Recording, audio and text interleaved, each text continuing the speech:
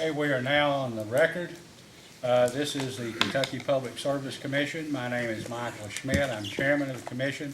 Seated to my right is Commissioner Talina Matthews. Vice Chairman Robert Cicero will not be attending this hearing, although he has read all of the direct and rebuttal testimony, is familiar with the record, and will be involved in issuing the final decision that is made in this case.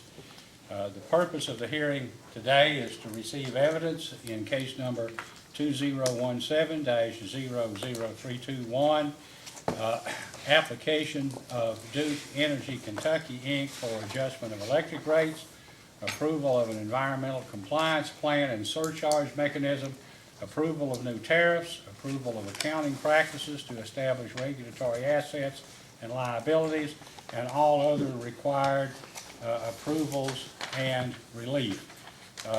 Parties in today's case are Duke Energy Kentucky, the applicant, and intervenors, the Office of Kentucky Attorney General, Kentucky Industrial Utility Customers, Inc., Kroger Company, Kentucky School Boards Association, and Northern Kentucky University. At this time, would counsel for Duke please state your name for the record, identify other counsel with you and your client. Good morning, Your Honor. My name is David Sanford with the law firm of Goff Sanford PLLC in Lexington, Kentucky. On behalf of the company, to my right is Mr. Rocco D'Asenzo, who is Deputy General Counsel for Duke Energy Kentucky, and to my left is Ms. Allison Honecker, who's with our law firm. Okay. All right, Attorney General's office. Good morning, Mr. Chairman. On behalf of the Attorney General, Lawrence Cook, and with me today are Rebecca Goodman, our Executive Director, Kent Chandler, and Justin McNeil. Thank you. KIUC. Good morning, Your Honor. Mike Kurtz for KIUC. Your Honor, I'm going to be tag teaming this with Jody Cohn from my office. She'll be here tomorrow, and I'll probably be back on Thursday. Okay, Thank you. Kroger Company. Good morning, Your Honor. Kurt Boehm appearing on behalf of the Kroger Company. I'd also like to inform you of a scheduling conflict. I have a hearing tomorrow in Indiana that I need to attend, but I will be back on Thursday with my Okay, witness. fine. That'll be fine. Thank you. Kentucky School Board Association Morning, Mr. Chairman. Matt Malone on behalf of the Kentucky School Boards Association. and Northern Kentucky University. Good morning, Mr. Chairman. Dennis Howard II, representing Northern Kentucky University. Also here is Joan Gates, who's General Counsel with Northern Kentucky University. Thank you. And for staff, Good morning, Your Honors. Quan Wen, Ben Bellamy, and Jenny Sanders on behalf of Commission staff. okay, thank you. I've checked the record, and I know that notice of the public hearing has been published and has been filed in the record. At this time, is there any member of the public here who would like to make a comment on the record for consideration by the commission in making a decision in this case? If so, please come to the microphone, identify yourself, and you're permitted to make a statement from 3 to 5 minutes.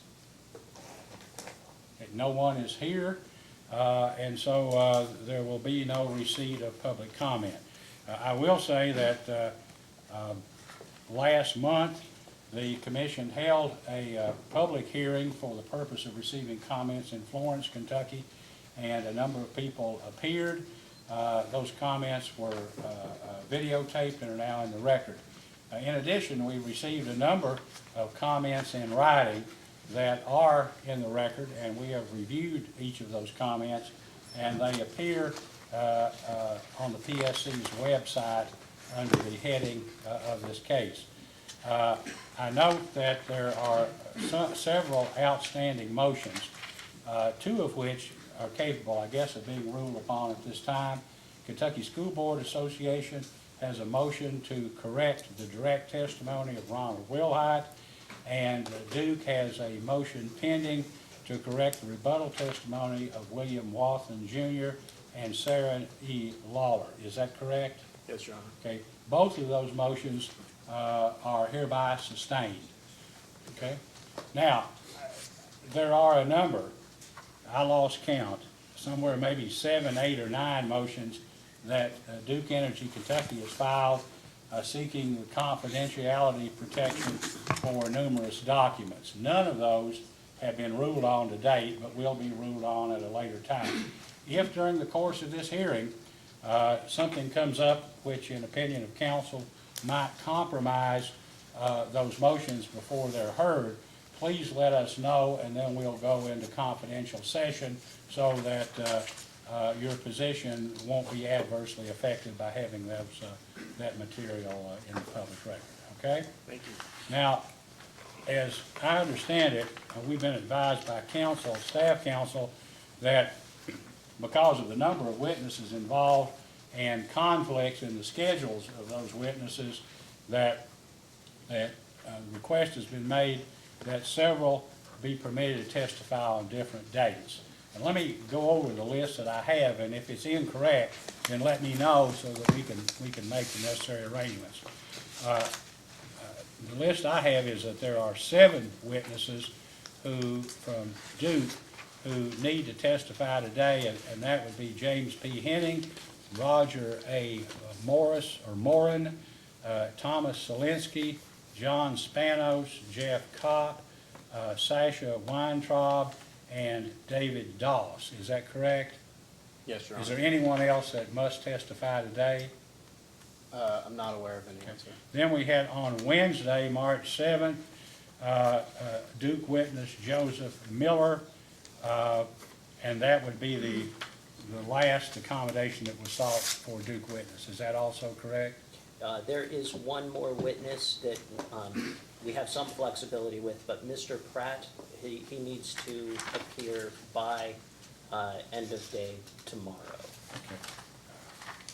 Your Honor, also, Mr. Stephen DeMay, was he slated for either late afternoon Wednesday or Thursday? That's correct, yeah. Mr. DeMay is appearing in Raleigh in a hearing and is supposed to be flying here, and as soon as he gets here, we'll put him on the stand at the earliest convenience for the parties, because he does have to fly back for rebuttal testimony later in the week.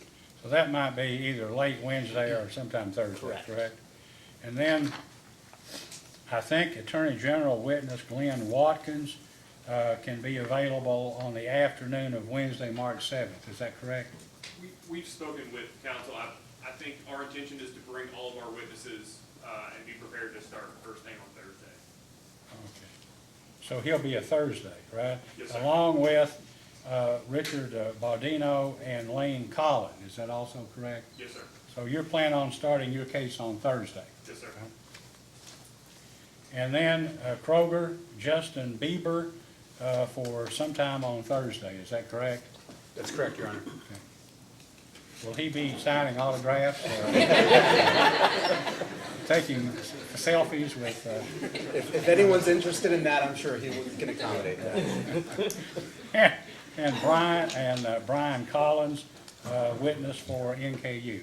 Yes, Mr. Chairman, he has to testify telephonically Thursday at 1 o'clock for a case in Missouri, so we need to have him on prior to 1 o'clock on Thursday. Okay, all right. But he can't.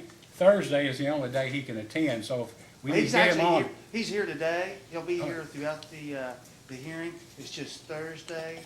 He has to testify via telephone at 1 o'clock, so we have to have him on the stand prior to that time. Okay.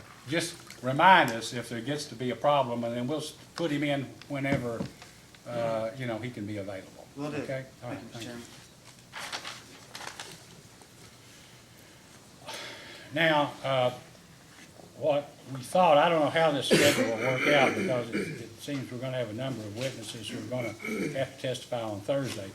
But we anticipated going until 6 o'clock today, maybe breaking for lunch at 12:30.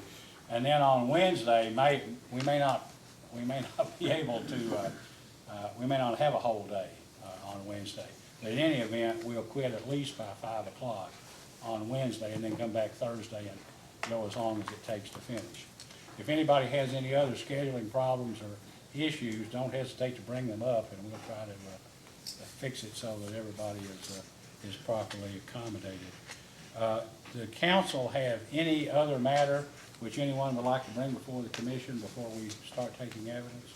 Yes, sir. Okay. All right, if not, Duke would have the burden of proof in the case, so Duke will put on its testimony first. And I guess we can change depending on the council, but I had anticipated going second to Kentucky Attorney General, then Kroger, NKU, and KSBA. KIUC has no witnesses. That's Is correct. that correct? So we ought to alter that, I guess, and make sure that since the Attorney General's office will only have witnesses available on Thursday, as Duke completes its testimony on Wednesday, if Kroger, NKU, or KSBA will have a witness available, we can go ahead and take them. Okay? All right, at this time, would Duke please call its first witness? Thank you, Mr. Chairman. For its first witness, Duke Energy Kentucky calls James P. Henning.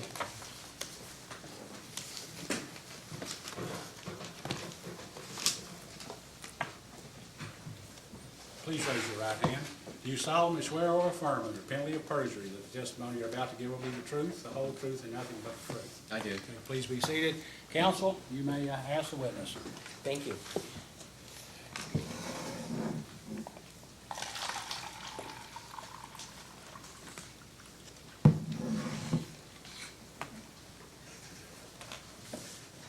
Good morning, Mr. Henning. Morning. Please state your name, position, and business address for the record. My name is James P. Henning, Henning. I'm the president of Duke Energy Kentucky. And my business address is 139 East 4th Street, Cincinnati, Ohio, 45202. And Mr. Henning, did you cause to file direct testimony and responses to data requests in this proceeding? I did. Do you have any changes or corrections? I do not have any changes. And if you were asked those same questions today, would your responses then be the same? They would. And do you hereby adopt this testimony and the data requests into the record of this proceeding? I do. Thank you, Your Honor. The witness is available for cross-examination. Mr. Cook, cross-examination. Thank you, Mr. Chairman. Good morning, Mr. Henning. Good morning. Sir, could you please turn to your direct testimony at page 12 and let me know when you're there? Did you say page 12? 12, yes, sir.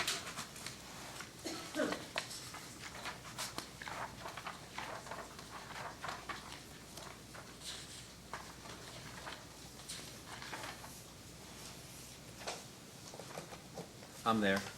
All right, beginning at page 9, you speak here about the J.D. Power Electric Utility. Did you say page 9? I'm sorry, line 9. Oh, line 9. Yes. On Okay. page 12. I see it. All right. And you speak here about the J.D. Power Electric Utility Residential Customer Satisfaction Study, correct? That's correct. And the rankings you cite here refer to the 3 utilities that comprise Duke Energy Midwest, isn't that correct? That's correct. And those companies are Duke Energy Indiana, Duke Energy Ohio, and Duke Energy Kentucky, correct? That's correct. Now, you have testified that geographic breakouts of fast track data are available. Could you explain what fast track is? Fast Track is a survey that's administered by Duke Energy independently with reactions based on perceptions of transactional transactions with customers, operational customer-related transactions. I understand. And under the fast track, reports are available for data solely from Duke Kentucky customers. Is that correct? I don't understand the question. Can you please repeat it? So under fast track, is it possible to segregate data that is solely from the Duke Energy Kentucky service territory? So Duke Energy administers those surveys, and we have the ability to ask customers in Ohio, Indiana, or Kentucky unique questions regarding their transactional experience with Duke Energy. That's correct. All right. And were any Kentucky-specific data provided in the record of this case? Be more specific with the question. I'm not sure what you're asking. Well, as attachments to your direct testimony, there were copies of the J.D. Power studies. So I did not notice any Kentucky-specific data that was attached as exhibits to your direct And you did not file any rebuttal, isn't that correct? I did not file rebuttal, that's correct. All right. So I'm wondering, is there in the record of this case any Kentucky-specific data? Oh, there's a considerable amount of Kentucky-specific data. Can you be more specific of what you're Okay, asking? under the Fast Track program. Under the fast track, there is data for Kentucky-specific transactions. And could you identify where that is?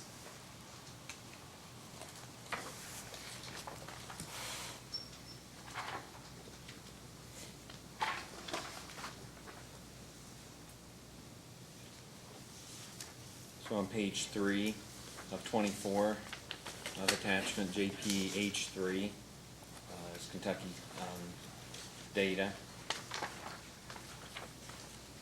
Page 4, page 5, and so forth. Okay, and are you referencing your, the pages in your testimony itself? Or I'm referencing attachment JPH3. JPH3? All right, sir, and then on your direct testimony again, could you turn to page 17?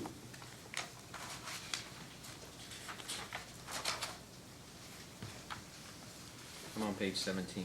All right, thank you. Co-counsel is going to pass out some handout material for you to look at, and I'm going to wait until you have that before asking the question. Okay. Is this material, Mr. Cook, also, is it already in the record or not? Some of it is, I believe this is from other cases in the PSC record from other cases, Duke cases. Mr. Chandler indicated it is not in the record at this time. Correct, it is not in the record of this case.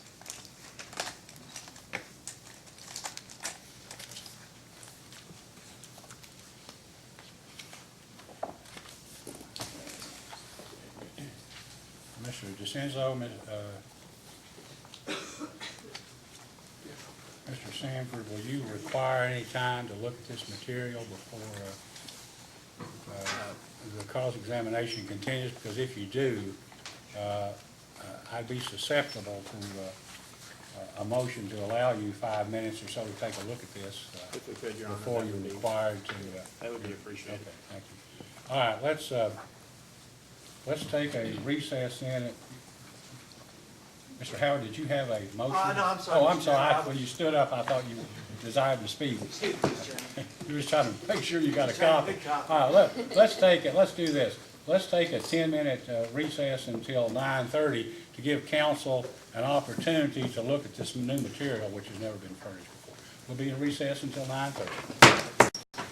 We're back on the record. Council, have you had, everybody had an opportunity to review thoroughly the exhibits that AG's office would like to use in interrogating your client? Yes, Your Honor, we've looked at these and they appear to be fine.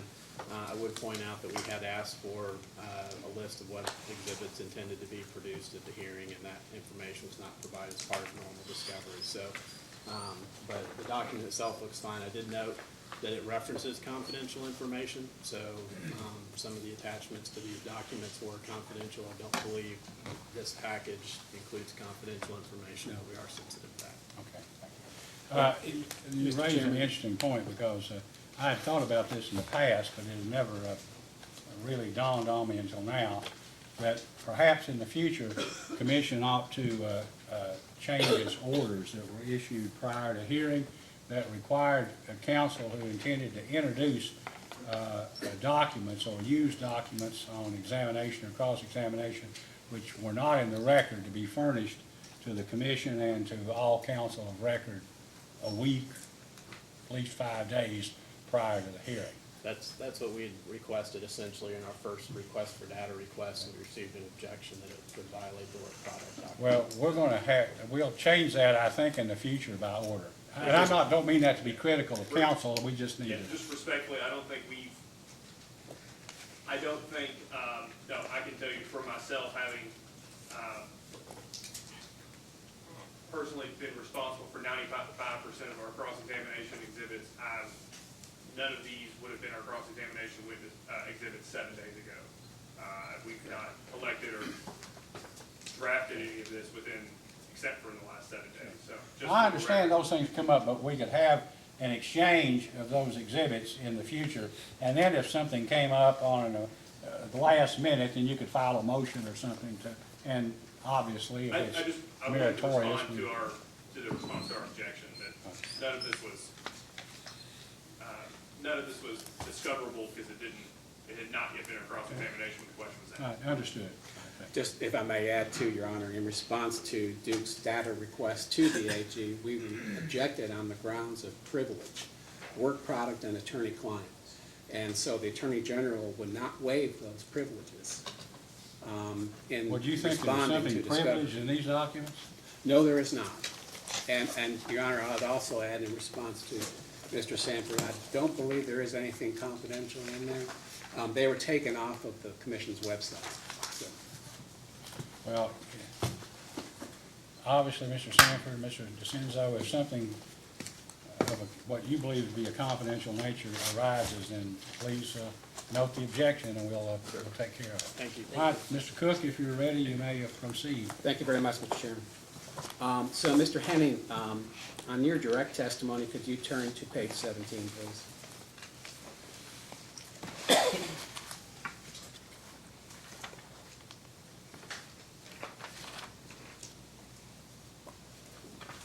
I'm there. All right, and at line 9, you speak of merger with Progress Energy, correct? That's correct. All right. So one of the handouts that was given to you by co-counsel earlier was a document. The front of it is a letterhead from Frost Brown Todd, and it's regarding the joint application of Duke Energy, Synergy, Duke Energy Ohio, et cetera. This basically is case number 2011-124. Do you see that document? I do. Is it dated June 24th, 2011? Yes, it has the stamp of the commission on it. That is the date. Now, this is the joint applicant's notice of filing the stipulation and settlement agreement in that case, correct? I didn't review this document as part of my preparation for this case, so I, Okay, subject to verification, I will. subject to check, all right. Can you turn to page 5 of that document, please?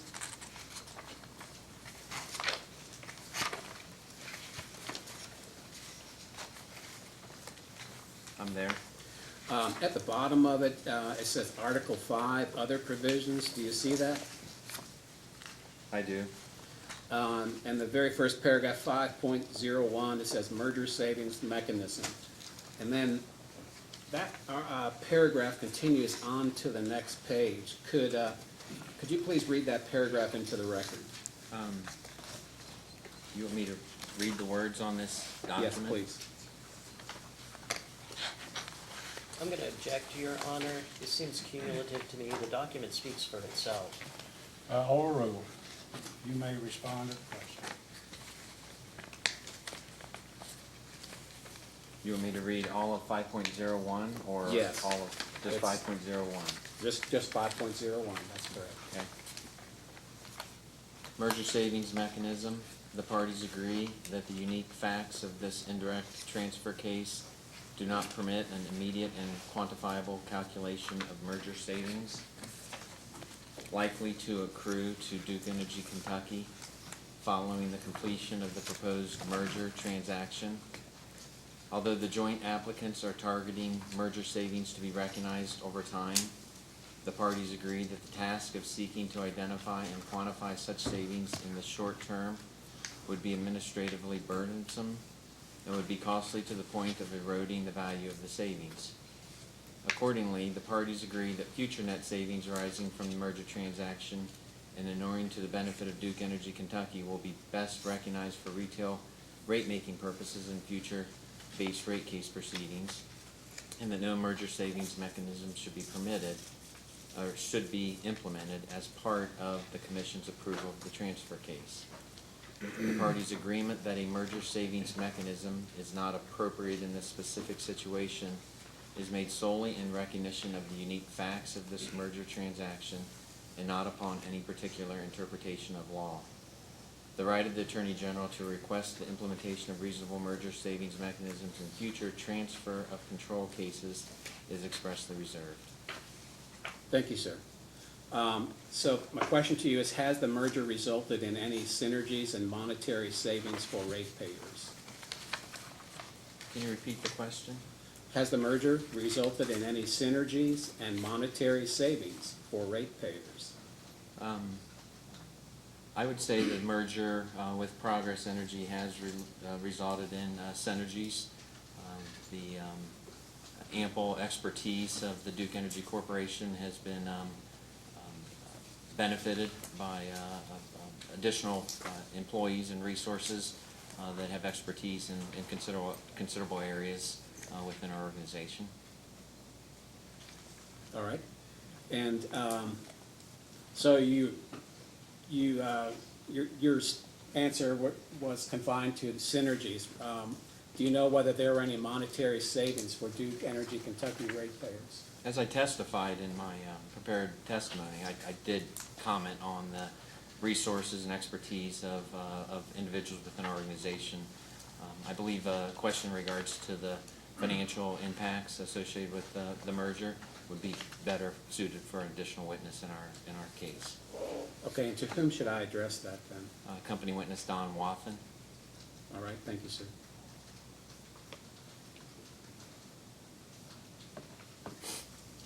And I'd like to direct your attention to the other handout. It's a thick one, and it bears the commission's stamp of June 20, 2017. Do you see that? I do. All right. I'm going to ask you some questions about this document. This is the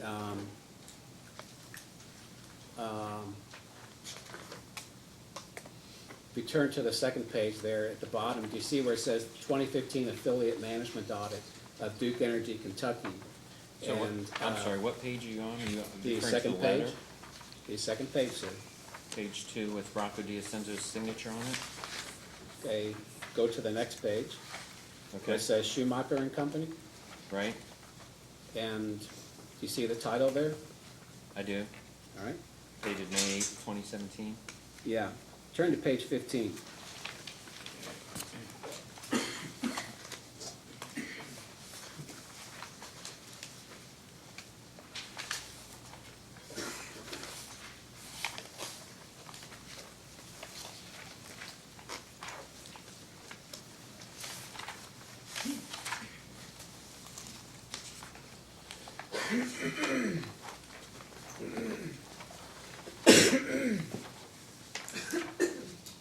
Okay, I'm there.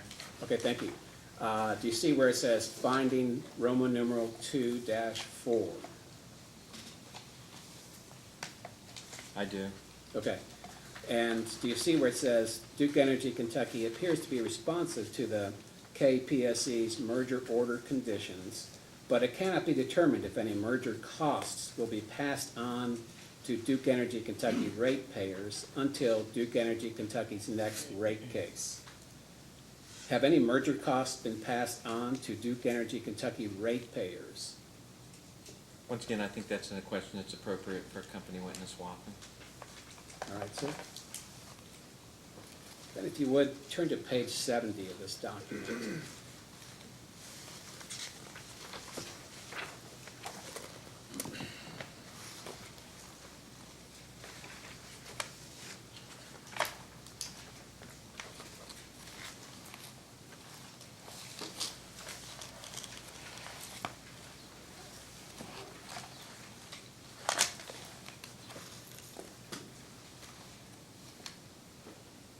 I'm there.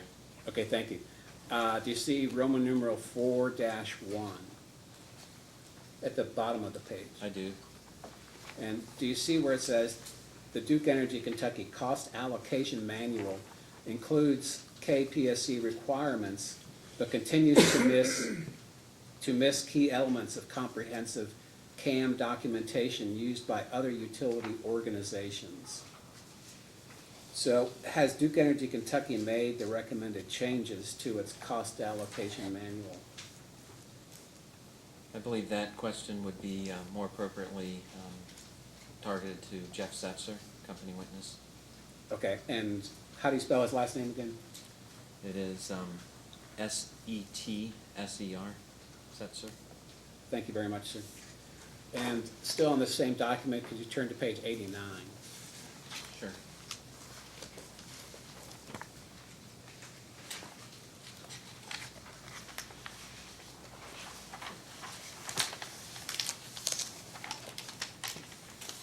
Okay, I'm there. Thank you. Do you see Roman numeral 5-7? 5-7, yes. And this is Duke Energy Kentucky's money pool transactions in 2015 have caused it to incur unnecessary expense. Do you see that? I do see that. All right. And in the last paragraph there, it says that comparing interest rates of funds borrowed and lent on the same day reveals that Duke Energy Kentucky paid $12,209.56 in excess interest charges. Do you see that sentence? I do see that. Okay. My question is, regarding that figure, was that figure charged to ratepayers? Once again, I think that question's better directed to a different company witness. Okay, do you know which witness that would be? I think David Doss might be the best witness for that. Doss? All right, thank you, sir. One more question on this document at page 90, the very next page. It's recommendation Roman 5-1.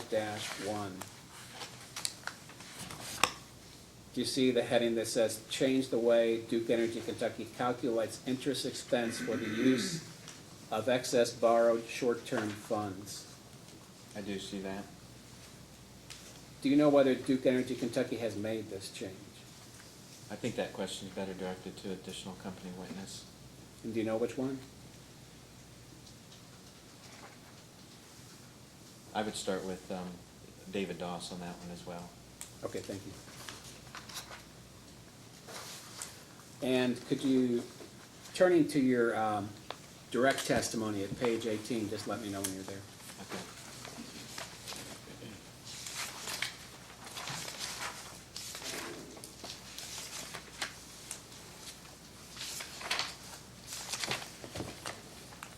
Okay.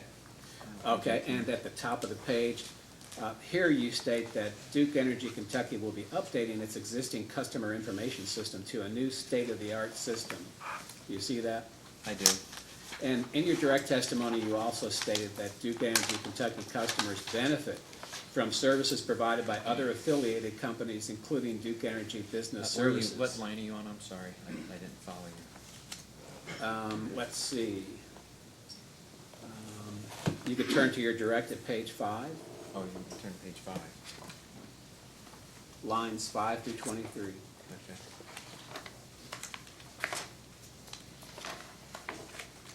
I'm on page 5. All right. And beginning at line 5 there, you speak at length about how, Page 5, correct? my direct testimony, Yes. line 5. Yeah, beginning there, Okay, it says Erlanger, Kentucky. right? Okay. And then through line 23 onto page 6 of, and then line 2 of the next page. If you'd like some time to review that. I'm sorry, page 5 is, at the very top, it says company's location, operations are as follows: Cincinnati, Ohio, Rabbit Hash, Kentucky, Trenton, Ohio. That's the page you're asking me to review?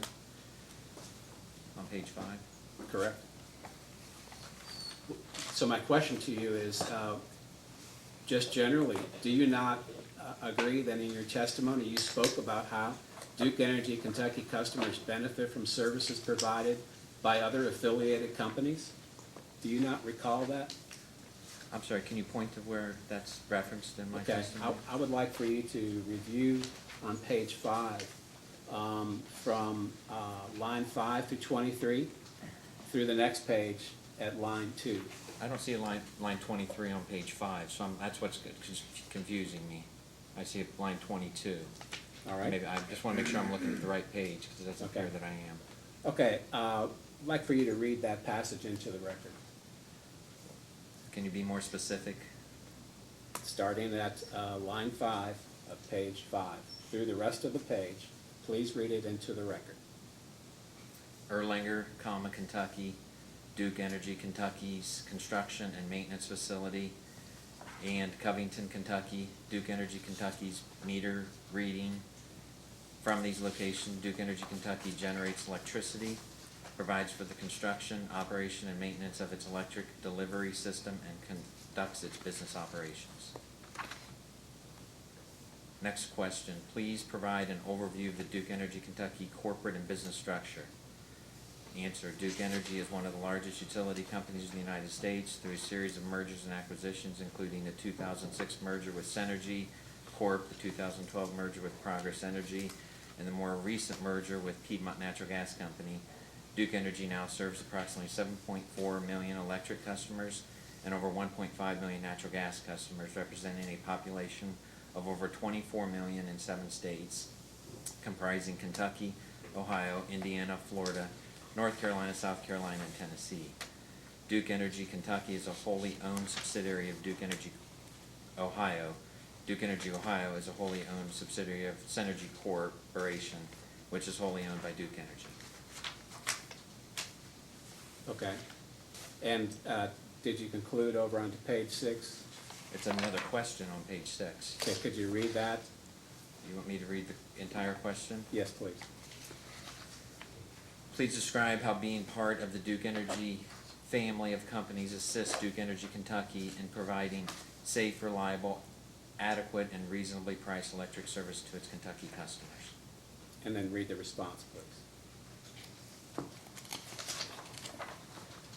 Duke Energy Kentucky is the regulated utility operating company that provides retail electric and natural service in 6 counties in northern Kentucky. The services that Duke Energy Kentucky's electric customers receive from Duke Energy Kentucky, however, may be performed by Duke Energy Kentucky employees, by shared service employees, by employees of another affiliated company in accordance with approved service agreements, or by third-party contractor employees. Duke Energy has one service company, DEBS, that provides various administrative and operational services for Duke Energy Kentucky. Duke Energy Kentucky also receives services from expertise contained in several of its affiliated utility operating companies, including its parent Duke Energy Ohio, as well as its sister companies Duke Energy Indiana LLC, Duke Energy Carolinas LLC, Duke Energy Progress LLC, and Piedmont. Our customers benefit from services provided by other Duke Energy affiliates that have been entered into service agreements with Duke Energy Kentucky. The benefit of these affiliated relationships to customers is that Duke Energy Kentucky has ready access to personnel and expertise in the industry without having to absorb all of these costs of having its own dedicated resources for these shared functions. Such costs are shared between and among all of Duke Energy family of companies according to the terms and conditions of the various service agreements. The Commission approved these service agreements in case number 2005-00228 involving the Duke Energy / Synergy merger, again in case number 2011-00124 involving the merger between Duke Energy and Progress Energy, and most recently in case number 2016-00312 to incorporate the recently acquired Piedmont Natural Gas Company, Piedmont, as an affiliate party to these agreements. Thank you. So, going back, you just testified previously from page 18 that Duke is going to update its existing customer information system to a new state-of-the-art system, correct? That's correct. And is Duke Kentucky exploring sharing the cost for this new state-of-the-art system with its other affiliates, including DEBS? I know we're creating this new state-of-the-art customer information system on behalf of all of our utility companies. That's correct.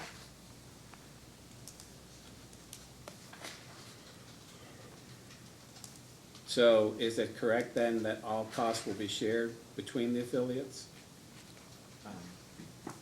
That question might be better addressed to a different witness and possibly even in a different case, because we're not pursuing any cost recovery at this time of our new customer information system. Now, the company is also proposing another mechanism to track and recover costs associated with network transmission services and for incremental PJM regional transmission expansion plan costs. Isn't that correct? That's correct. This is the proposed rider FTR, correct? That's correct. When did Duke Kentucky become a PJM member? I believe it was 2012, subject to check, is when we made the switch from MISO to PJM, Duke Energy Kentucky. And since that time, has Duke Kentucky been paying these costs? I assume subject to verification, but I assume they have been paying those costs. So for the past 5 to 6 years, Duke Kentucky has been able to pay these costs without having to come in for a base rate case, correct? I would agree with the first part of the statement that Duke Energy Kentucky has paid those costs over the 5 years. Thanks. So you're saying the costs are so great that you need a tracker, but not volatile enough for you to have come in for a rate case since, 2005, is that correct? I would say that they're volatile in nature. The costs associated with, that we've identified for rider FTR, we believe are volatile in nature, and we believe warrant the establishment of a rider to track those costs. The decision on whether we entered into or filed a rate case, I don't think it's dependent on that specific issue. And the company is also proposing to expand the types of costs that can be recovered through its existing rider PSM, isn't that correct? I think that we're proposing to make modifications to rider PSM to enable cost and benefits associated with transactions around our generation assets to be shared at a greater percentage than we're sharing today with customers. So the company proposes to expand rider PSM so that it would include non-native sales, revenues, net of cost in the wholesale markets. Your Honor, can I just ask a point of clarification? You said rider PSM, but you're talking about FTR. Did you switch subjects or? Well, I believe we're talking about rider PSM. So back to my question, the kind of cost that the company wants to include here, as going from the testimony, is non-native sales, revenues net of costs in the wholesale markets, the sale of renewable energy credits, and it would also include costs for short-term capacity purchases to meet the company's native load obligations, and for any capacity purchases from qualified resources under PURPA, correct? I think that question regarding the specifics, components, in each individual component associated with rider PSM would be better directed to company witness Verderami or Suez. But in general, rider PSM, we are making a proposal to expand the opportunity to credit or charge for expanded circumstances, and to also expand the percentage dollar amount that is attributed back to customers as part of the proposed filing. And as it exists today, rider PSM allows for all of the first $1 million of profits to be shared with ratepayers. Isn't that correct?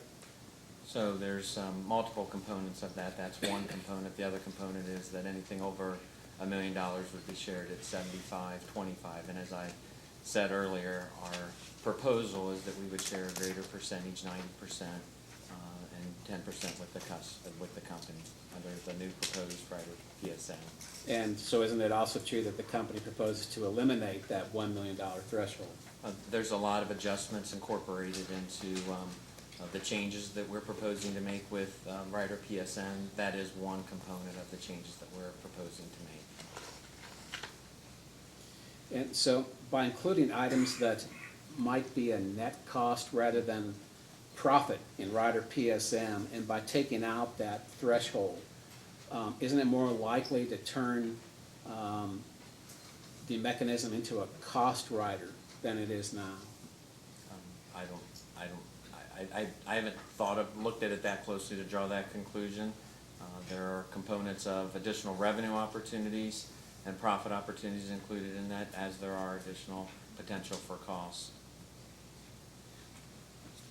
And so if costs start to outweigh the profits, doesn't changing the percentages from 75-25 to the 90-10 split, doesn't that inure to the benefit of Duke more than to ratepayers? Hypothetically, is that what you're asking? Yes. Hypothetically? Yes. I think that the reciprocal nature of the costs will be shared with customers on a 90-10 basis, or the revenues generated will be shared on a 90-10 basis. Mr. Chairman, that's all the questions I have at this time. Mr. Payne? No questions, Your All Honor. right. Okay, Mr. Howard, questions? Yes, Mr. Chairman, just one if I may. And I'd like to follow up with the question that Mr. Cook asked. Thank you, Mr. Bell. If the split goes from 75-25 to 90 and 10, and currently the first $1 million goes to the customers, the ratepayers, correct? Under the current PSM mechanism, that's correct. And if Mr. Cook is correct, and ultimately there are more costs incurred than savings, would you agree that that $1 million that currently goes to customers would be gone? I would, in all spectrums of scenarios that we could walk through, if there's costs that are in excess of the revenues that are generated through rider PSM, the company would inure 10% of that, and the customer would inure 90%. Conversely, if revenues exceed costs, then the customer would inure 90% of that, and the company would inure the 10%. Okay, again, currently the ratepayers get the first $1 million in savings. That's correct, under the current PSM mechanism, that's right. So if ultimately the costs outweigh the savings, and this becomes a cost tracker, that the $1 million that would be used to offset costs to the ratepayers will no longer be available, correct? So once again, my understanding of the PSM rider is that any cost will be shared 90-10. 90% going to the customer, 10% going to the company. The same way that in the situation where we would have excess revenue, 90% of the costs would be, or the benefit of that excess revenue would be inured by the customer, and 10% inured by the company. That's correct. Right, but the first $1 million goes to the ratepayers. Under today's mechanism, and under the proposed mechanism that we are advancing, which has multiple components to it, in addition to eliminating the $1 million first set-aside worth of savings, the new mechanism would have a 90-10% share. But if the costs ultimately outweigh the savings, hypothetically, the $1 million that currently could be used to offset those costs that would be passed along to ratepayers is no longer available. Is that Well- correct or not? Yeah, that's correct. That's a Thank you. mathematical calculation. Just one question to that. Mr. Malone? Yes, Mr. Chairman, I've got Good morning. I'm Matt Malone on behalf of the school boards. Okay. Pleasure to meet you. Nice to meet you as well, sir. I've just got a few questions for you. Did you happen to read our witness, Mr. Wilhite's testimony? I did not. Okay. Are you familiar, or would it surprise you that the schools are legislatively mandated to reduce energy costs and pursue energy efficient projects for the city? I didn't read his testimony, so I should be aware of that. Okay. There's a statute, KRS 160-325, which mandates that. That doesn't surprise you, I would assume, sir. I'm not aware of that statute. I wanted to ask you a couple questions about rate ES. Would you agree there's basically three components to it, the customer charge, the demand charge, and the energy charge? The specifics associated with the rate is probably more appropriate for witness Zilkowski. Okay. Are you familiar can you explain to me what a demand ratchet is? Once again, that's probably more appropriate for witness Zilkowski. Okay. All right, thanks, sir. Mr. Kurtz, Thank questions? you, Mr. Chairman. Good morning, Mr. Henning. Good morning, Mr. Kurtz. I want to ask you a couple questions, first on tax issues and then on some policy questions. Okay. You're aware that in December of 2017, KIUC filed a complaint against Duke Energy Kentucky with respect to President Trump's Tax Cuts and Jobs Act legislation? I'm familiar with that complaint that was filed at the commission. And you're aware that the commission broke that complaint into separate dockets for Duke, LG&E, KU, and Kentucky Power? That's correct. Okay. And on Friday, there was a non-unanimous settlement agreement filed with the commission regarding Duke Kentucky Gas tax issues. Yes, I'm familiar with that. Okay. And it was non-unanimous because the Attorney General was not part of that settlement. That's correct. Your Honor, I'm going to object. This is way beyond the scope of Mr. Henning's direct testimony. Well, we have a wide open cross rule in Kentucky generally, so Mr. Kurtz, you may proceed. Thank you. And you're aware that the Duke Kentucky gas settlement was modeled on the LG&E. I'm going to object to that, Your Honor. This is a strictly an electric-based rate case, and he's asking cross-examination on a pending non-unanimous settlement in a gas tax case. No. I understand, but we haven't heard the question yet, so go ahead, Mr. Kurtz, proceed. You're aware that, let me one more foundation, that in the settlement that was filed Friday, it was stipulated that the electric tax savings would be decided in this case. I'm aware of that stipulation, yes. And you're aware that the gas tax savings were modeled on the KU-LG&E settlement that was filed about a month ago. I'm generally aware with it, but I'm not deeply, intimately familiar with the specifics of that Now, mechanism. Okay. As to this case and the electric tax savings, is it your understanding that in the company's rebuttal, Duke Energy Kentucky agreed and proposed that 100% of the electric savings would go back to consumers? I believe company witness Sarah Lawler, in her rebuttal testimony, reflected the adjustments associated with the Tax Act. And when I say 100%, I mean going back to January 1, 2018, Duke agreed to pass through all the tax savings to consumers. That was a component of Sarah Lawler's rebuttal testimony and identification of refund of savings back to January 1st. That's correct. As the policy witness, Duke Kentucky has not had a base rate case for about 12 years, is that correct? That's correct. That's quite a good record. How have you been able to pull that off in general and not coming back to seek rate increases? So I think it's a combination of multiple factors. First, it's running an efficient operation, looking for opportunities to manage our costs. One of the ignored benefits of the mergers that we've acquired over the last 12 years has enabled us to more efficiently run our business and actually keep our O&M costs, our non-generation O&M costs relatively flat over the last 12 years. Let me ask you about, this is a future test year case, correct? That's correct, yes, through March of 2019.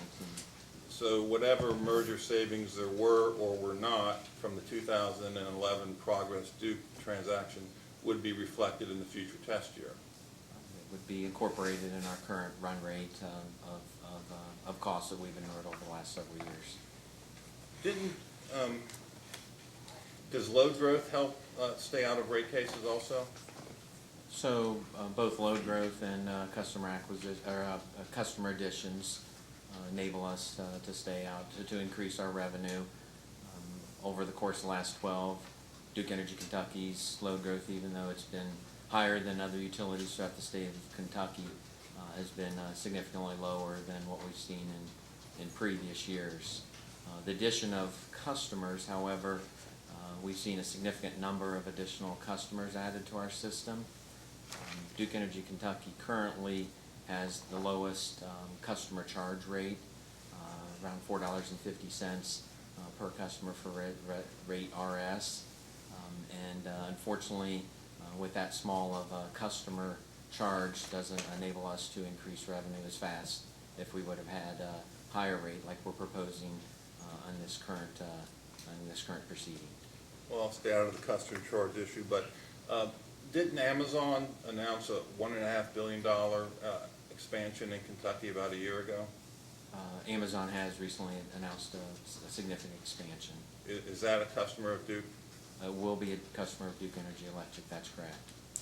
Did I read recently that they acquired about 210 acres of additional land next to their airport facility in the last few weeks, I think? I don't know the exact number, but they do have a significant footprint of size of planned expansions, that's correct. And of course, any usage by Duke, by Amazon and job growth, et cetera, 2,700 jobs would be positive for rates, because it would tend to keep rates down as you grow load, correct? Correct, saying that we've had the ability to grow load over the last 12 years.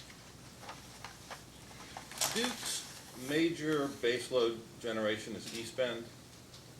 It's its only base load generation facility, the 600 megawatt East Bend generation station in Boone County, that's correct. Okay. Didn't you recently acquire, you own all of it, correct? We have 100% ownership. In 2014, we completed a transaction with Dayton Power and Light to acquire the remaining 31% minority interest from Dayton Power and Light. Didn't you acquire it for a very good price also? We paid $12 million, I don't know the exact number, $12 million for the remaining 31% minority ownership interest, and I think it was a very good price on behalf of the customer. So that was about 200 megawatts for $12 million? I think it was about 190 megawatts, but yes. Okay, it's a good deal. Thank you, Mr. Chairman.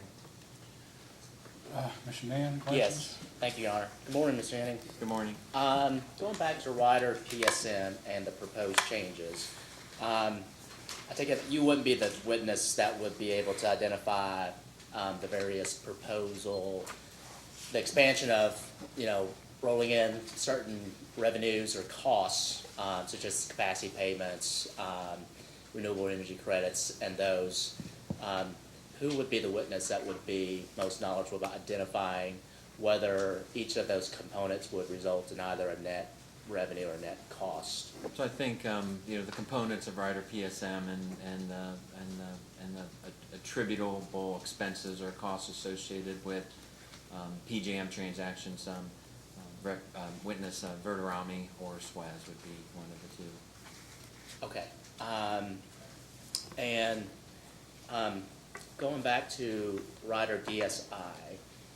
I'm sorry. I'm sorry, DCI. Okay. Yes. Sure. So, would you be the person that would be ultimately responsible for approving those type of programs or projects for Duke Kentucky? So on behalf of Duke Energy Kentucky, I have responsibility for the overall P&L, the profit and loss of Duke Energy.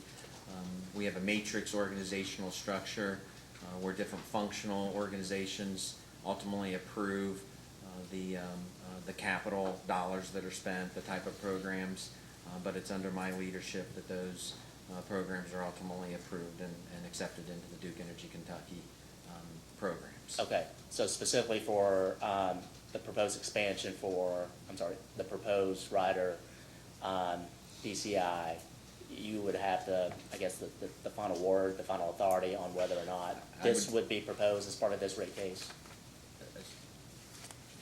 So, the last part of the question you asked if it would be proposed as part of the rate case, or whether we would, when we would move forward, what type of projects we would actually be taking on? The proposal for the rider DCI, and I guess the framework to recover those costs as a result of any individual projects that may be proposed to the commission for approval. But the overall framework of the rider itself. The overall framework of the rider, yes, You would have the ultimate approval. the regulatory mechanism and the creation of rider DCI, Okay. yes. Yes. What was the business justification that was provided for to you in order to have your stamp of approval to allow the proposal to be included in this rate case?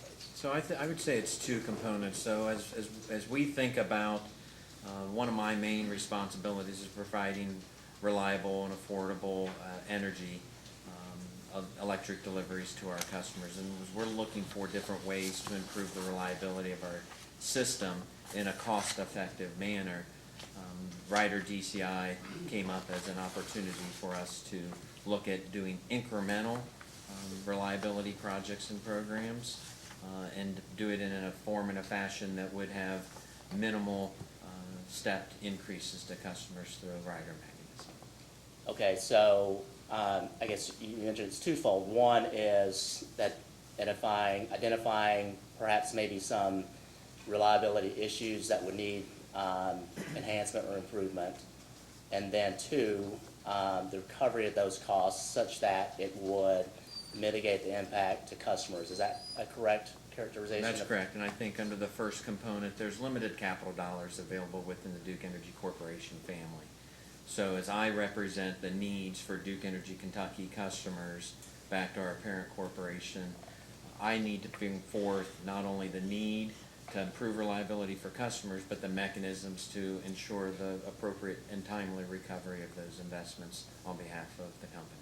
Okay, so were there reliability concerns that were identified as a result of the process of, I guess, developing the framework of its rider DCI that sort of prompted the need to have such a mechanism to be put in place?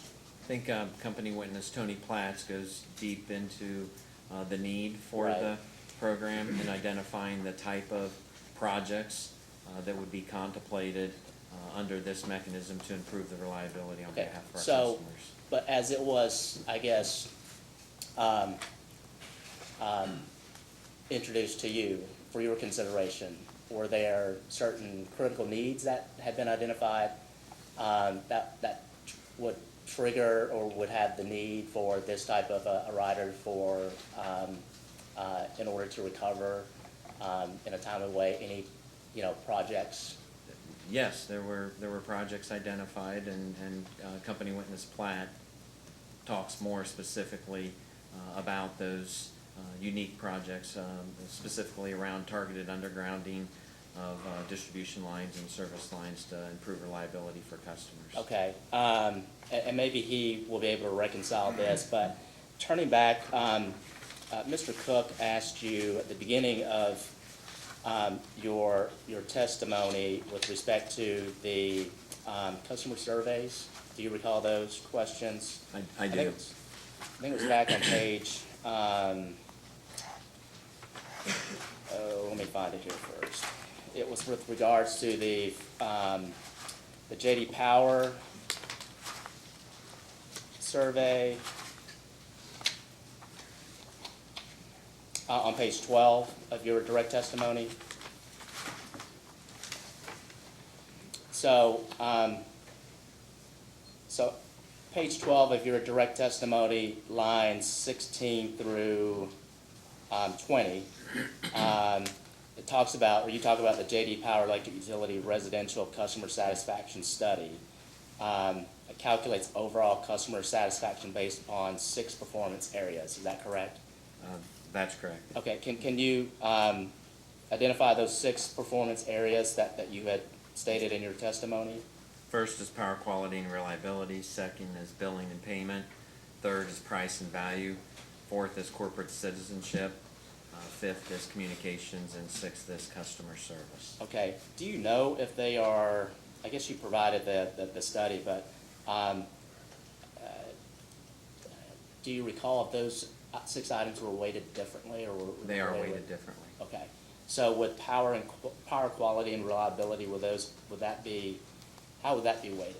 So I believe that I provide a breakdown in my exhibit or attachment JPH1. Okay. If you look at page 2 of 17, Okay, you'll see the percentage, and power quality and reliability is the largest percentage I see driver that, of okay, so it's reliability. 28%. right? 28%. Okay, so power quality and reliability, that goes towards providing reliable service to That's your correct. customers, right? And then if you flip over to the next page, on page 13, at lines 2 through, I guess, 6, it says that in this study, the J.D. Power Electric Utility Residential Customer Service Study, it says that Duke Energy's Midwest overall satisfaction scores outperform both the Midwest region average scores and the large utility industry average, finishing in the 2nd quartile among large utilities nationally. And you end by saying the results indicate that Duke Energy consistently provides high-quality customer service, customer satisfaction.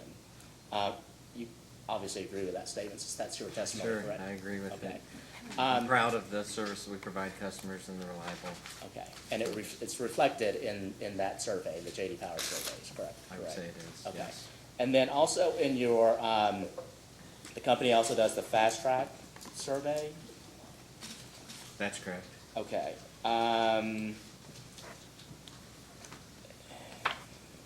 So if you go to the bottom of page 13, line 22, beginning at line 22, and then ending on page 14, line 2, you state, since 2014, we have accumulated over 2,500 Duke Energy Kentucky survey responses. These responses represent the voice of our Duke Energy Kentucky customers and enable us to continue to improve customer satisfaction in each of the key processes included in the survey. Is that correct? That's correct. Okay. And then the processes that was mentioned are identified below on page 14 at lines 12 through 16. That's correct before, Okay. yes. And then can you identify those 4 measures that you had listed on this page? Sure, the 4 key processes reflected in our Fast Track survey regarding interactions with customers are service initiation request, which is the request to turn on or off service or transfer service, outage and restoration experiences, billing issues, which include billing inquiries, requests, complaints, and outdoor lighting repair requests. Okay. And then are these weighted differently as well? I'm not sure I understand. They're independently measured. Oh, okay, okay. They're not weighted into Okay, so they're not, composite score. it's not like the J.D. Power survey? No, where it's not. It's a survey that just has independent scores for each of those 4 That's, categories. okay, so now, having said that, turn to page 15. At the beginning, at the top of the page, lines 1 through 3, identifying the outage/restoration component That's of- correct. of the survey. Yeah. And the results are 74% of Duke Energy Kentucky residential customers were highly satisfied with their overall outage/restoration experience. So that indicates that in terms of reliability again, Duke Kentucky is fairly on top of things. Is that correct? So I would say that perceptions of our customers in regards to outage and restoration, that they're satisfied, 74% of the respondents were satisfied with our restoration efforts associated with an outage that may have occurred on our system. Okay.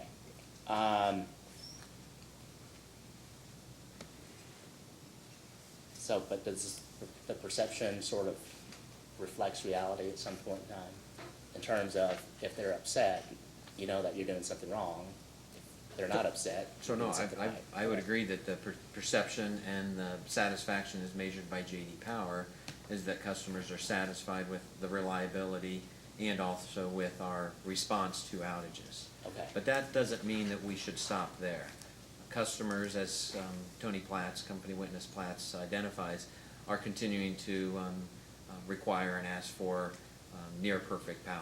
So we're looking for opportunities to continue to improve on the reliability and also the restoration of services to our customers, and that's a major component of the rider DCI mechanism that we're proposing. Okay, so that goes at the heart of why, I guess, the company's requesting to implement this rider mechanism to recover for projects to improve or enhance reliability within the distribution system, is that Duke Kentucky is always seeking to improve upon its performance, fair to say? So it's, the intention of the programs proposed in Rider DCI are intended to further improve the reliability of services that we afford to our customers in Kentucky.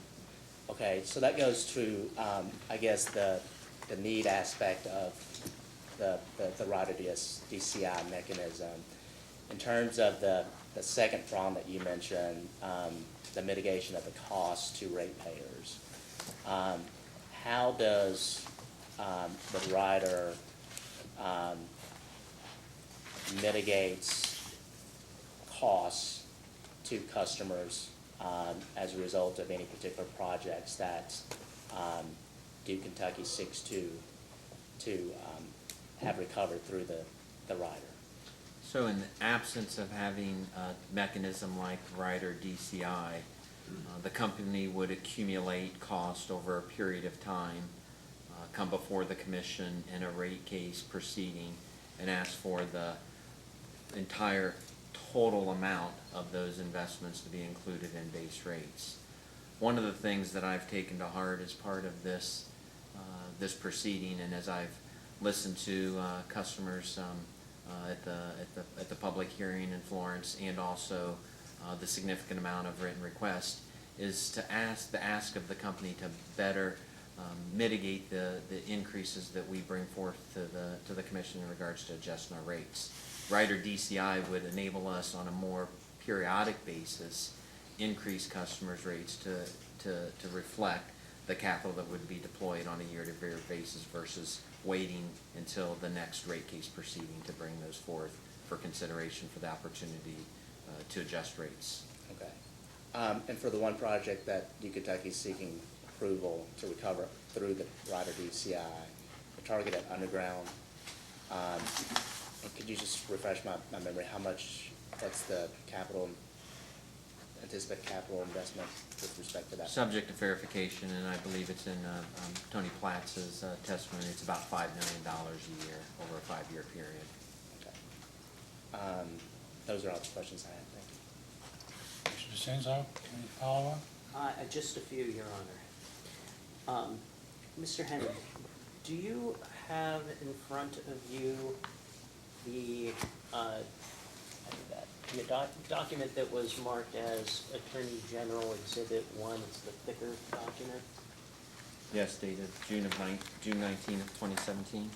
That's correct. And I just want you, if you could turn to after the first page with the title page. That's right.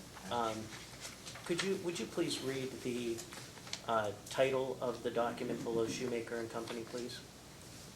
2015 Affiliate Management Audit of Duke Energy Kentucky, case number 2011-00124, final report dated May 8, 2017.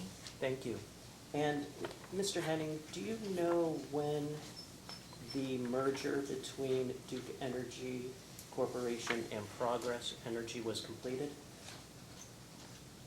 I believe it was Q4 of 2016.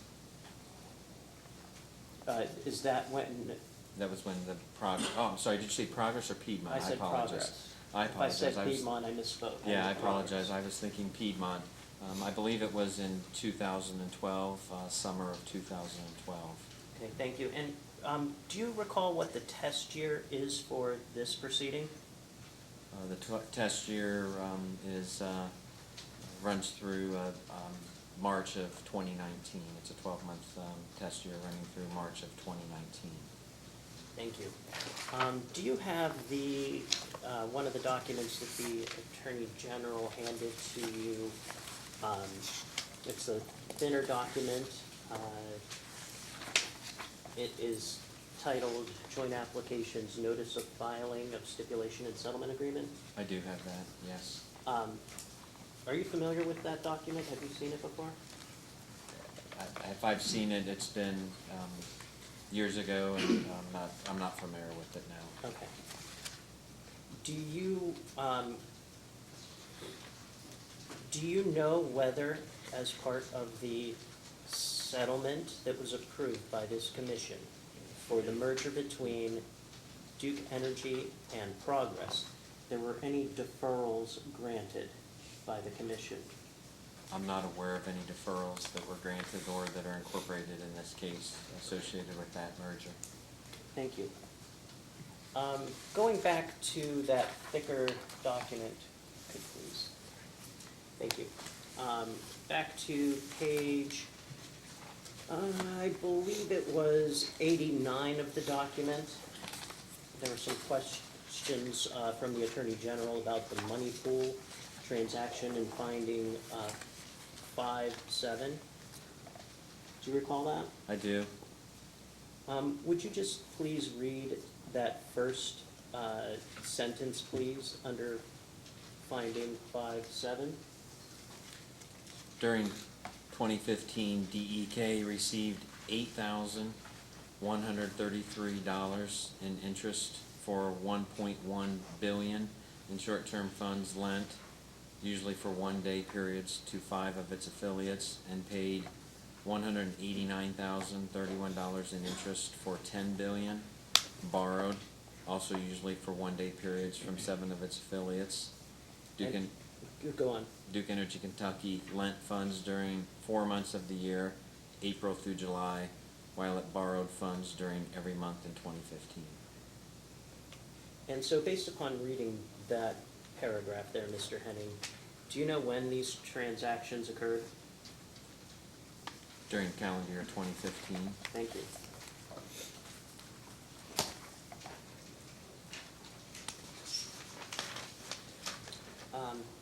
Just a couple more questions, Mr. Henning. Do you recall counsel for staff asking you questions about the company's proposal for rider DCI? I do. Has Duke Energy Kentucky successfully implemented any other capital investment tracking mechanisms in Kentucky? We have, yes. In our natural gas business, we have implemented 2 such reliability investment trackers. Rider AMRP and Rider ASRP have both been implemented, and Rider ASRP is currently in effect.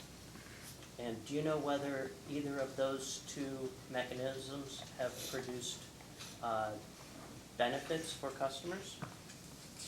I would say that both have produced benefits for customers, both on a reliability nature of replacing aged infrastructure, both of main replacement of cast iron and bare steel, and also of some deteriorating service lines that we use to distribute natural gas to our customers, and also in the context of a benefit of more of a gradual adjustment of rates to customers as we file periodic updates to those rider mechanisms.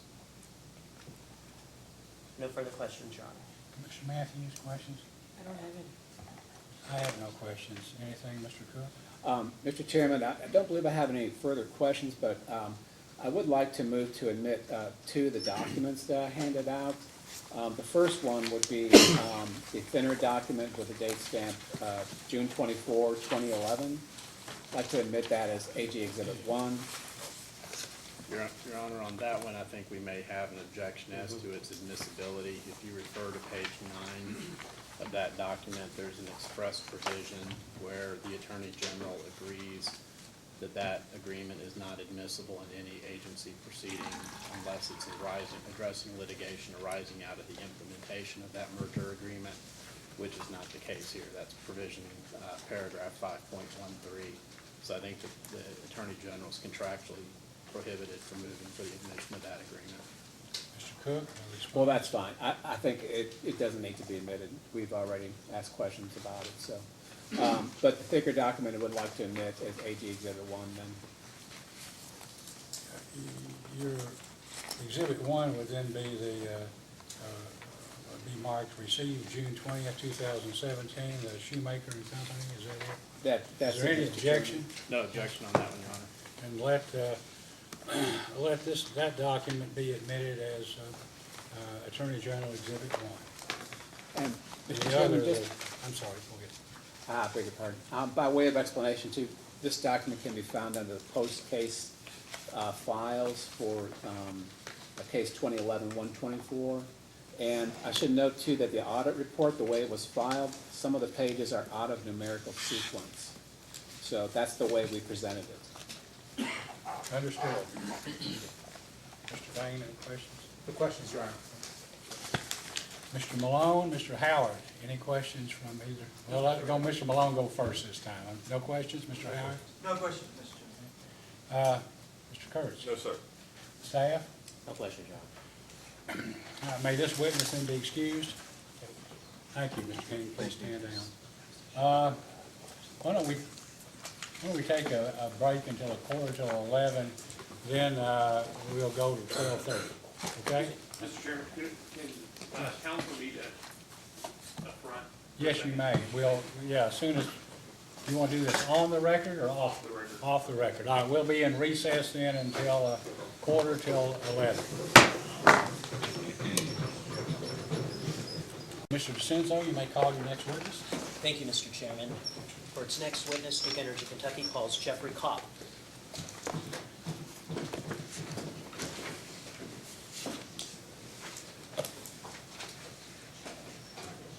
Mr. Kopp, please raise your right hand.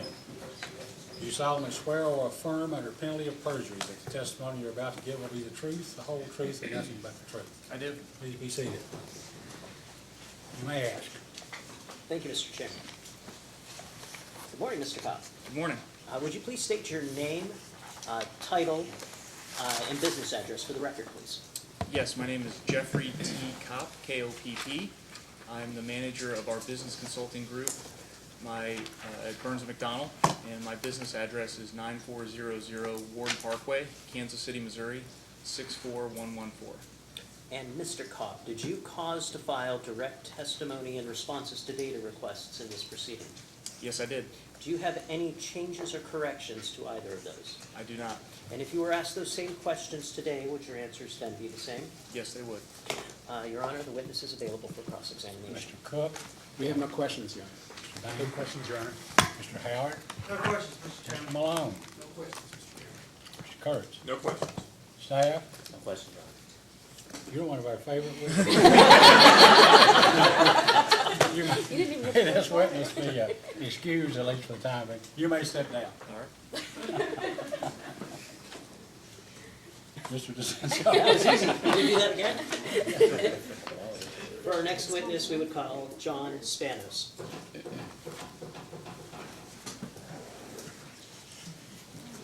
Mr. Spanos, please raise your right hand.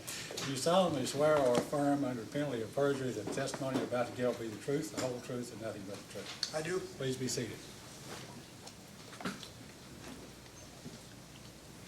Good morning, Mr. Spanos. Good morning. Would you please state your name, title, and business address for the record? My name is John J. Spanos, S, P as in Paul, A-N-O-S. I'm the Senior Vice President of Gannett Fleming Evaluation Rate Consultants, LLC, in Camp Hill, Pennsylvania. Mr. Spanos, did you cause to file direct rebuttal testimony and responses to data requests in this proceeding? Yes, I did. And do you have any changes or corrections to either your rebuttal testimony or direct testimony or any of those data requests? I do not. And if you were asked those same questions today, then would your responses be the same? Yes, they would. Thank you, Mr. Spanos. The witness is available for cross. Mr. Cook, questions? I tell you what, Your Honor, could we come back to the AG? I need You to wanna- check with my we'll- co-counsel. We'll pass then. Yeah. Mr. Baines, I questions? have no questions, Your Honor. Mr. Howard, questions? No, Mr. Chairman. Mr. Malone? None, Your Honor. Mr. Kurtz? No questions. Staff? No questions, Your Honor. It's back to you, Mr. Cook. Thank you, Mr. Chairman. I apologize. Oh, the AG has no questions of this witness. Commissioner Matthews, questions? I have none. You may stand down then, thank you. Who's next? This was the second favorite witness. You should. You may call your next witness. All right. Let's see if third time is a charm. For its next witness, Duke Energy Kentucky would call Dr. Weintraub.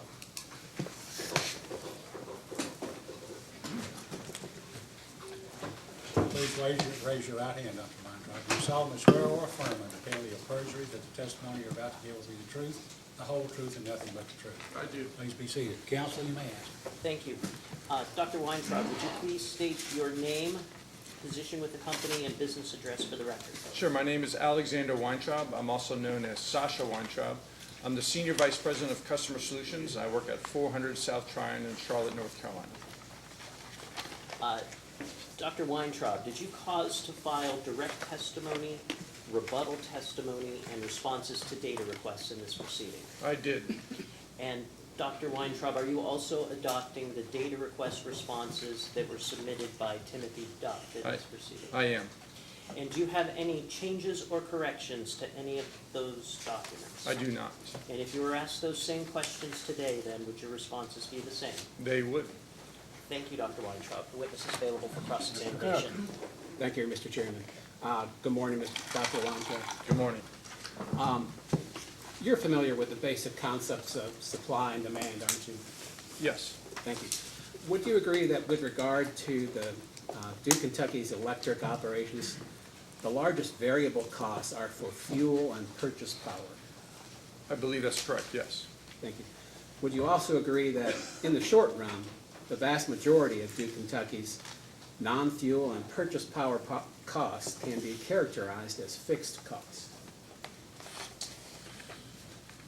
Can you say that one more time, please? Sure. In the short run, would you agree that the vast majority of Duke Kentucky's non-fuel and purchase power costs can be characterized as fixed costs? Correct. Thank you. And is it your understanding that for rate-making purposes, fuel costs are passed through to customers by operation of the fuel adjustment clause? That is correct. Okay. Would you also agree that the company's fuel costs vary on an hourly or daily basis depending on the system demand and whether the company must dispatch more peaking units which have a higher fuel cost? Generally, that's correct, yes. Thank you. So during the periods of very hot weather in the summer or very cold weather in the winter, the incremental cost of fuel tends to be significantly greater than the annual average cost of fuel. Is that correct? Correct. So if consumers use more electricity during these peak periods, the company's fuel costs are going to increase at a rate higher than the annual average fuel cost, correct? Generally correct, yes. Okay. If the commission should approve the proposed fixed bill program, during the summer hot spell, hypothetically speaking, a fixed bill customer's electric bill will not vary due to increased usage during the hot spell. Isn't that correct? Well, I think you're mixing up a couple different terms in there around the financial obligation of a customer and their usage. All right. Could you explain? Sure. So certainly their usage will go up when it's hotter, and therefore their financial obligation will go up. Under a fixed bill, we take that into account. So we use the typical 12-month usage of a customer, incorporating the hotter summers. And basically what the fixed bill program is trying to do is allow a customer to not be subject to the volatility of that price, so that they can budget better and have a better sense of what the price could be and manage the bill accordingly. So am I correct, though, in thinking that the way the program is set up, the fixed bill customers bill isn't going to vary. It doesn't vary the course of 12 months, taking into account 12 months' worth of history. But just because they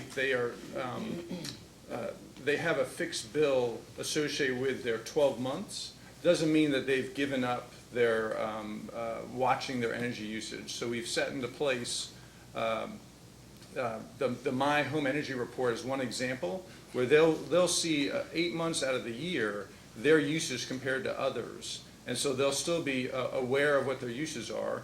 We also find that people who do sign up for this program in other jurisdictions tend to still be very energy efficient and participate in more energy efficiency programs than ones who are not on the program itself. So during the hypothetical hot spell that I spoke about earlier, in which the incremental cost of fuel is higher than the average annual cost of fuel, isn't it true that the fixed bill customer does not have a direct price incentive during the billing period in which the hot spell occurs to turn up his thermostat to conserve electricity? Yeah, so they still have an incentive to be able to make sure they watch their usage. That incentive comes at the end of the program, where if they, for example, are well out of bounds of their usage, upwards of the band is 15%, we reserve the right to kick them off the program. So that comes with their usage. And in addition, at the end of the program, at the end of 12 months, we will calculate, based upon their previous 12 months usage, a new fixed bill rate. And because 96% in other jurisdictions continue to sign up with this program and they're satisfied with it, they want to make sure that they don't have an increasing bill because of their usage. So we remind them of that part of the program. And what we tend to find is that they tend to be very conscious of their usage and not want to have an increase in their bill at the rollover to the next 12-month fixed bill portion. All right. So if I was to look at this, that hypothetical situation for a customer on the regular residential tariff, would it not be logical and a rational decision on that customer's part to turn up their thermostat somewhat in order to reduce their monthly electricity bill? Customers can certainly raise, in the summertime, you can raise your thermostat setting higher so you can use a little bit less energy. That's correct.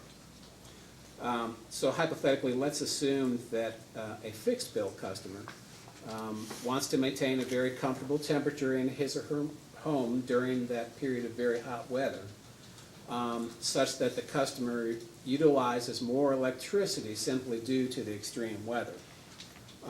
Now, the incremental cost of this electricity during that hot spell is a lot greater than the incremental cost during lower load conditions. Isn't that correct? It could be correct.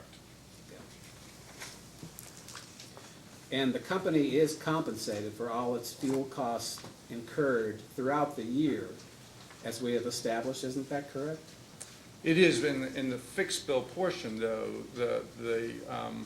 That additional fuel that will be burned by the fixed bill customer is borne by the shareholders, not by the customers in that particular case.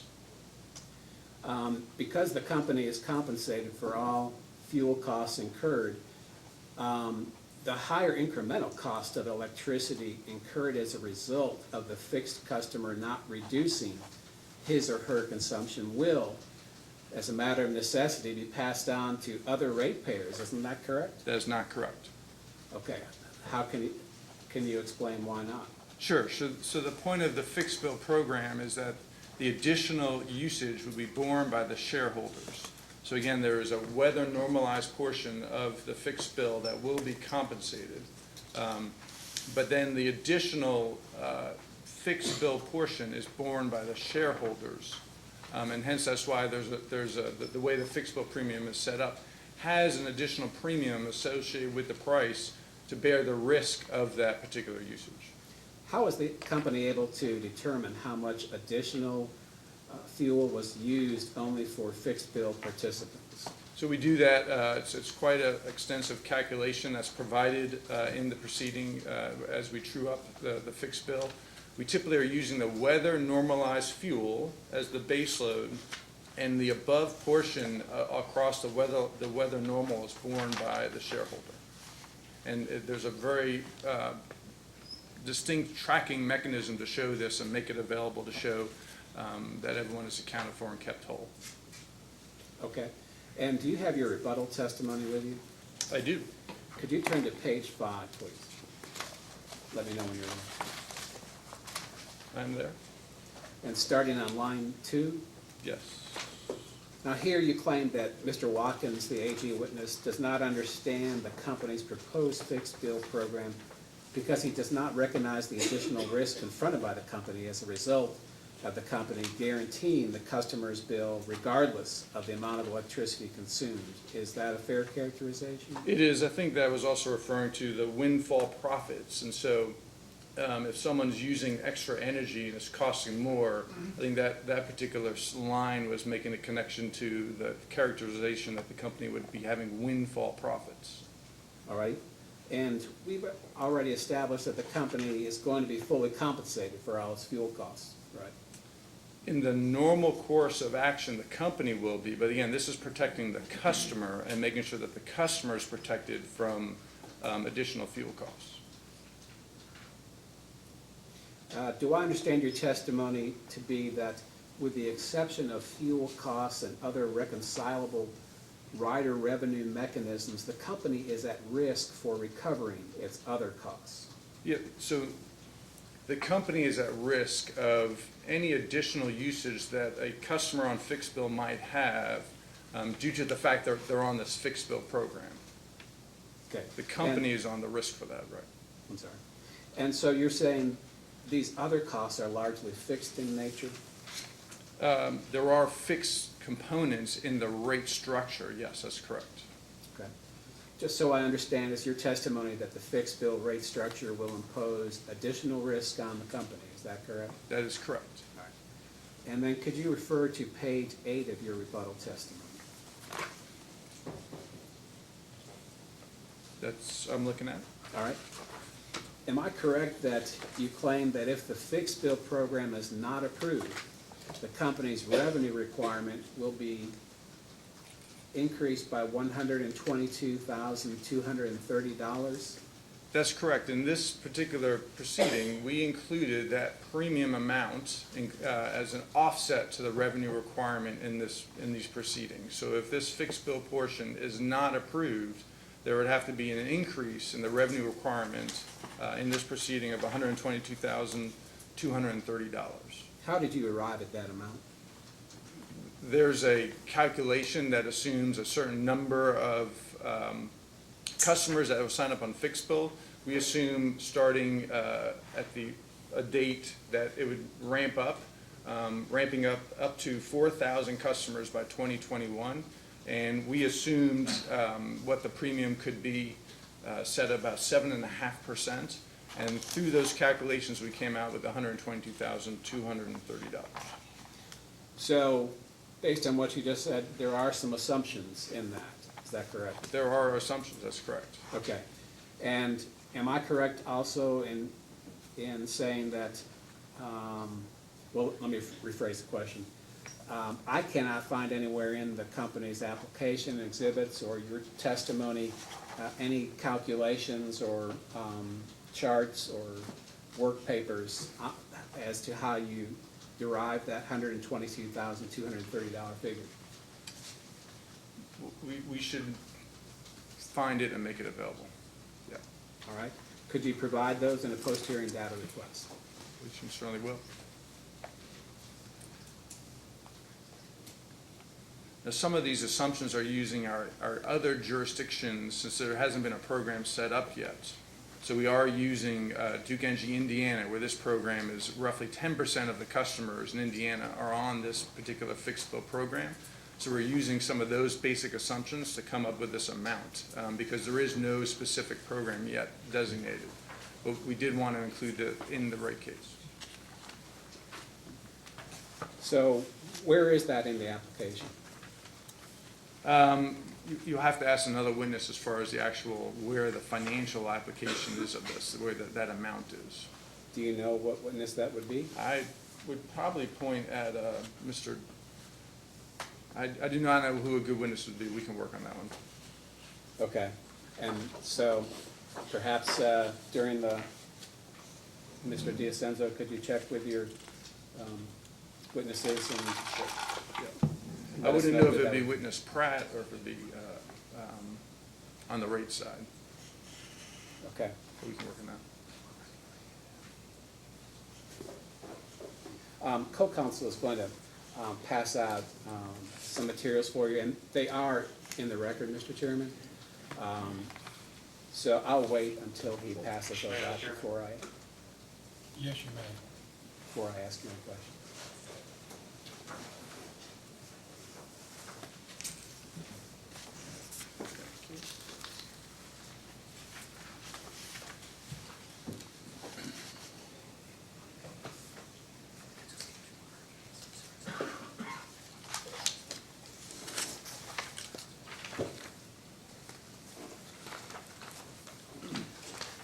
Your Honor, if I may, the information that council had requested about how the calculation of that $122,000, it's part of the work papers, WPD-2.29A, sponsored by Ms. Lawler.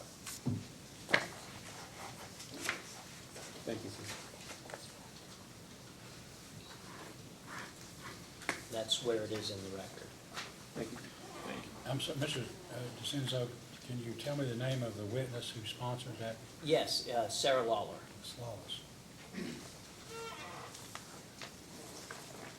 All right, Dr. Weintraub, you should have in front of you a handout that consists of Duke Energy Kentucky's responses to the Attorney General's data request. Yes. Okay, and do you see the first one there is AG 2-29? I do. Okay, and in subpart D, you were asked the question,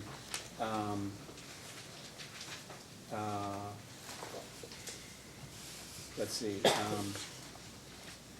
the company's response only provided details on the budget billing program. Provide relevant details on the fixed bill program, including but not limited to, and then skipping down to D, any advisements to which the company is willing to commit regarding the incremental cost of the fixed bill program, including in customers' fixed bill amounts. And could you turn to the next page and the response to that subpart D, could you read that into the record, please? Sure. The premium or incremental cost associated that will be included in the customer's monthly fixed bill will be clearly explained in the compliance tariff for the program. Upon request, customer representatives for the company will also detail the specific premium calculation included in the inquiring customer's fixed bill amount. So is there anywhere in the company's filing that shows what the additional premium will be associated with the fixed bill program, or how it will be calculated? So we would assume, very similar to how we have set it up in Duke Energy, Indiana, and how we are currently setting it up in Duke Energy, Florida, and one of our jurisdictions that has adopted the fixed bill program and we're implementing today. I believe this is also saying that we will just make it very clear to customers that there is a premium included in the fixed bill in the advertising, in the solicitation, marketing materials for that particular program. All right, thank you. And next, I would have you turn a few pages through that handout, and you'll come across AGDR 2-33. And let me know when you see that. I do see it. Okay. Could you read that response into the record? The company has not yet developed the fixed bill marketing materials for Kentucky, but has included materials used in Indiana. Please note that the fixed bill Kentucky will not be exactly the same as fixed bill Indiana. All right, thank you. And there's a reference in the attached marketing materials used in Indiana at attachment 2, page 2 of 4. And could you turn to that? Yes.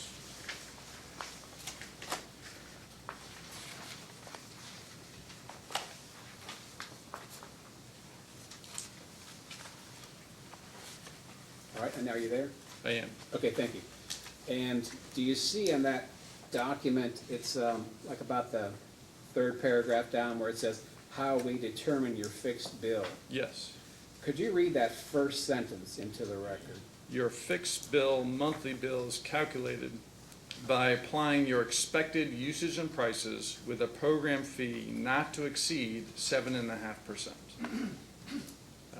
Expected usage is calculated by analyzing your past usage patterns and applying them to average weather for each month. Your fixed bill isn't designed to give you the lowest annual price or save you money. Rather, it's a simple way Duke Energy can help you manage your budgeting and finances. All right, so if I understand that correctly, that premium is an imputed amount over and above what would be expected under the traditional residential rate, is that correct? That is correct. But nowhere in the company's application is there a definitive proposal setting forth the specifics of this fixed bill rate or what level of premium may or may not be imposed upon these customers. Is that correct? Right, so we would propose very similar to what we have in Indiana, but this proceeding will help us set up that particular bill. The fixed bill program, that's correct. Thank you. On your rebuttal, could you turn to page 5?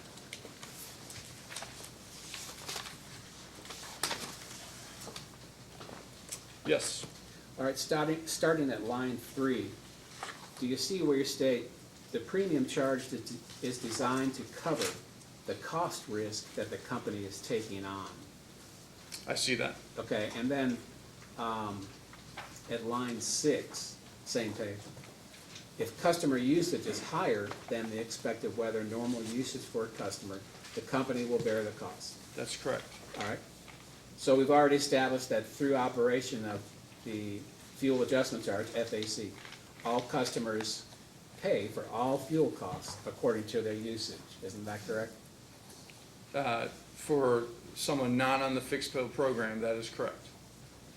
Okay, and so you've just talked about how Duke Energy will attempt to model the fixed bill program after the Duke Indiana program. A participating Duke customer whose consumption exceeds the expected weather normal usage by more than 15%, after being warned, the customer would either have their fixed bill repriced or be terminated from the program. Is that correct? That is correct. And isn't it true that any participant usage starting at the point by which their consumption exceeds the expected weather normal usage up to 15% in excess of that level is a cost borne by other ratepayers? That is not correct. It's borne by the program, and that would be borne by the company.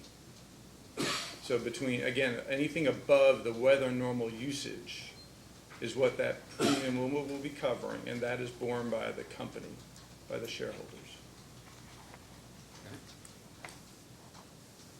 And then the way that the company is protected is that if the usage goes above that 15% band, we reserve the right to kick someone off the program itself. Right. So if I understand you correctly, you're saying those costs would not be socialized among other ratepayers? That is correct. If a participating customer who exceeds the 15% level is terminated from the program, who pays the cost not collected? The company does. What happens to unpaid non-fuel costs if a customer reverts to the regular residential tariff? So if a customer reverts back to the tariff, while they were on that tariff, all those costs will be borne by the program. But then once they are on that program, once they are off that program back on their normal, regular residential tariff, if they happen to have incredible usage in the months that you hypothetically talk about, that risk will be borne within the fuel clause. And all customers would then bear that higher risk or that higher fuel cost and be part of the fuel bill. Okay. So basically today you've stated that only the participating customers and the company bear the risk of excess consumption. Is that correct? That is correct. All right. So are you saying the company will provide an offset to the fuel charges in the FAC to cover that excess consumption? Yes, so there is a calculation to make sure just that excess consumption associated with a fixed bill customer is kept separate in the fuel adjustment clause cost. That's correct. All right. So if I understand your testimony correctly, then the company has not provided that in the application or in response to discovery requests? Not yet. That's correct. That is something that we believe will depending upon the outcome of this particular proceeding, we would design that, and it would look very similar to the Indiana program that we have in place, but not specific to what the state of Kentucky would like to see in that program. So the commission would have to approve that, correct? Correct. This time, that's all the questions I have, Mr. Chairman. Mr. Bain, questions? No questions, Your Honor. Mr. Howard? No, Mr. Chairman. Mr. Malone?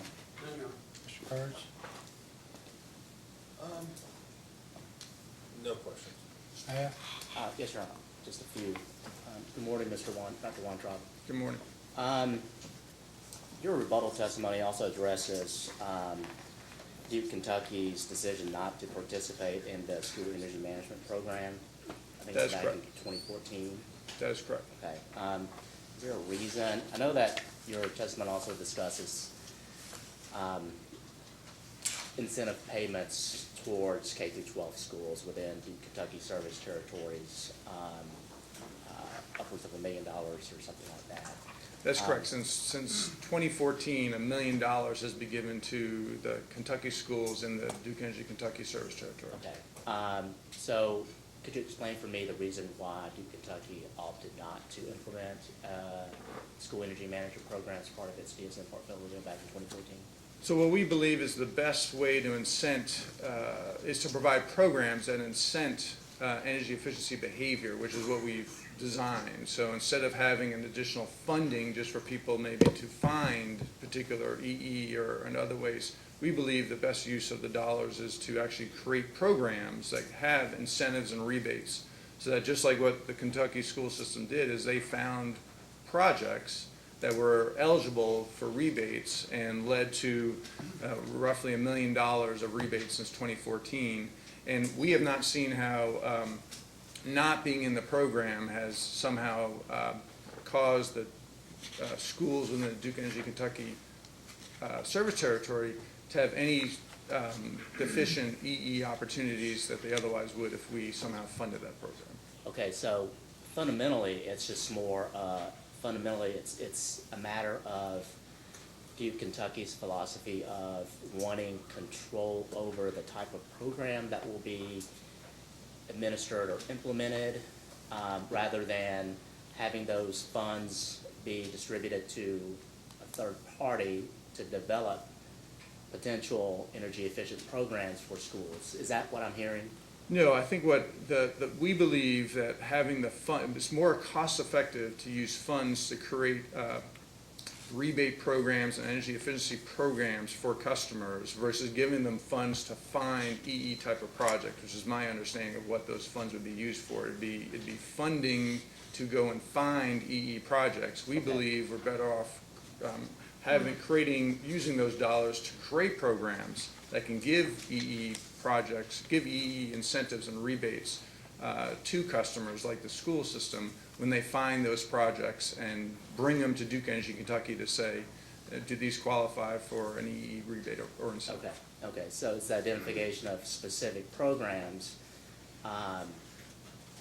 to be funded rather than the funding to seek programs in order to be evaluated and implemented. Yeah, we just believe it's more cost effective and requires us to be cost effective to use those funds for programs that can get the biggest bang for the buck, if you will, for the incentive and rebate opportunity. Okay, regardless if it's developed internally by Duke Kentucky or if it's offered to Duke Kentucky by an outside entity. That's correct. One of the programs that we have is called a custom type of program, where we certainly have prescriptive programs. If you buy this light, it creates this type of savings opportunity to get this rebate. We also have programs that allow customers that can customize the type of rebate program and provides them a lot of flexibility for them to actually design it that meets their needs. And as long as it qualifies and is cost effective, we have large latitude to show that they qualify cost effectively and are eligible for a rebate. Okay. Was this rationale discussed with the School Board Association? I'm not privy specifically to those conversations.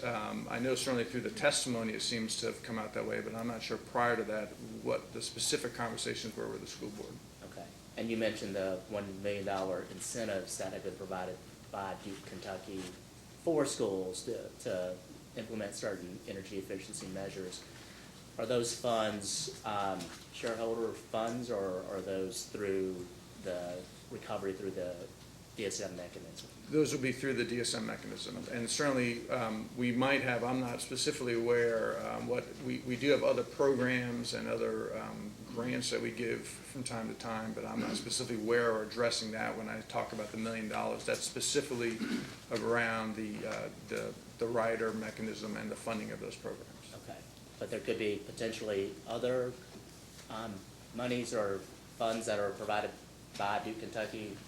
Yeah, I mean, I do know from time to time, certainly through different programs that we have, I'm familiar with things like Share the Warmth and other programs, that there could be grant money that's written through the foundation that we have. So I'm not aware myself of what other dollars might be given to the Kentucky school system. I'm referring to really specifically the EE rider. Okay.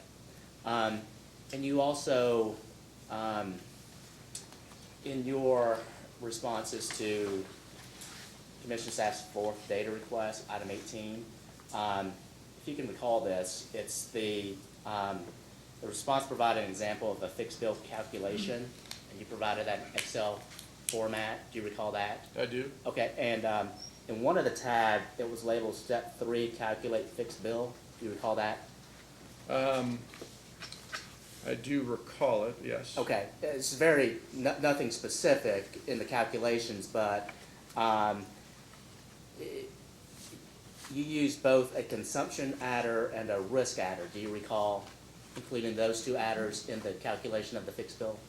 That is, yes, I do. Okay, and can you just provide some detail with respect to, those two adders and what the difference is and the purpose of those two particular adders? Sure, so one rider has specifically to do with weather. So typically what we're doing is we're using 30 years worth of weather to generate kind of normal usage. And then we're able to use we set up the 50th percentile associated with that weather profile and apply it to a customer. We do find some customers are more sensitive to weather. And so we do have an adder associated with how a particular person's household does respond associated with hotter weather. So in those calculations, that would be part of that consumption adder as well, specific to a unique customer. Okay, so that consumption adder was the assumption 4.2 or 3%, do you recall? Yes, and that's just an average sometimes of how a customer would respond with weather compared to normal weather. Okay, so the more sensitive customers, how they would respond to weather that is above and beyond the normal or the average customer would respond. Is that correct? Okay. Yes, and that particular adder is unique to that customer, which is a lot of what those calculations are getting into. So you might have a customer that in a normal weather pattern consumes more energy. And so that's a function of being able to accommodate a particular customer's behavior, if you will, to weather patterns. And that 4.3% was based upon what? That's based upon, I think that was a particular average, if I recall. Like I think it might be regarding a particular consumption adder for customers when they go onto this program. Okay, so on average, the more sensitive customers would use 4.3% more energy than the average customer given the normal temperature. Generally, that's correct. And again, what this program is really designed to do is allow customers to not be subject to the price increases that we talked about earlier that might have a hot summer.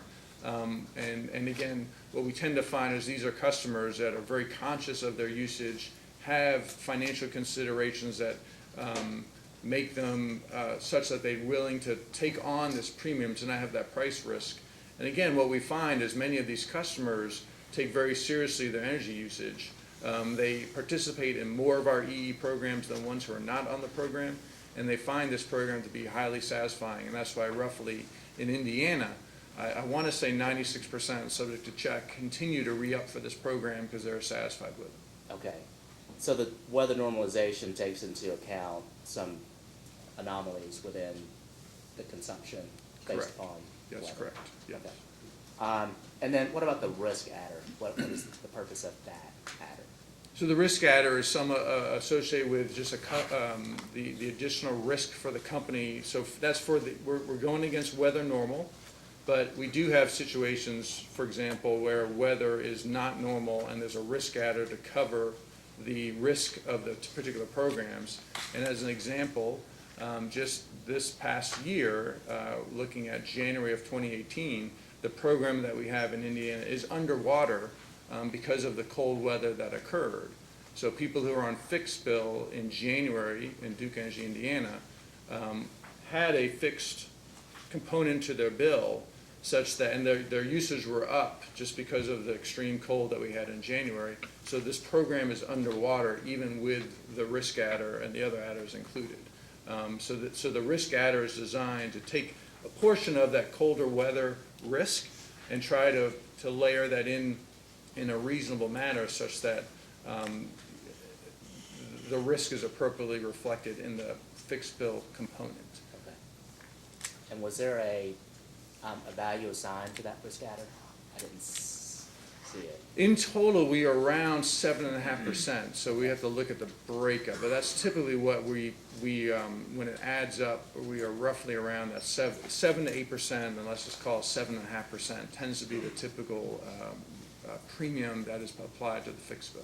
Okay. Thank you. Those are all the questions. Commissioner Matthews?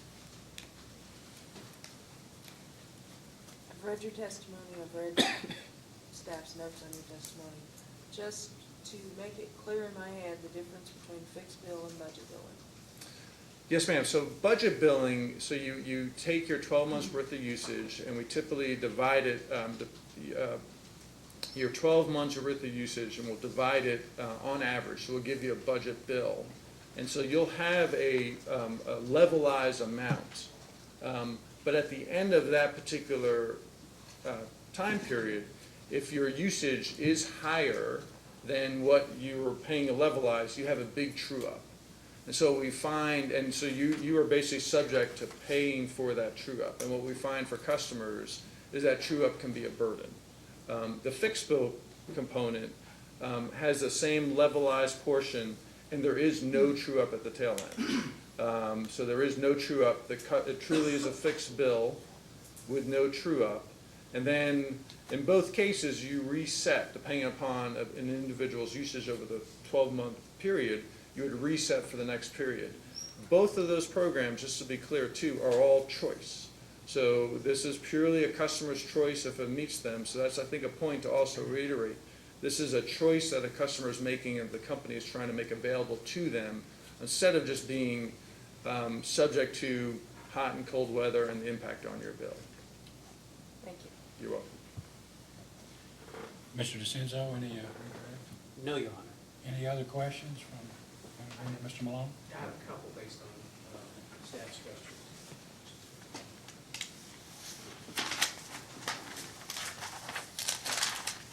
Yes, sir. I'm Matt Malone with the school board. So Yes, sir. I have a couple questions. The $1 million that you're referencing, I don't know if you're privy to it or not, but maybe this might be appropriate for a post-hearing data request, but I was just curious, do you know how that was broken down by year and which districts that went to? I'm sure we can get that for you. I do not have that handy. So that was $1 million since 2014 that was given to the school system. In all fairness, since Duke hasn't come back for a rate case here in Kentucky for over 11 years or 12 years, it's fair to say that you don't really have any firsthand knowledge with respect to the school energy manager project that's been implemented in KU and LG&E's territory or Kentucky Power's for that matter. Just from what we read through your witness, that's correct. So you're also not familiar about the performance requirements that are tied to the school energy manager project that we've implemented in the other two territories then? I'm not. Okay. Given your familiarity with the $1 million though, did you have any interactions with, who did Duke interact with in the counties when deciding how to implement these energy efficient projects? So typically, these are projects that the counties come to Duke and have to fill out an application. So we certainly make available the catalog, the products of EE programs and projects that we have. That's then up to the school systems to fill in many cases, the actual application that then we approve and provide back the incentive and the rebate. So it really does require the school system, the school themselves, maybe by county, we can get you the specific breakout. Engaging Duke Energy with an application saying, here's the project and does it qualify, and we were able to provide that check back to the school. Given the fluctuating budgets of schools and the limited amount of funds that a lot of public schools and private schools have, the lack of a school energy manager being involved could create problems going forward. Would you admit that?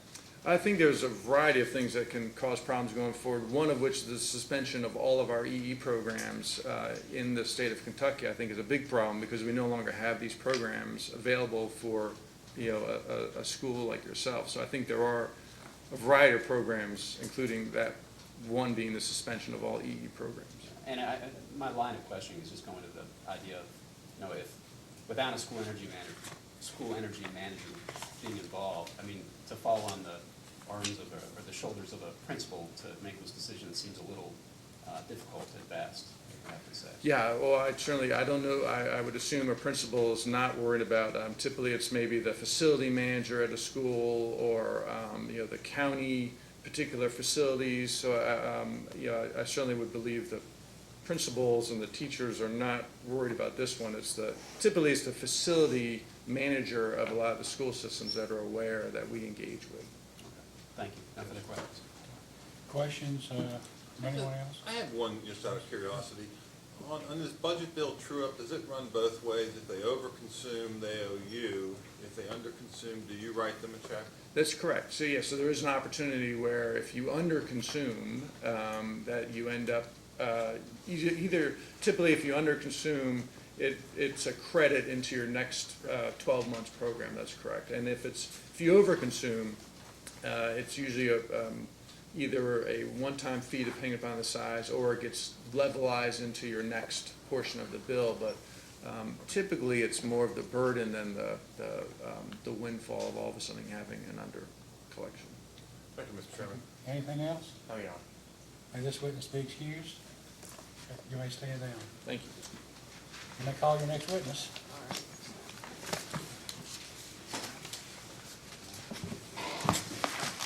For its next witness, Duke Energy Kentucky would call Roger Moran.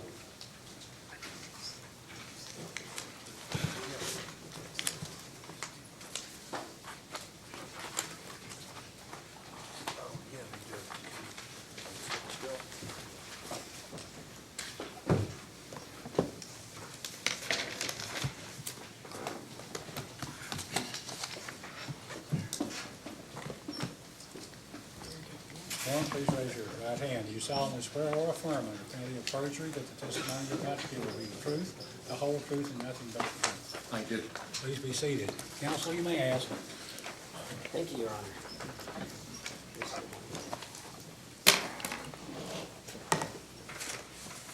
Good morning, Dr. Moran. Would you please state your title and business address for the record?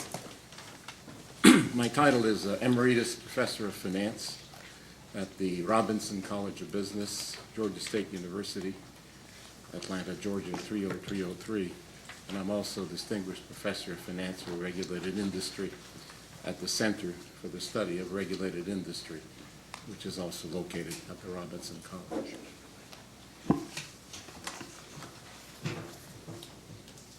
Thank you, Dr. Moran. And did you cause to file direct testimony, rebuttal testimony, and responses to data requests in this proceeding? Yes, I did. And do you have any corrections or changes to any of that information? I have one minor correction on the rebuttal. Would you please explain that? Rebuttal testimony, page 6.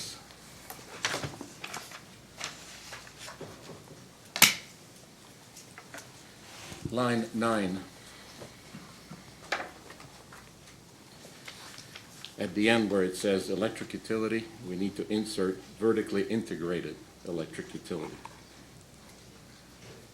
And on line 11, the 9.7% is 9.8%. And the same is true on page 9. I'm on page 9. I'm on line 17. Insert vertically integrated electric utility at the beginning of that sentence. And at the end of line 18, the average allowed return is 9.8%. Those are all my corrections. Thank you, Dr. Moore. And with those corrections, if you were asked those same questions today in this proceeding, would your responses then be the same? It sure would be, yes, sir. Thank you, Your Honor. The witness is available for cross-examination. Mr. Chandler?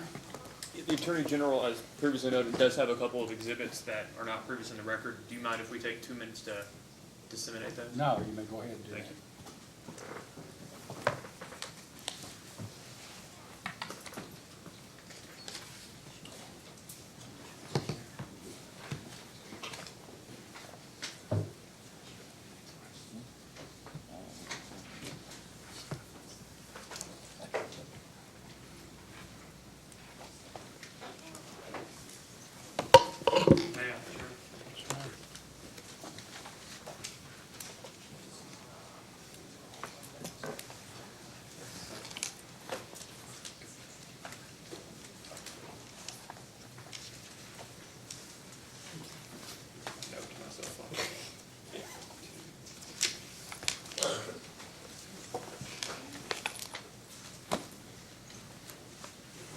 Yes, sir. Thanks, sir.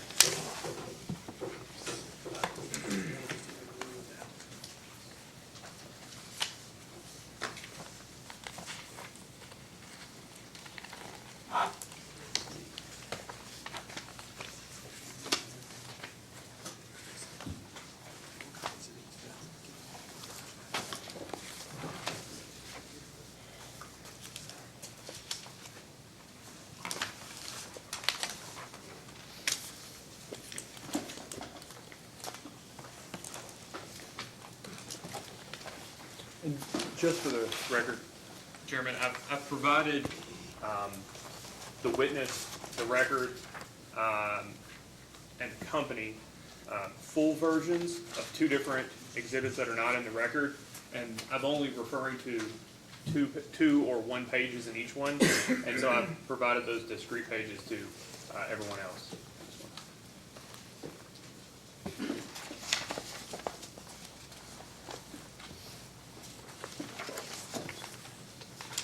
And I'm ready to proceed if the You may proceed. Good morning, Dr. Morton. Morning, sir. On page 6 of your rebuttal testimony, you cited the recent commission's order in the Kentucky Power case. Is that correct?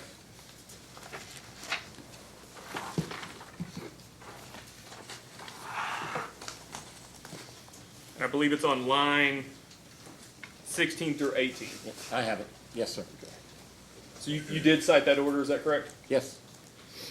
And what ROE, and that ROE was based on a non-unanimous settlement that actually included a 9.75 ROE, but was then adjusted downward by the commission, correct? Yes, sir.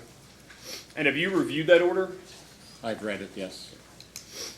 And in your rebuttal, you decided to point out that specific outcome of that case, correct? Yes, sir. I But did. you have read the entire order. Yes. Okay. So I've provided you a copy of that order, if you don't mind a reference. And do you mind to turn to page 28 of that order? I have it. You're at the page? Yes. Okay. Sorry, you're much quicker than I am. I apologize. Do you mind to read into the record the sentence starting with, "The commission agrees with the Attorney General"? I think it's the first full sentence on the page. The middle paragraph, right?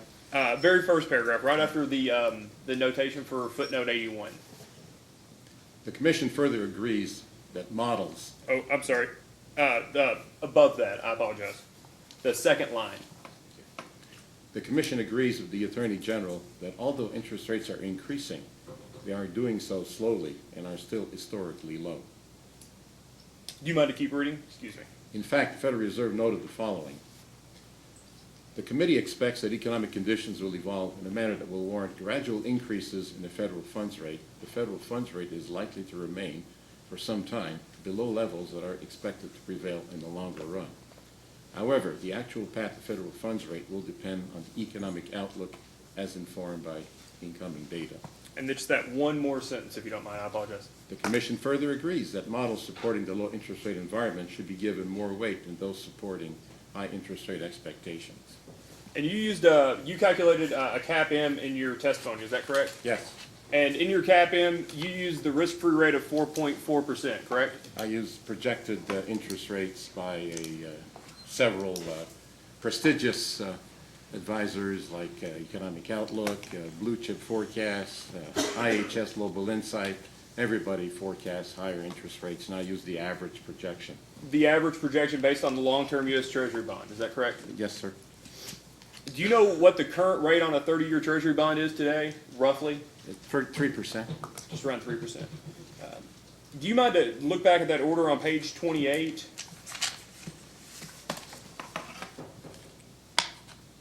I have it. And do you mind to read the next paragraph there that starts with the commission also agrees with the Attorney General? The Commission also agrees with the Attorney General that flotation costs should be excluded from the analysis. The Commission believes that flotation costs are accounted for in the current stock price, as the price includes the underwriting spread, and adding the adjustment amounts to double counting. Removal of the flotation costs from Kentucky Power's initial cost of equity range lowers the range to 9.6% from 10.8%. And so you mentioned in your rebuttal that the Kentucky Power order came out with a 9.7 ROE, that's correct? Yes, sir. But you did not include the fact that they had explicitly rejected flotation costs and agreed that lower interest rates should be given more weight. Is that correct? You know, my focus is on the rate of return, and I'm looking at a whole bunch of benchmarks, and one of them is the Commission's recent orders. They're all 9.75, 9.7. Okay. And the allowed rate of return these days is 9.8. So you those think are that benchmarks that I've looked at. right? And so you think that recent commission orders should provide some precedent moving forward for other jurisdictional utilities? No. You don't think that? I think the Commission should make up its own mind. And so would you agree that the commission did make up its own mind in this order? Yes. Okay.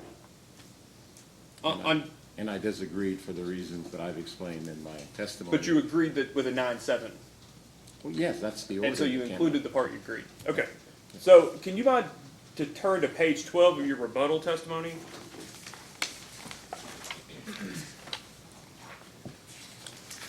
I have it. Now, you testified it was your belief that Mr. Baudino underestimated the dividend yield by 12 basis points due to his use of the 1 plus 1.5 growth, or 1.5 G, correct? That's correct. That's not the right DCF model that he used. I understand that's your opinion, thank you. And in coming to that conclusion, you calculated an example using a spot dividend yield of 4%, correct? Yes. Would you agree that the dividend yield Mr. Baudino used was not 4%? Yes. And do you know what what average dividend yield Mr. Baudino did use? Probably around 3%. Subject to check, would you agree that it was 3.11%? Yes, and if he did it today, it would be 3.6. And would you please, are you able to recalculate your example here using his 3.11%? Yeah, it would be probably something around 8 or 9 basis points. Instead of the 12 with the 4? That's correct. Okay. Do you mind to also turn to page 10 of your rebuttal, Dr. Moore? I have it. Did you include Dominion Resources as a utility in this list? Well, yes, it was in the Value Line Electric Utility Group, so to be consistent, it's part of the sample. And would you agree that the Dominion Resources has the highest ROE in this list? Yes. And do you know what Dominion's authorized ROE is per this list? Well, if you look on Table 1 on line number 8, you will see it's 10.9. 10.9%.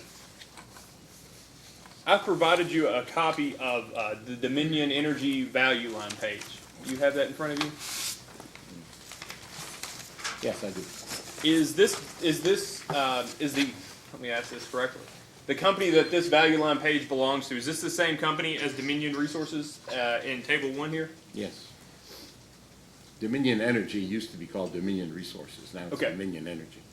And are you aware of Virginia Power? Yes. Hey.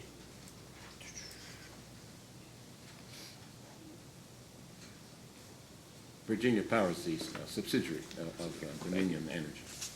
And do you have the, And at the very bottom, you highlight it conveniently in yellow, the 10.9%. I wanted to save a little bit of time, it was in very small print, thank you. Do you mind to look at the Dominion Energy 10K that I provided you? I have it. And do you mind to turn to page 21 of that, please?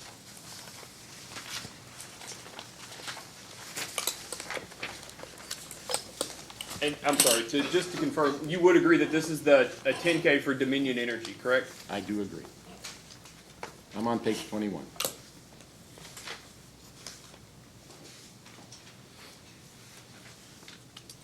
On page 21, oh, excuse me, do you mind to turn to page 20 just for a second? I don't want to get ahead of myself. Do you see the section at the bottom right hand that says electric regulation in Virginia?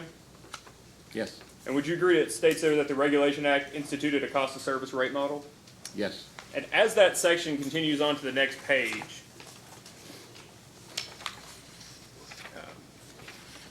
would you agree that it states that in 2015, the Virginia governor signed legislation into law which kept Virginia Power's base rates unchanged until at least 2022? I agree. And the very last sentence of that paragraph, would you agree that it states that in November 2017, the Virginia Commission approved an ROE of 9.2% for rate adjustment clauses? Yes. Yes. And per the value line for Dominion Energy, you would agree that that 10.9% that they're currently authorized, that company is currently authorized, that was given in 2011? That's correct. That's all the questions I have, Chairman. Mr. Payne, questions? Questions, Your Honor? Mr. Howard? No, Mr. Chairman, Mr. thank you. Malone? Mr. Kurtz? No, sir. Staff? Yes, Your Honor, thank you. Good morning, Dr. Moran, how are you? Fine, how are you? I'm good, thank you. Good. Just a couple of questions. You refer to your rebuttal testimony pages 27 through 28.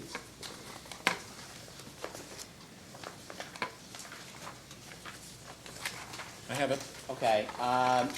Both of these pages you discuss the trends in interest rates, is that correct? Yes, they're Okay. definitely going up. Okay. And would you also agree that most interest rate forecasts of the last several years have also indicated upward trends? Correct. Okay. Would you agree that many of these interest rate forecasts have been incorrect or at the minimum inflated? The issue when you're using forecasts is not whether they turn out to be correct, it's whether they are priced in the current expectations of investors when they make investment decisions. Whether they turn out to be wrong or right is immaterial. That's what's in the minds of investors, that's what's embedded or imbued into the stock prices. But I agree with you, I think where you're going with this, Right. that the interest The rate actual forecasts versus have the- not materialized, but now, here we are. Correct. We've hit them, they're going way up now. Okay, so the actual versus the forecasted at the time the forecast was at best underinflated. Expectations turned out to be wrong, Okay, but they're nevertheless, those are the expectations that are embedded into security prices. okay. And all financial models are forward-looking, prospective in nature. We all make investment decisions based on what we expect, not what happened 5 years ago. Okay. Do you agree that in terms of investor risk, a utility needs to offer a return similar to the returns available from other opportunities of comparable risk? Yes, sir. Okay. And in your rebuttal testimony, you provided the average authorized ROE in the vertically integrated electric utility industry as being, and you corrected it as 9.8%, is that correct? That is the current number, correct. Okay. And from the proxy group, the average allowed ROE is 9.88%, is that correct? Yeah, that's very consistent, isn't it? Okay. In your opinion, is the proposed ROE of 10.3% comparably inflated?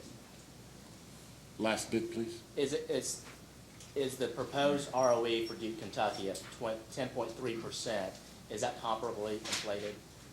No, it's not inflated. It's a recognition that the company is slightly riskier than the peer group average risk. Okay. Because of its small size, its concentrated generation portfolio, and its investment needs compared to its size for the next 5 years. Okay, so all that's reflected in the 60 basis point? Correct, yes, sir. Okay. So can you run through those risk factors again? You said it was the size of Duke, Kentucky, the concentration of, and I've forgotten what you said after that. Okay, the first one is what we call the size effect in finance. It's very, very well known that smaller companies are riskier than larger cap companies, everything else being constant. And Duke, Kentucky is one of the smallest electric utility in the peer group. In fact, it's the smallest. Okay. The second one is what I like to call external financing risk. This company has about $1 billion in common equity, what we call ownership capital. They're going to raise something like $700 million in the next 5 years. That's increasing your common equity balance by 70%. And after that will come from debt, the other half presumably from equity, and that poses a risk in terms of external financing and access to capital, and will the returns be sufficient to attract that capital, and so forth. We call that construction risk or external financing risk.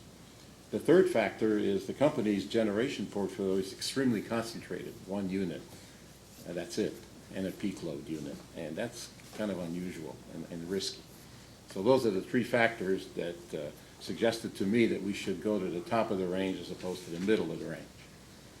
And by the way, the middle of my range was 9.9, which is pretty consistent with authorized returns right now in the country. But I opted for the upper part of the range to recognize these three risk factors. Okay. So in terms of the concentration of the generation portfolio, do you take into account any mitigation processes that Duke Kentucky has taken to, that Duke Kentucky's planned or is implemented? No. Okay. So you just look at just the risk Status quo. itself? Status quo. Okay. Are there any market changes that, any recent current market changes that may affect your ROE analysis? Good question. I obviously keep up with the numbers, and if you were to do the analysis with current data, the ROE average is the same, 9.9%. The DCF numbers, discounted cash flow numbers, have gone up because dividend yields have gone up, stock prices have come down. And the culprit here is probably the rise in interest rates that we've seen, and also the impact of the new tax laws, which is sort of negative for most utilities. And so that's what's new in terms of, since I prepared my testimony, that the DCF numbers have gone up a little bit. The risk premium models have stayed about the same.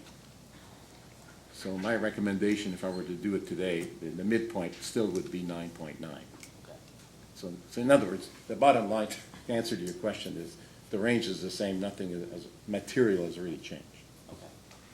Thank you. Those are all the questions I have. Mr. Matthews? I have no questions. Any follow-up? I just have a couple, Your Honor. Dr. Morin, do you recall counsel for the Attorney General directing you to review the Kentucky Power order on page 28? Yes, I do. And as counsel for the Attorney General directed you to read into the record, there's a statement about interest rates that are increasing but are still slow, doing so slowly and at still historically low. Do you recall those questions? On that, if you please look at that page, there's a statement directly below that from the Federal Reserve. And my question for you, Dr. Morin, is, in the time since this order was issued in January, do you know whether the Federal Reserve or Chairman Powell have indicated that interest rates will be rising. Yes, definitely. He has made it extremely clear that interest rates will be rising. And earlier with the commission staff, we were on page 27 of my rebuttal. There's a very interesting graph there that says surging interest rates. So that's what's happened since the rate order was issued. So I think the point needs to be made that the statements on page 28 are a little bit stale. Thank you, Dr. Martin. No further questions. Anything further, Mr. Chandler? 2 questions. Do you know when the Kentucky Power order came out? Was released by the commission? Well, I looked at the day on the top here. They don't put the day at the top, but if I told you at the back it was January 18th, would that surprise you? No. And the graph that you have on page 27 of your testimony, what month was that taken from? What month? What month? Yeah, it shows a month there and a year. Do you know what month and year that time period that graph presents? It was since the AG witness prepared his testimony. So Mid 2017. this chart at the bottom of page 27? Yeah. And if I were to update it today, the surge would be even more manifest.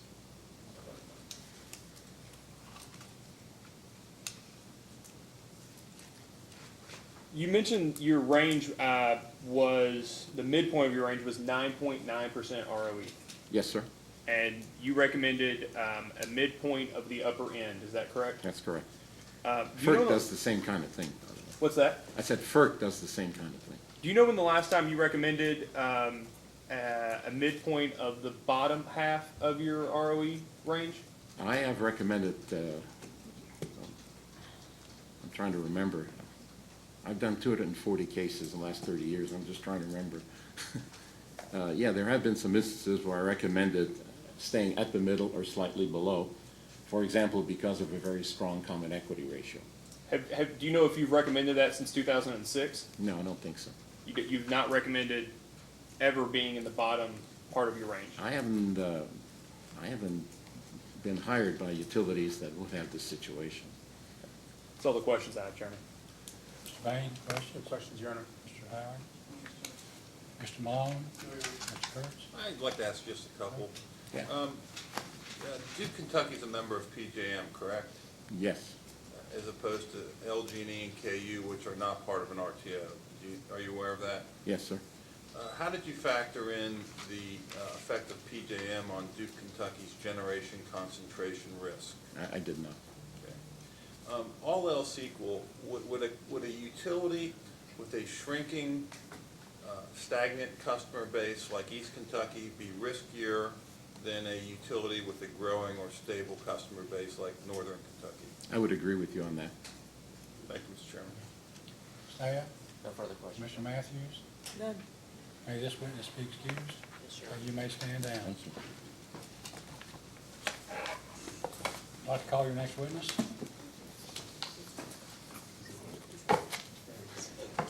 For our next witness, we'll call Tom Selinsky.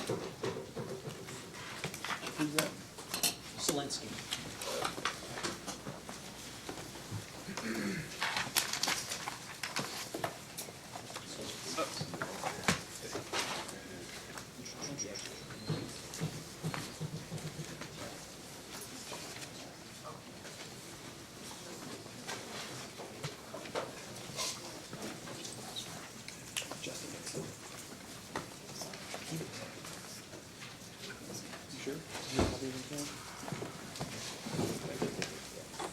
Please raise your right hand.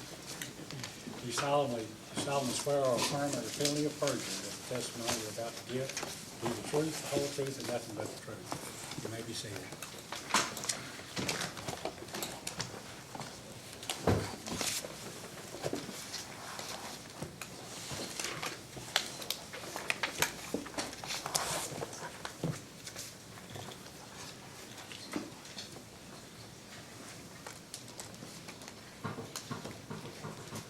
Can you please state your name for the record and how you're employed? Thomas Selinsky, Quebec Duke Energy, And can you state your business address, please? 522 South Church Street, Charlotte, North Carolina.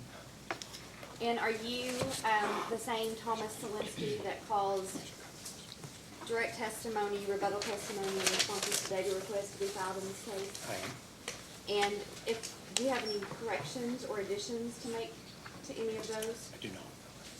And if I asked you those same questions today, would your answers be the same? They will.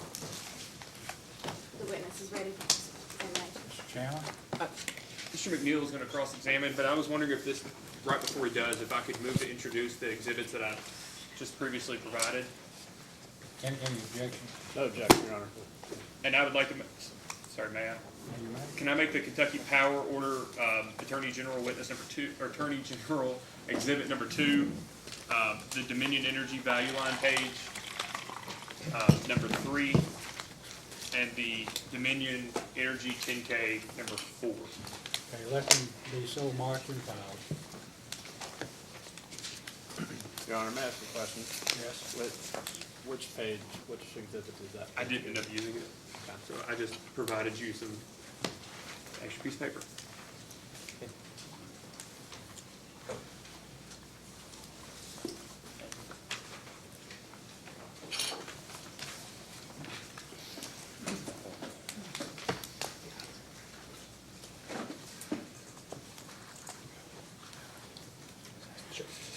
Hey, Mr. DeMille, you may proceed. Thank you, Mr. Chairman.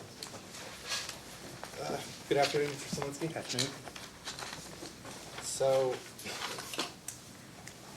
in your direct testimony, you listed some factors which affect the recruitment and retention of employees. You list career development along with compensation and benefits. How would you rate Duke's ability to offer career advancement opportunities to employees? I think pretty well. That, you know, we spend a lot of time thinking through what career ladders are, not only in the kind of compensation side, but then we put a lot of development into, or a lot of time into developing people over the years.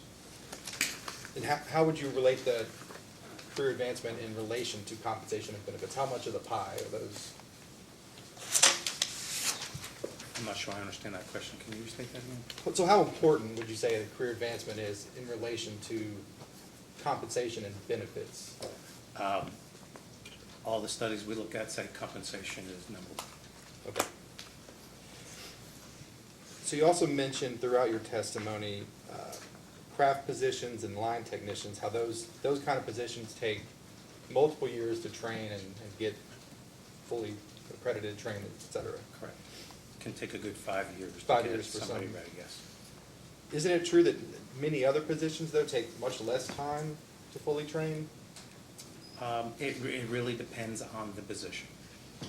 So, you know, we know that line technicians take a good 5 years, but, you know, the lower level positions you have, it probably takes a shorter amount of time. But the higher up you go into the chain and responsibility, it can take longer.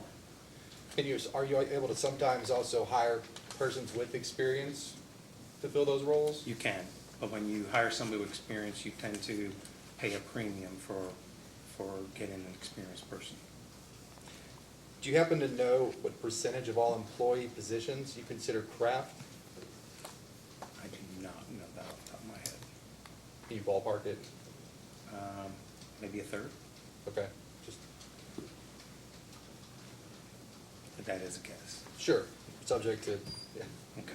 verification check, yeah. So you also state, page 7 of your direct testimony, you mentioned a strategy the company developed called the Road Ahead. I believe that was in 2015.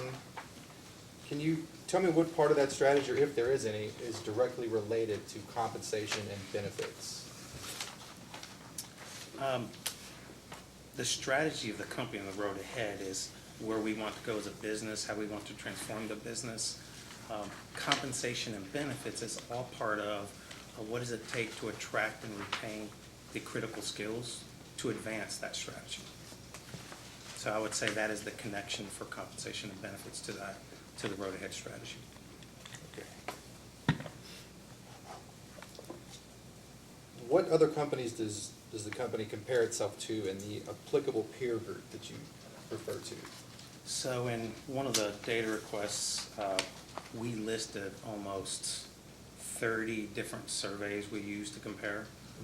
We use, for some jobs, some roles, we do utility benchmarks. For some roles, we do general industry. For some of the niche roles that are kind of hot job, like cybersecurity, we have specific surveys just for those jobs. So when we do benchmarking and survey data, we tend to tailor it to what we're looking at by the role. Okay. On page 11 of your direct, you mentioned as part of the compensation package, recognition awards when employees make significant contributions. Could you sort of explain that more? Yeah, so we have a program called ECAs, we call it recognition awards, where when an individual is doing something above and beyond, it's had a significant impact, whether it's for a project or whether it's for an individual piece of work, it gives a tool for managers to recognize those employees above and beyond. It's kind of a one-time bonus for them.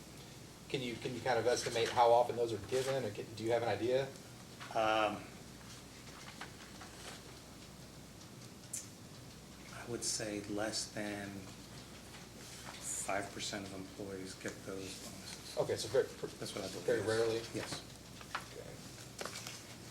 It's called an exceptional contribution award, so it's exceptional situations. Okay, very good. So at the bottom of page 14 of your direct testimony, there's a chart. And just tell me when you're there. Okay. Working on seeing it. Okay, yeah, it's a little small. I will say it depicts the company's overall wage increase budget, or the merit budget, from the years 2013 to 2017. Each Duke employee class here had a 3% increase in each of these years, which matched the industry increase. Using that, would you say that 3% represents a typical annual overall increase to this budget? It has been typical to this point. Okay. And I say to this point because as the market tightens up, as it has, and unemployment has gone lower, we'll see wage escalation. So it has been 3% up to this point, but we could see that shift. As a matter of fact, a lot are anticipating that it will. Do you recall any lower increase to this budget in the last 10 years or so? I don't recall under, while I've been in the role of total rewards, a time when it was lower than that. Okay.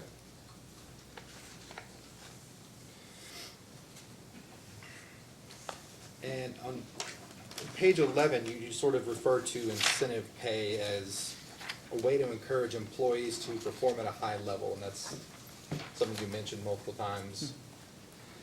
I have here a page it's included in your, to the attachments of your direct testimony. Madam Chairman. Hand this out. It's attachment TS2, page 17 of 28. I'll wait till you have it in front of you there.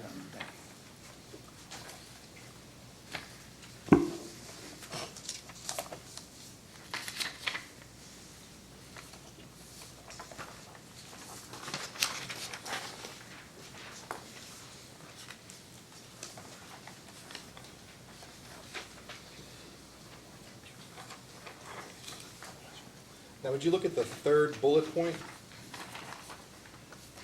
Starts with looking at bonuses. Would you mind to read that bullet point, that paragraph for me?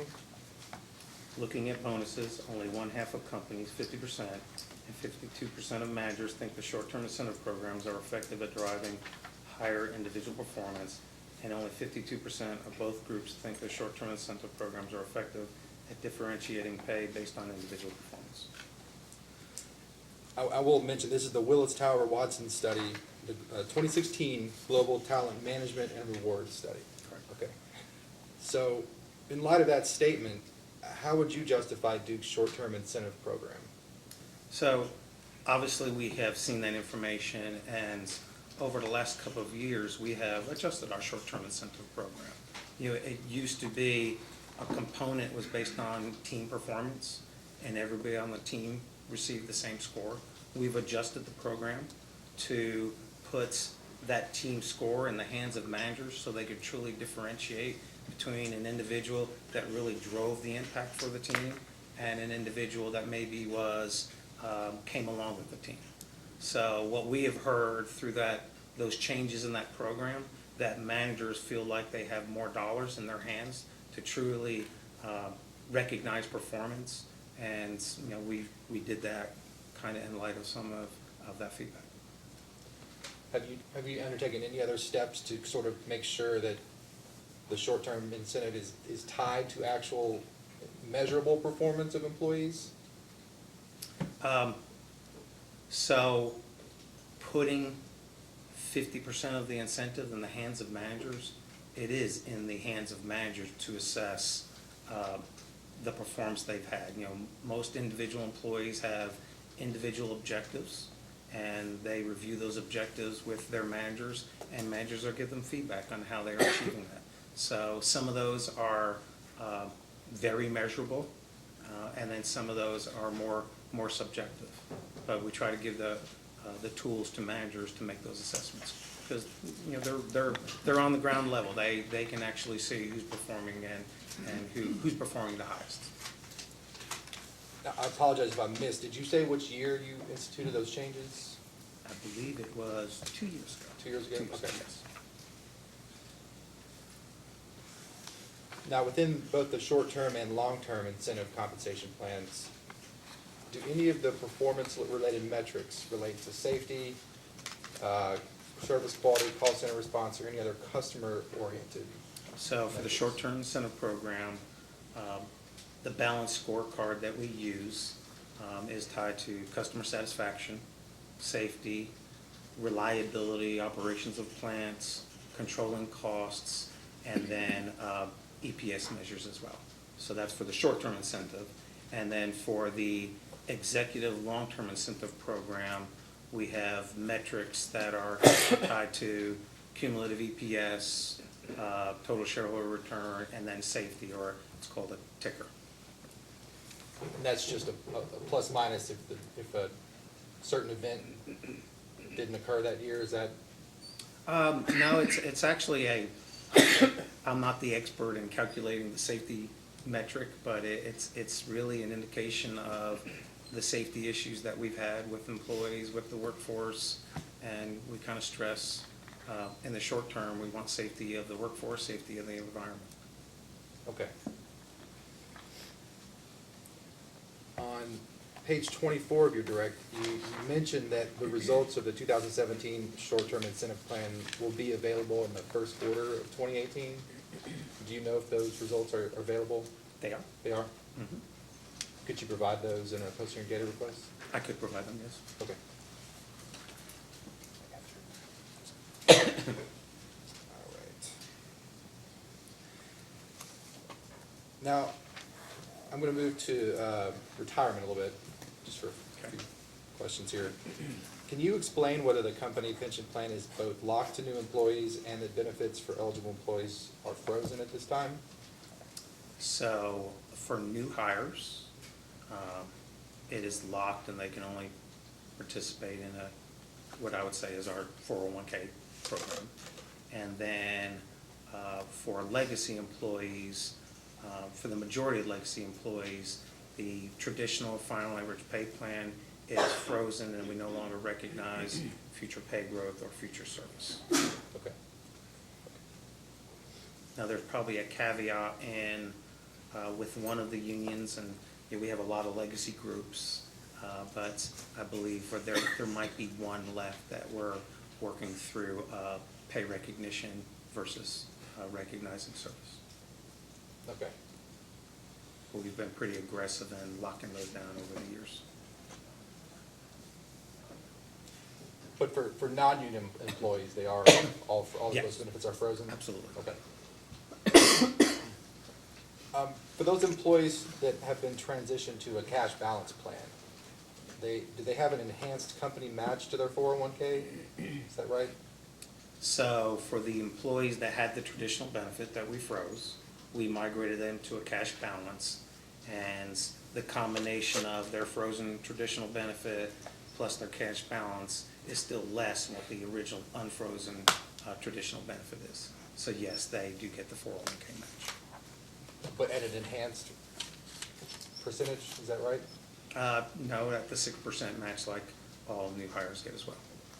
I think we call the the program and enhanced A plus B, but you know, Right. the reality is they're getting the same 401k benefit as other employees. So do you know what the enhanced denotes, why it's called that?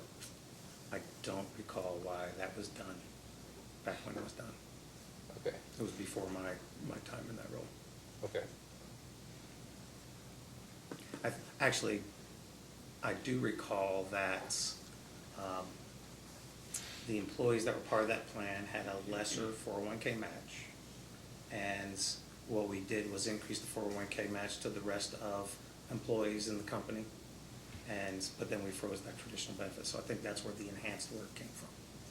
Okay. But what's important to understand is the value of the legacy traditional benefit was X, and the value of the enhanced benefit is now X minus something. It's a smaller benefit. So we have reduced the benefit. The most expensive benefit is a final average pay pension plan. So now 401k is now the only retirement vehicle the company offers? For new hires, yes. For new hires. Yes. Now, new hires, they get a company match, which I think you said is 6%, is that right? Mhm. Okay. And the retirement contribution to the 401k in lieu of pension participation? Yeah, they get an additional 4% contribution to the 401k.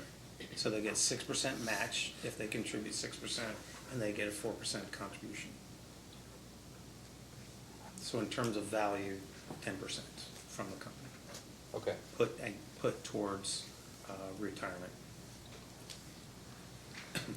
That's all we have for right now, Your Honor. Mr. Banks, any questions? Mr. Howard? No, Mr. Chairman, thank you. Mr. Malone? Mr. Kurtz? No, Your Honor. Mr. Lynn? Yes, Your Honor. Good afternoon, Mr. Selinsky. Afternoon. Can you refer to Duke Kentucky's response to commission staff's second data request, item 5A? Try to find that.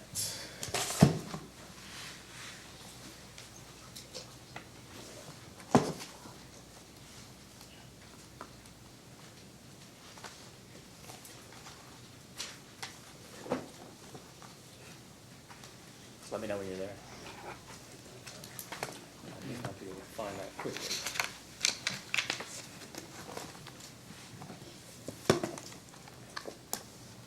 I have my rebuttal to the request, but I'm not sure I'm putting my hands quickly to that. So maybe you could describe to me what it says, and then I can respond. Sure. It is, the question asks to provide the jurisdictional employee medical insurance adjustment, assuming the following. And one of the following was that the employee contribution would be 21% of the total cost for single coverage. Okay. I recall that, yes. Okay. If you flip to the attachment that provides that calculation. Excuse me one second. Sure. That way I'm looking at it, okay? Yeah. Lots of binders of material. I have it. Okay, so if you flip to the attachment to that response, one of one, it provides the calculation, and if you look at column that says Kentucky, and the line that says employee cost single coverage, there's a 20% figure there. Is that a kind of a typographical error, or was the calculation based upon a 20% contribution from the employee for single coverage? I believe that must have been an error. Okay. So, so the calculations provided an attachment. This attachment reflects 21% contribution, employee contribution for single coverage? I believe so, yes. Okay. And let me just say, subject to confirming that math. Okay. Well, let me ask this, as a post-hearing data request, could you please confirm that? Yes. And if it's confirmed, provide that confirmation. Okay. If not, then could you provide a calculation based upon a 21% employee contribution? Absolutely. Okay.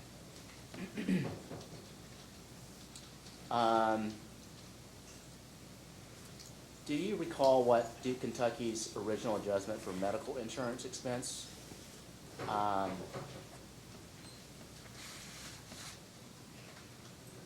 And the impact on the revenue requirement is contained in the application? I do not recall that. Okay. And I guess as a poster and data request, would you provide that?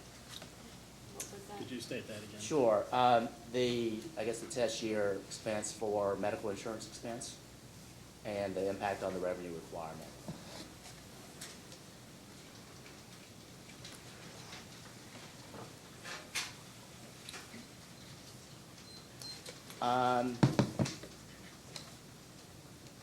So you just described some of the retirement plans that have been offered by, or have been or are being offered by Duke Kentucky, correct? Okay, and you mentioned that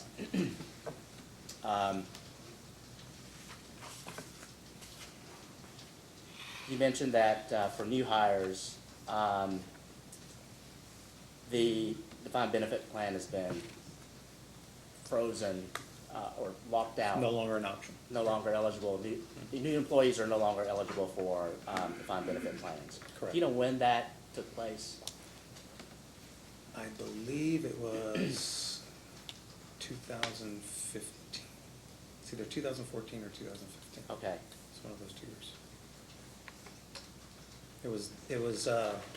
It was done when we relooked at all of our benefits, 2014, and we kind of rebalanced and changed a lot of the benefit offerings and kind of reset them. Okay. And then, those, for the legacy employees, current employees at the time and also, or current employees at the time, when the defined benefit plan was frozen, those were transitioned over to the defined contribution plan, is that correct? Yes. Okay. Yes.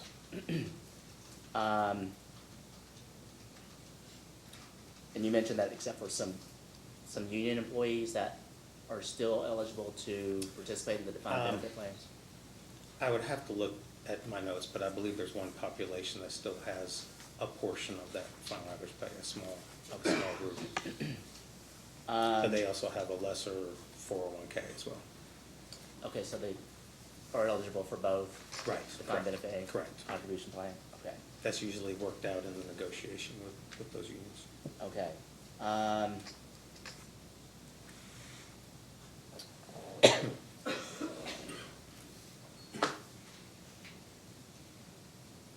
And I guess if that's not in the record, well, as a poster and data request, could you provide that population of employees that are eligible for both the defined benefit plan and also for the defined contribution plan? Yes. If it's in the record, just point that out where it's in the record. If it's not in the record, just provide that information. Yeah, I think we provided information that showed the value or the individuals that had both those benefits and the value, but we can point that out. Okay, that'd be great, thanks.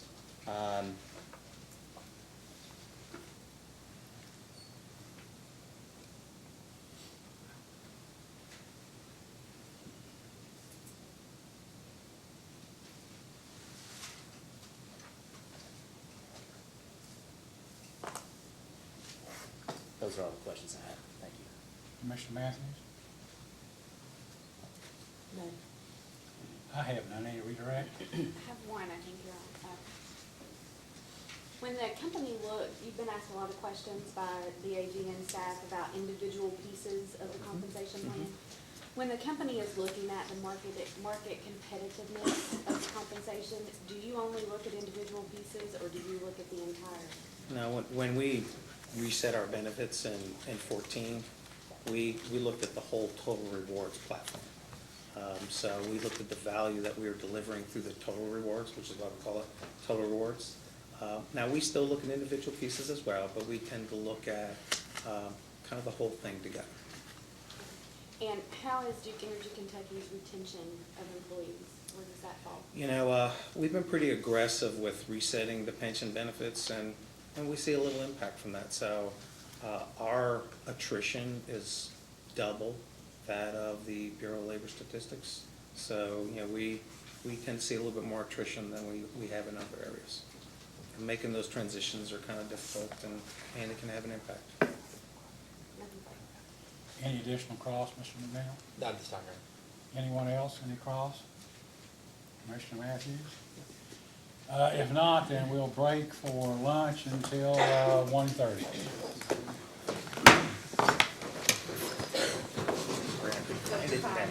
There was so many pages for it. Okay, we're now back on the record. Is Duke ready to call its next witness?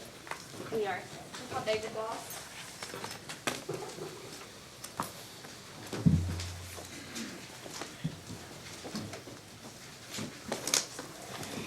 Please raise your right hand. Do you solemnly swear or affirm under penalty of perjury that the testimony you're about to give will be the truth, the whole truth, and nothing but the truth? I do. You may be seated, counsel, you may ask.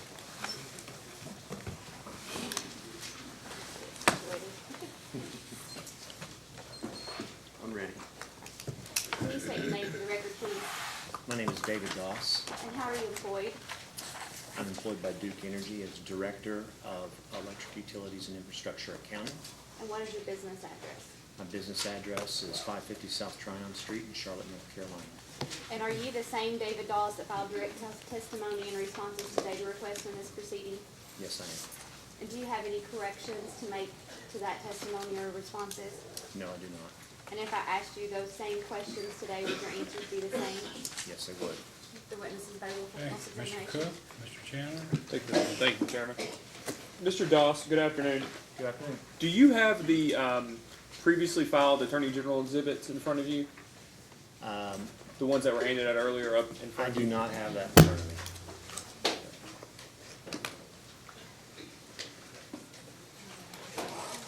I'm just looking for number one. Should be the audit report. And I'm just gonna ask you a couple of questions that Mr. Henning so politely pushed off to you. Sure. Do you mind to turn to page 89 of that audit report? Just let me know when you're there.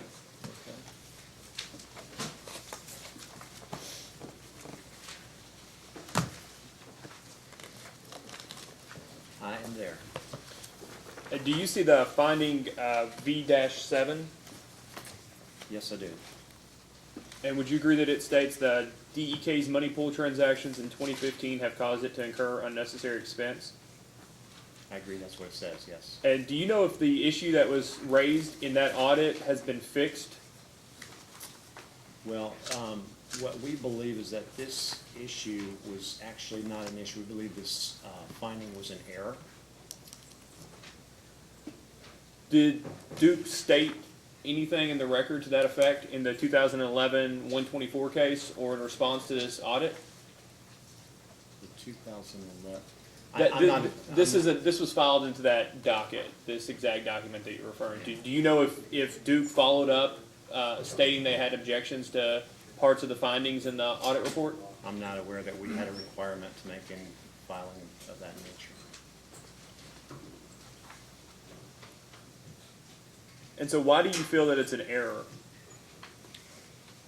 The transactions that they're talking about, we have two separate and distinct financing activities going on with respect to the money pool.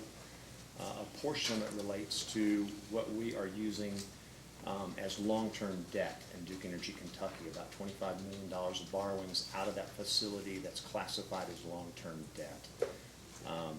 And that is the portion that they're referring to here as going on for all 12 months. So this is something that we roll from month to month. It's part of our long-term debt. It's actually classified as long-term debt on our balance sheet. It allows us to achieve really low rates, much lower rates than we would for other long-term debt that we could get. So The other part of this is short-term borrowings.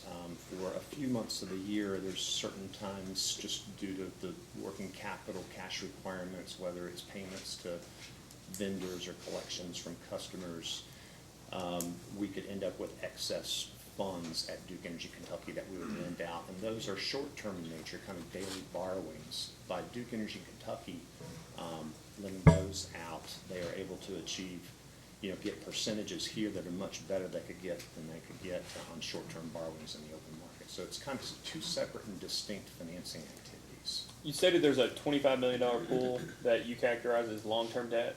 Correct. And that's categorized that way because it has it's longer than a year. Is that fair? That's correct. We have the ability and the intent to maintain this borrowing for longer than a year, so it allows us to use that as kind of a portion of our long-term debt needs. And that's a portion, and that's reflected in the capitalization of Duke Energy Kentucky? Yes. And do you know at what rate that technically that long-term debt through the money pool is borrowed at?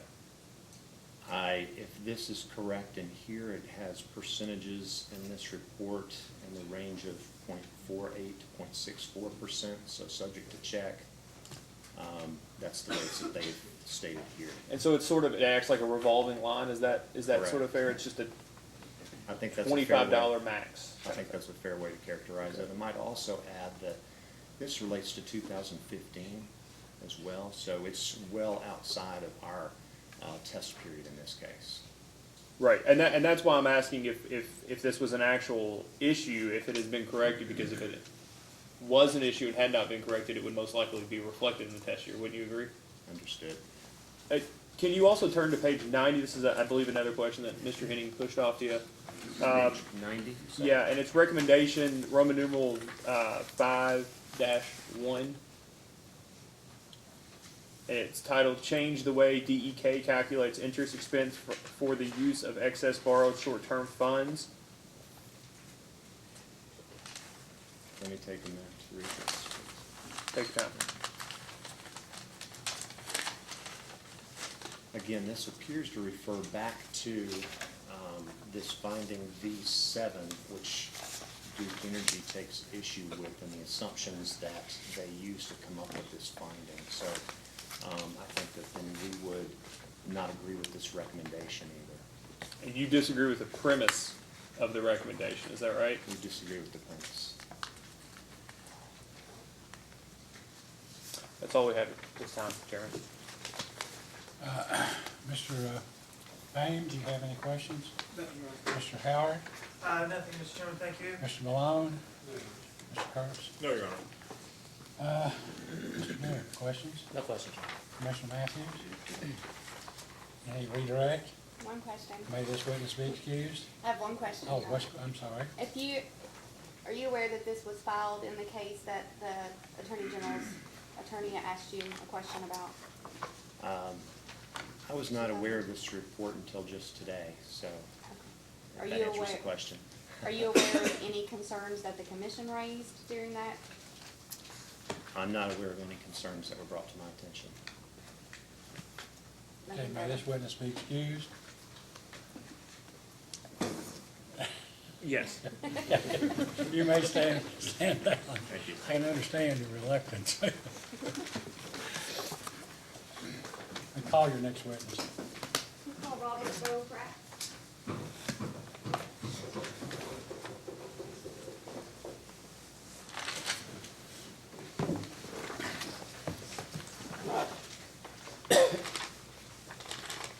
Please raise your right hand. Do you solemnly swear or affirm under penalty of perjury that the testimony you're about to give will be the truth, the whole truth, and nothing but the truth? Please be seated. Counsel, you may ask.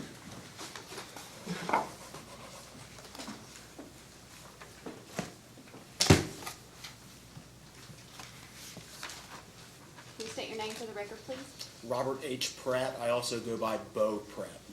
And where are you employed? I'm employed by Duke Energy. My title is Director of Regional Financial Forecasting. And what is your business address? 550 South Tryon Street, Charlotte, North Carolina. And are you the same Robert Bo Pratt that filed testimony in response to data requests in this proceeding? I am. And are you also adopting the data requests that were sponsored by Patty Mullins in this case? I am. And do you have any corrections to make to that testimony or data request responses? No, I do not. If I asked you those same questions today, would your answers be the same? They would be. Witnesses available for cross? Mr. Cook, Mr. Chandler? Thank you, Chairman. I just have a short, maybe just one, short line of questioning for you, Mr. Pratt. Do you mind to turn to page 10 of your direct testimony? Sure. I'm there. On line 19, you state, well, do you mind to read the first two sentences starting on line 19? Sure. As mentioned above, O&M budgets were supplied by the responsibility centers for 2017 and 2018 per the company's budget guidelines. The basis for the 2019 budget is the 2018 budget adjusted for various O&M expenses that are expected to diverge from general escalation assumptions. And would those O&M expenses include the O&M expenses included relating to the advanced metering that Duke implemented? They would, yes. Okay, so there are O&M expenses that are reflected in the forecasted test period in this case? There are. That's all the questions. Mr. Bain, questions? No, Your Honor. Mr. Howard? No, Mr. Chairman, thank you. Mr. Malone? No, Your Honor. Mr. Kurtz? No questions. Mr. Nam, questions? No questions, Your Honor. Commissioner Matthews? None. Any redirect? None. May this witness be excused? You may step down. Thank you. Call your next witness. Ron Schneider.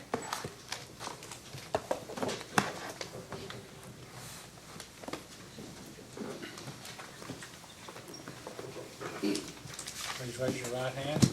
Do you solemnly swear or affirm under penalty of perjury that the testimony you're about to give will be the truth, the whole truth, and nothing but the truth? I do. Please be seated. Mr. DeCenzo, I assume you're going to ask, right? I am. Thank you, Your Honor. Mr. Schneider, would you please state your name, position with the company, and business address for the record, please? It's Donald Schneider Jr., General Manager of AMI Program Management. My business address is 400 South Tryon, Charlotte, North Carolina. Mr. Schneider, did you cause to file responses to data requests in this proceeding? Yes, I did. Do you have any changes or corrections to any of those data requests? No, I did not. And if you were asked those same questions today, would your responses then be the same? Yes, they will. And do you hereby adopt those responses as your testimony for this proceeding? I do. Thank you. Your Honor, the witness is available for cross-examination. Cross-examination, Mr. Chairman. Good afternoon, Mr. Schneider. Good afternoon. Do you have your data request responses with you? Yes, I do. Great. That'll save me a lot of legwork. Did you file data request responses in this case? I sponsored, yes, some. It caused to be filed. Cost to be filed. Yeah. And generally, what issue did those responses deal with? Questions regarding our AMI deployment in Duke Energy, Kentucky. And are you the author of confidential exhibit DLS-4 from case number 2016-152? Yes, I am. And would you agree that your confidential exhibit DLS-4 was the basis of the test year adjustment related to AMI in this matter? It was the details of the business case for the AMI program. And would you agree that the details of that business case were the basis for the company's test year adjustment to reflect savings in the due to the AMI rollout? So to my understanding, yes, there was data that was taken from that business case exhibit that is in the forecast test year. Would you agree that the test year costs for AMI are higher than the cost for most years for the project? I don't believe I agree with that, no. That the costs that are reflected in the test year, which include capital and O&M, are higher than the costs for the years outside of the test year going forward? Higher than the costs outside of the test year, Yeah. beyond the test year? Beyond the test year. Yes. That the test year, sorry, I'll rephrase it. That the test year includes more costs for AMI than the other years. Yes, that would be correct. And would you agree that savings from the AMI rollout occur in future years at a much higher rate than it does in the test year? Yes. Would you also agree that the company did include AMI costs in the test year? Yes. Do you mind to look at your the company's response to AGDR 140? And if you would like me, I can provide a copy. Number 40? 1-40. Yes. You have that in front of you? Yes, I do. And do you mind to look at those costs? And would you agree that these are the sort of costs, the smart meter gross investment, depreciation reserve, depreciation expense, those are the sort of costs that were anticipated in your DLS exhibits from the 2016-152 CPCN case? Not the exact numbers, but those are the types of costs? Those are the types of costs. Types of costs. And do you have your response to AGDR 173? I do not have that one, no. Okay. May I, Chairman? Yes, you may.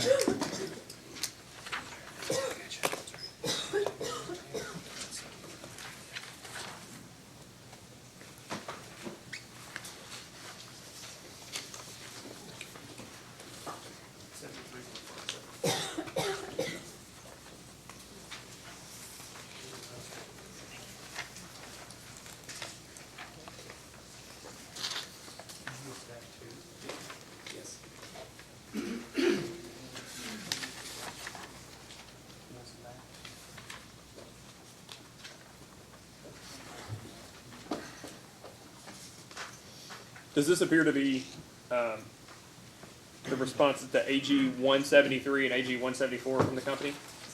Yes, it does.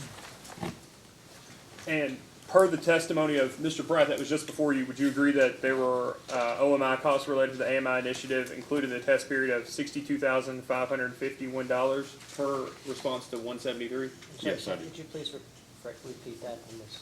Would you agree that there are O&M costs related to the AMI initiative, including the test period of $62,551 per the response to AG 173? Yes, I do. And looking at the response to AG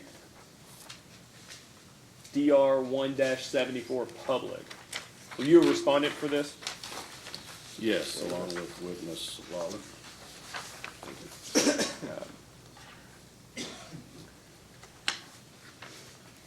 Would you agree that response B1 and B2 agree that there are other costs included in the test period related to the AMI project? Yes. Okay.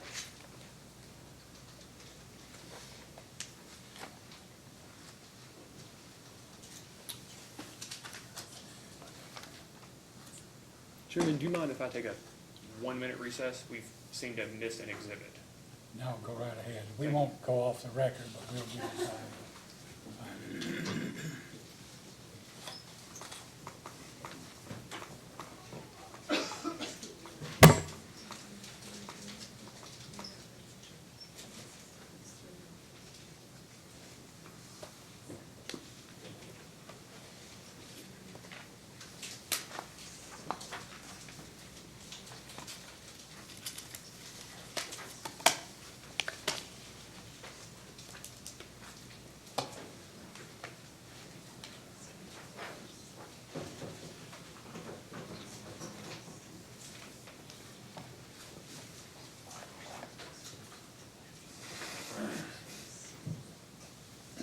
May I approach, Chairman? Yes, you may.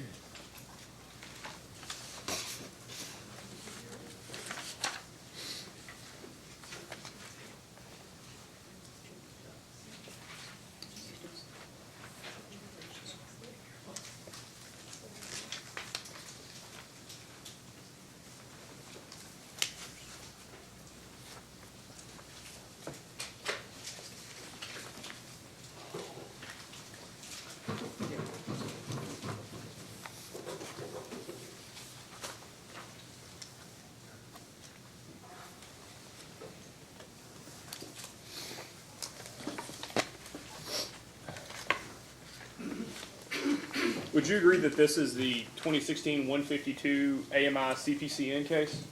Yes. And do you mind to look at page 4 of the settlement agreement that's attached to this order?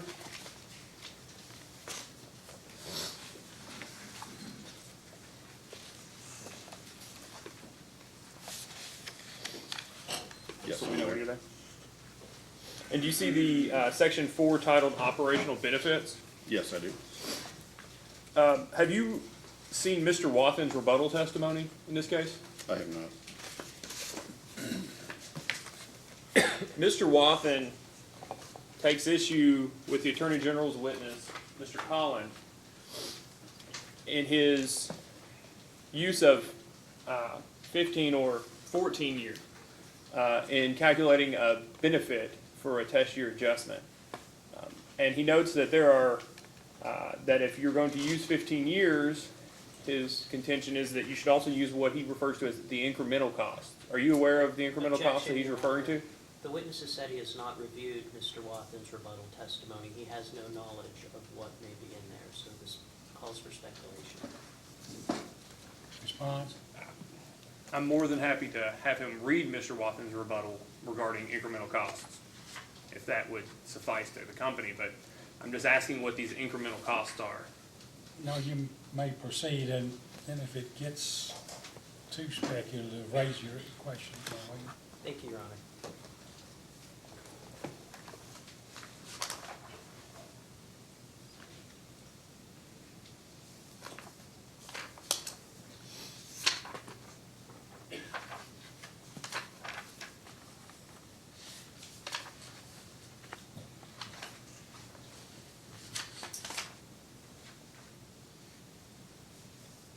So at one point, Mr. Wathen's rebuttal testimony, he mentions that the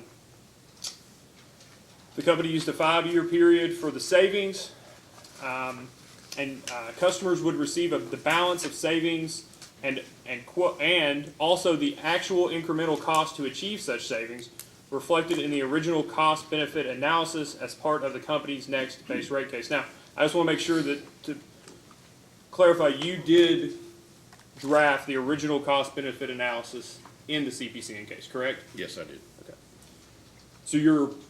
So that sentence is nothing that's going to surprise you, right? That's something you have personal knowledge of. Right. And he goes on to say, at that point, all of the savings and all of the incremental costs would be embedded in customer rates.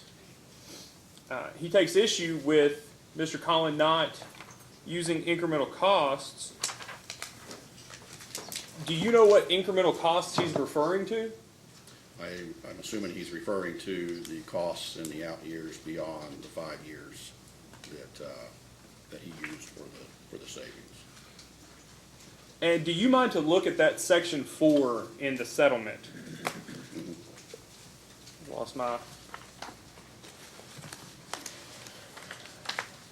Do you know where in that 4A for electric operational benefits the incremental costs are mentioned in calculating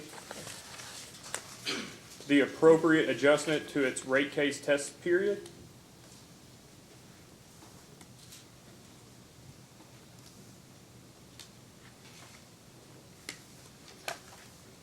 Ongoing costs of operations, number 2. And so you don't believe that, do you mind to look back at your response to DR 174? In B1, doesn't it note there that there are $490,000 in ongoing costs of operations in the test year? In the test year, yes. So is there anywhere in 4A electric in the settlement testimony that states incremental costs? I don't see that specific term, no. Did you appear in the 2016 152 case for cross-examination on your settlement testimony? Yes. Or no, excuse me, I don't think. On the CPCN case? Don't recall having settlement testimony. Did you appear for cross-examination at a hearing on that application? Yes. Thank you. Do you remember telling the commission and specifically Vice Chairman Cicero that Duke was committing to the benefit amounts that are shown in the cost-benefit analysis? Subject to check. Okay. Thank you, Chairman. That's all we have. Mr. Mahim, any questions? Mr. Howard? No, Mr. Chairman, thank you. Mr. Malone? Mr. Kurtz? No questions. Staff, questions? No question. Commissioner Matthews? None? Any redirect? No, Your Honor. May this witness be excused? You may step down. Thank you.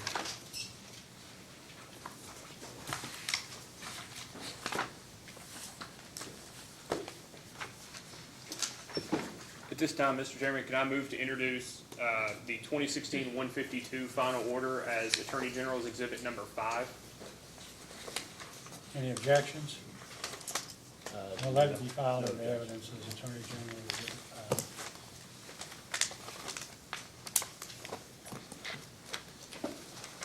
You may call your next witness. Thank you, Your Honor. For its next witness, Duke Energy Kentucky will call Joseph A. Miller, Jr.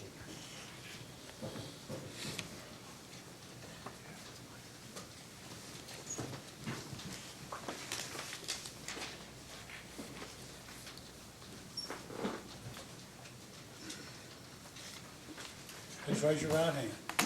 Do you solemnly swear or affirm under penalty of perjury that the testimony you're about to give will be the truth, the whole truth, and nothing but the truth? Yes. Please be seated. You may ask. My turn, Your Honor. Mr. Miller, did you cause certain responses to data requests to be filed in the record of this proceeding and testimony? I did. Do you have any corrections or additions or clarifications to that testimony? I do not. If I were to ask you the same questions today, would your answers be the same? Yes. Is it your desire and intent that those answers and testimony be incorporated in the record of this proceeding? It is. Your Honor, I tender the witness for cross-examination. Mr. Cook, Mr. Chandler, The Attorney General has no questions, Mr. Miller. Mr. Bain, Questions, Your Honor? Mr. Howard, Mr. Malone, staff, No, Your Honor. Commissioner Matthews. No. May this witness be excused? Yes, You sir. may step down.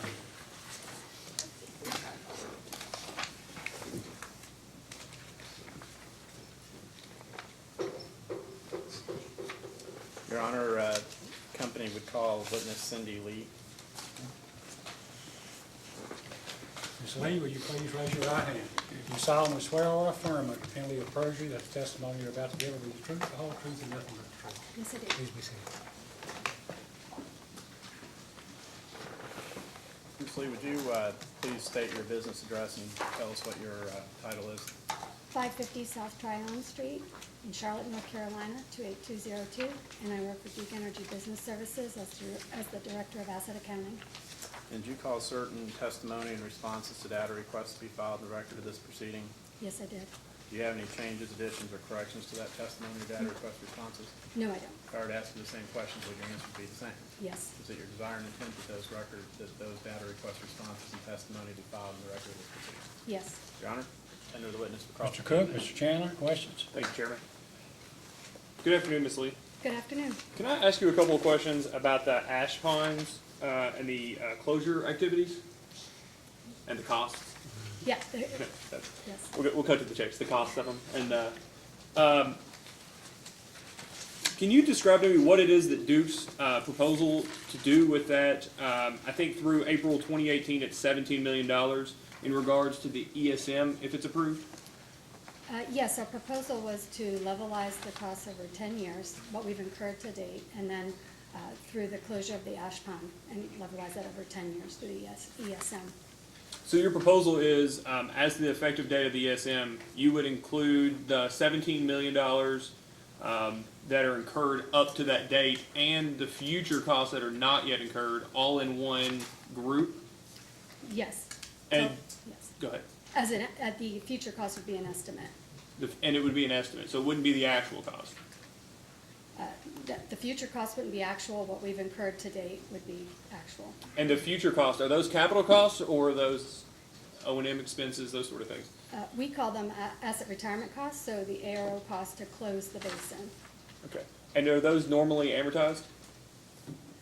Once they are accepted for recovery by the commission, yes, we would amortize them. And does the company have a problem with taking this is technically this ash pond closure amount and treating it separately for cost incurred up to the point of the ESM being initiated and then cost incurred after? For instance, could you take the $17 million that has been incurred up through April and amortize that over a specific period and then treat the cost going forward differently? Well, our proposal was in the best interest of customers and the company to levelize that over 10 years to avoid the lumpiness. If that, But you could incur you could amortize the $17 million over 10 years, correct? yes, yes, And you could amortize the amounts that you spend ongoing over a different time period, correct? as long as that is acceptable to the commission and to the company and customers' best interest, yes. And do you know of any legal requirements or accounting requirements that require the company to treat all of the costs the same, the future and the up to incurred, to amortize it over the exact same period? I do not know of any statutes, no. That's all the questions we have, Chairman. Mr. Bain, questions? No question, Your Honor. Mr. Howard? No, Mr. Chairman, thank you. Mr. Malone? Mr. Kurtz? No questions. Staff? Yes, Your Honor, thank you. Good afternoon, Ms. Lee. Good afternoon. Regarding the amortization of the Ash Pond Arrow that you're proposing to be levelized over a 10-year period, is that correct? Yes, Okay. But the estimated remaining life of the East Bend station is 23 and a half years, is that correct? yes. Okay. I know you've explained it in certain responses to discovery, but why the distinction between, or why the difference between a 10-year levelized amount recovery for the Ash Pond Arrow expense and not the 23 and a half year for the estimated remaining life of the East Bend station itself? Yeah, so there are two different activities. The closure of the ash pond should finish up by 2021, I believe it is. And our proposed, and then the life is the 23 years of the East Bend. Remaining life is 23 years for East Bend. Our proposal of the 10-year was to, in the best interest of the customers as well as the company, to recover those costs over a reasonable period of time through the ESM. Okay, so it's a balance of both A balance of ratepayer those two and things. the company. Yes. As opposed to if you extend it out for 23 and a half years, it would be lower. It was just a matter of when you recover it. You recover over a longer period of time versus a shorter period of time. Correct.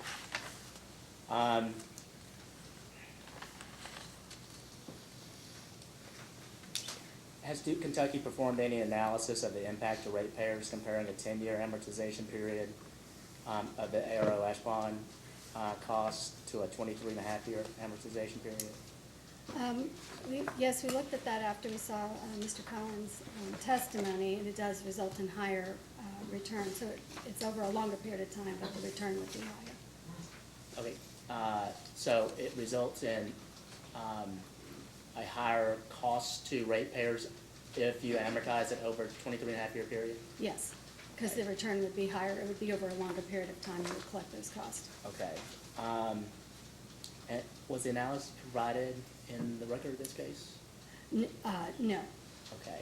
we can provide that. So, yeah, as a post-hearing data request, could the company provide that analysis comparing the 10-year versus the 23 and a half year Yeah. amortization of the Ash Pond Yes. Arrow? Sure thing. Okay, thank you. Those are all my questions. Commissioner Matthews, questions? Any reiterate, Mr. Sanford? No questions, Your May Honor. this witness be? Can I ask one more? Yes, you may. Going to the questions that Mr. Nguyen was just asking, the company's proposal, again, is to include that, to take the as incurred $17 million amount and the anticipated or estimated amount to be spent. Yeah. And that is amortized over 10 years with carrying charges, correct? Yes, So the portion that has not yet been spent is part of the part of the lump of money that is having carrying charges occurred on it, correct? yes, but not until the month that they are incurred. So you don't begin accruing carrying charge until you spend that cash. Okay. So we wouldn't have calculated that until the month it was incurred. So you amortize that unspent amount, but you don't accrue carrying charges on it yet? Well, we have the cash flows by year, and we would include a carrying charge. If that money was supposed to be spent in 2019 or 2020, we would have included a carrying charge from that point forward. Okay. Thank you. Any further questions by anyone of this witness?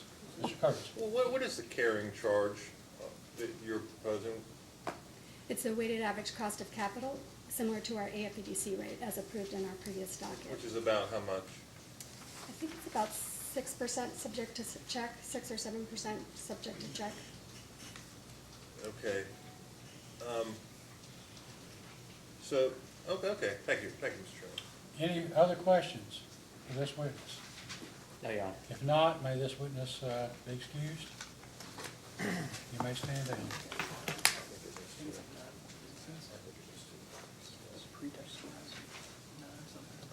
Sanford, you have another witness? Yes, sir, Your Honor. We'd like to call John Swez to the stand.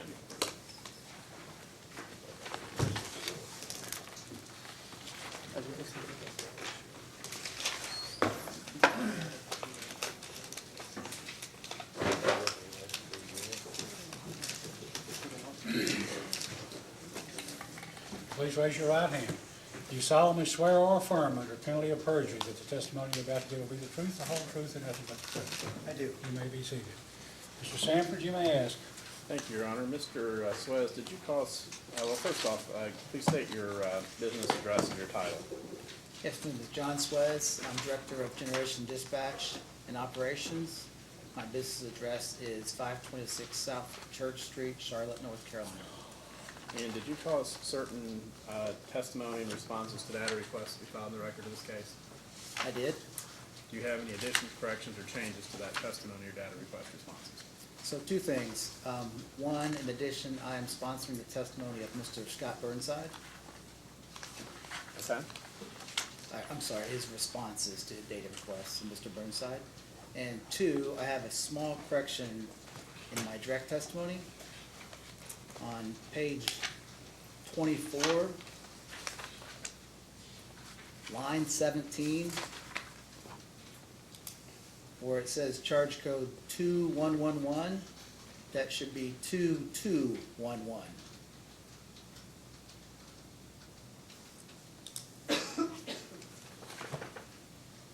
With that variation, if I were to ask you the same questions that you were asking Mr. Burnside were asked, would your answers be the same? Yes, they would. To your desire and intent that the testimony and responses to that request that you're sponsoring be incorporated in the record of this proceeding? Yes. Your Honor, tender the witness for cross. Mr. Chandler? Thank you, Chairman. Mr. Swez, I was just about to ask you if you meant 2211 or 2111 on that PJM billing code. Thank you for that. You mentioned the Black Start capability in your testimony at the bottom of page 12. Isn't that correct?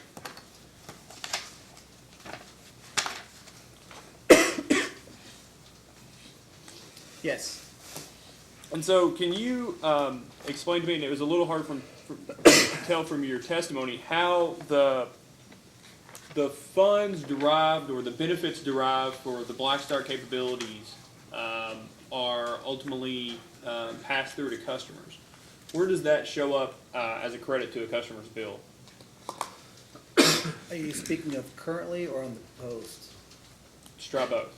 Okay, so first of all, Black Start, that is a reimbursement of costs the company has to make the units, and I'm speaking of the 2 units at Woodsdale Station, to make them Black Start capable.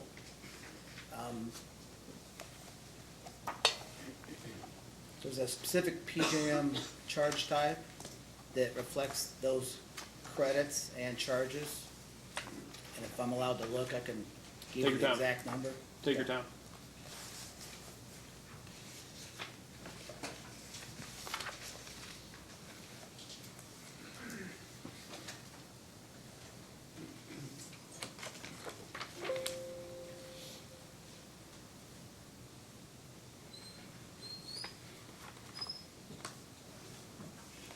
So it's charge code 1380 and 2380.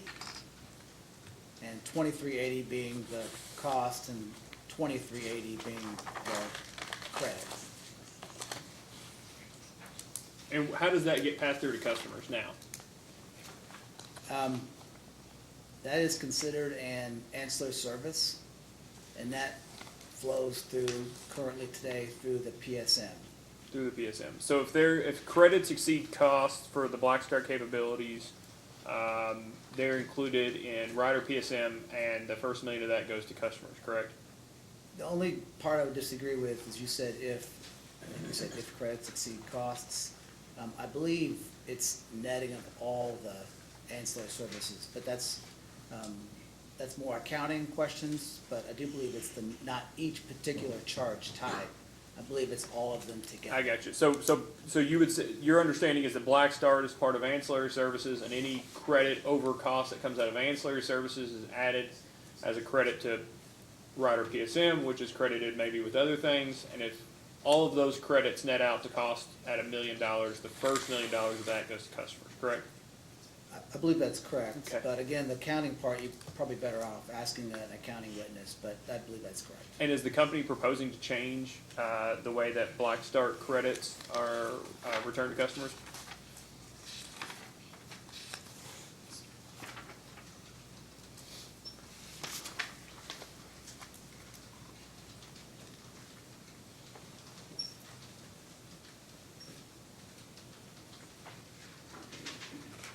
So if you look at, I believe it's JDS Exhibit 4, which is the allocation of the billing line items, the proposed billing line items.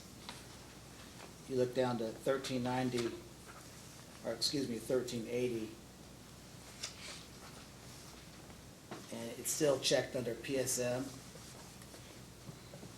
And Black Start is a non-fuel ancillary service, meaning it doesn't require fuel to maintain that capability. So no, I don't believe it changes. How were the two Woodsdale, how did the two Woodsdale units become Black Start? And very generally, I'm just curious. Okay, so I believe the history is in two different stages. So Duke Energy Ohio has to, in a certain region, there must be a certain number of Black Start units. So I believe when Duke Kentucky entered PJM, one of the units was a Black Start. And then I believe because all the Woodsdale units in reality could be Black Start units, I'm not sure if PJM did an RFP or was looking for additional Black Start units in the area, but we basically put a request in to say that we're able to provide additional services. They selected us, and now we're getting that compensation for our customers. Was there any capital that had to be invested in order to make that a Black Start unit? Originally, certainly. I don't know about the additional unit that was added. I don't know if there was any additional capital at that point in time. And do you know if that capital came from Duke Energy Kentucky? I'm sorry, could Do you know if that capital originated with Duke Energy Kentucky? Yeah, I don't understand that question, and that's probably a better question for an accounting witness. Yeah, did Duke spend the money to make it a Black Start unit, I guess is my question, or did somebody else come in, did PJM come in and pay for it to be a Black Start unit? I'm sorry, Duke spent the money to make a Black Start unit. At some point in time, yes. And is it your understanding that Duke donated that money, or Duke is requesting recovery of that through rates?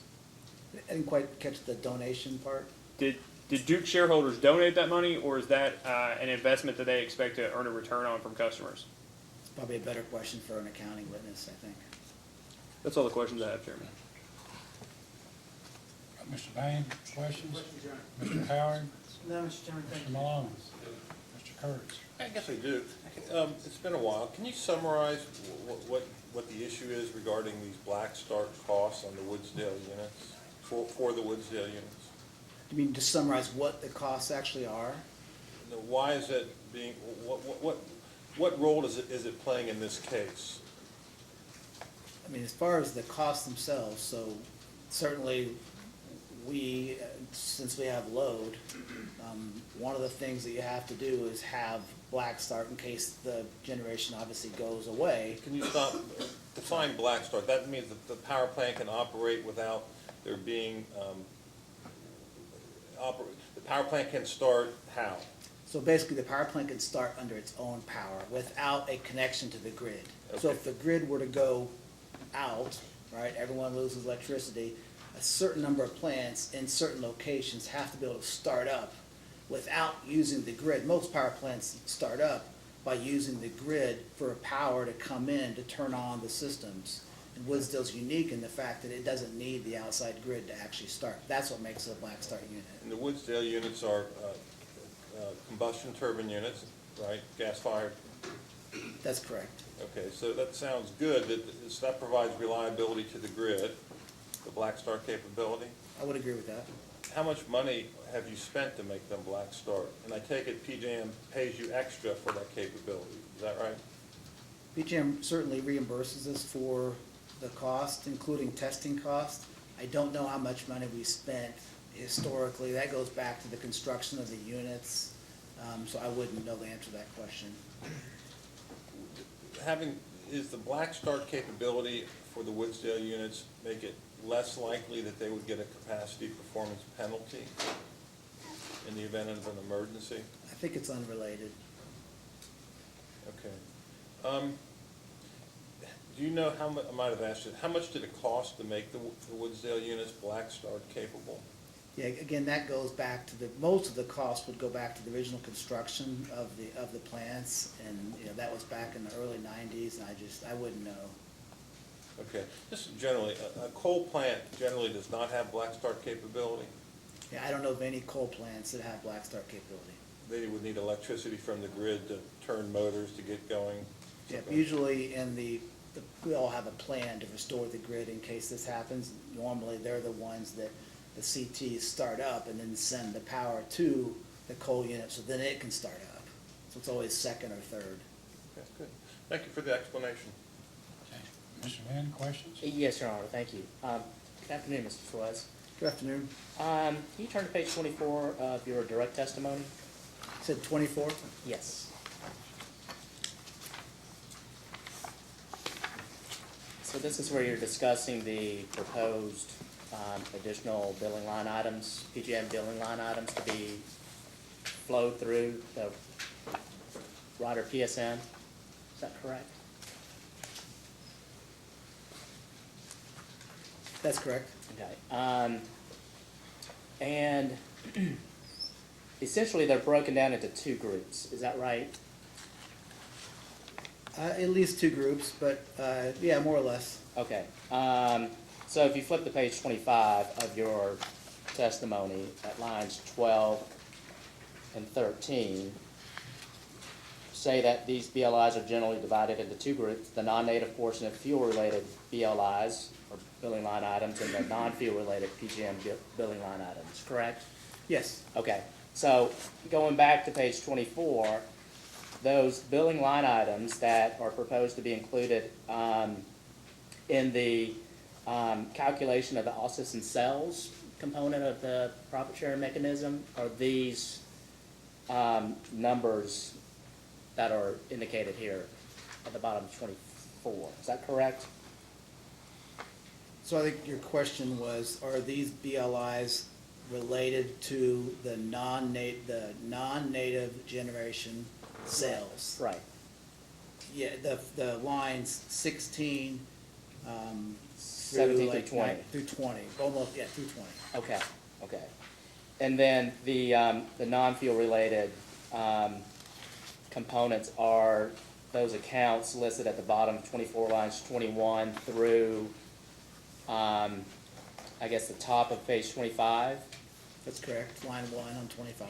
Okay, and then there are this other portion where you mention at the top of page 25 the BLIs to be included for load response and emergency load responses. So those billing line items are also non-fuel related? Yes. Okay. Yes. Okay. And as you were explaining earlier to Mr. Chandler with respect to the netting out process, so there's categories of costs that are netted. Is that correct? Yeah, In calculating in the whether current calculation you're speaking of?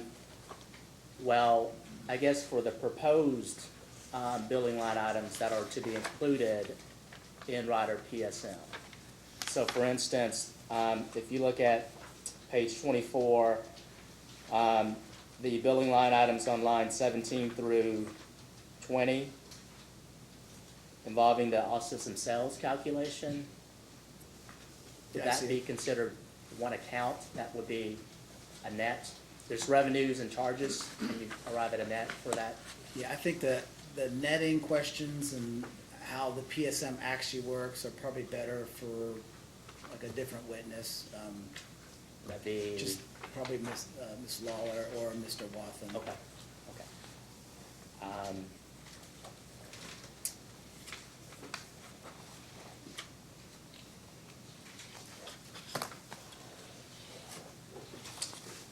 Those are all the questions I have. Commissioner Matthews? Any redirect? Just a couple, Your Honor, if I could. And Mr. Slow, this goes back to the question of the Black Start capability. You said that 2 of the units at Woodsdale currently have Black Start capability, correct? That's correct. And I think I heard you say this earlier, but was that capability part of the original construction of the units? I believe there's certain parts that made them capable, and the majority of the components, to my knowledge, were related to the original construction of the units. Okay, and when those units were originally built, who was the owner? Cincinnati Gas and Electric, I guess now Duke, Ohio. And so when did they come into the possession of Duke Energy Kentucky? I believe that was 2006, approximately. Thank you, Your Honor. Can I just add a couple Mr. follow-up? Croce, yes. Thank you. How many units, combustion turbine units, are at the Woodsdale site? There are 6. Okay, so the idea is, if there's a blackout, 2 of the units start up with Black Start capability that would then allow the other 4 to restart? In reality, what probably would happen is, and again, every blackout is different, right? So we have, the transmission group keeps very detailed, long, big plans, but they plan for a scenario, and it could be a number of scenarios. But what would in reality probably happen is you bring on one unit, and there's nowhere for that power to go, so you would probably bring on a unit, and you would feed that to another unit, and then you gradually bring on the other units over a course of, hours. It wouldn't be, you wouldn't bring on all 6 and then do something. Because you gotta gradually reinstate the grid piece by piece. Okay, and then once those 6 units are operating, the coal plants are not yet operational, correct? So once you turn on that Woodsdale unit, so now the unit can produce, say it wouldn't produce a whole lot in that example, 1 megawatt, 2 megawatt, 3 megawatt, because the coal unit on the other side of that transmission line will be consuming 1, 2, or 3 megawatts.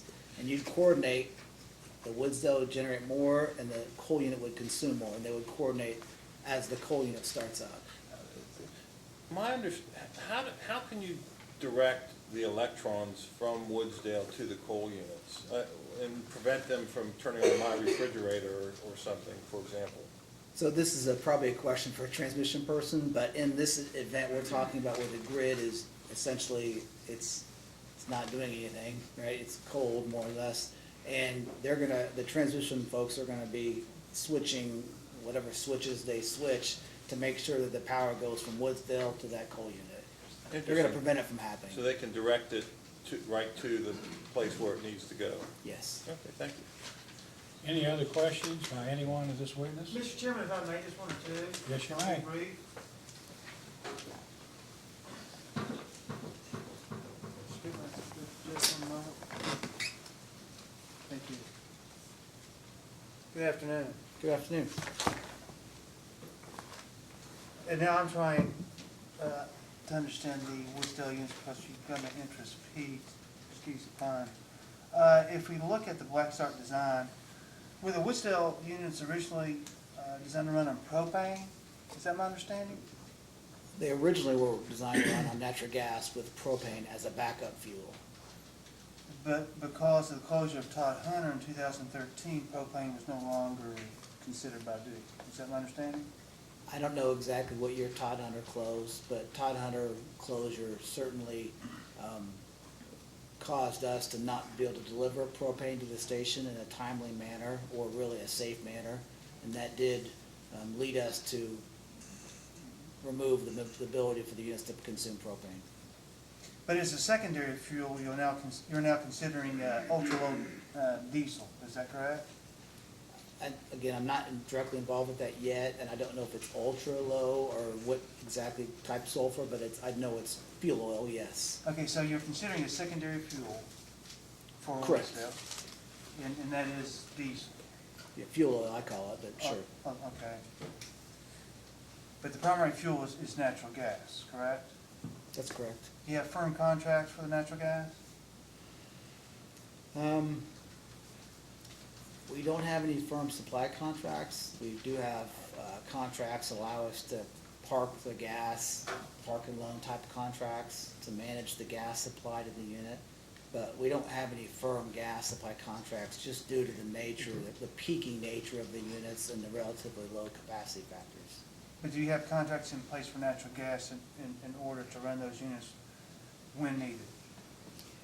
Well, again, they're not guaranteeing delivery, it's non-firm delivery. But yes, we have contracts in place that allow us to consume gas and pay for it and to sometimes park the gas on the pipe if we, burn more gas than we anticipated. Going back to the secondary fuel oil, we'll use your terminology,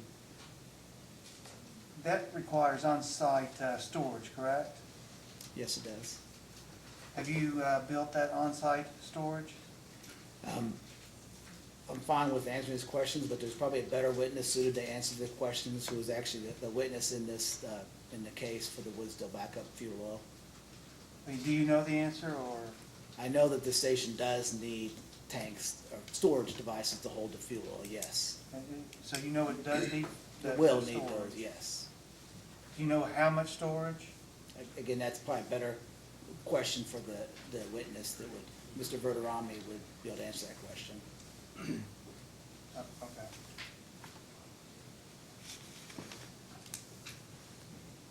That's all I have, Mr. Chairman. Thank you, sir. Sure. Any other questions of this witness? Your Honor, it's been most informative, but I don't have any more questions. Disappointed. Mr. Sanford. May this witness be excused? Yes, sir. You may stand down. Thank you. Your Honor, we propose to call Mr. John Verderami next.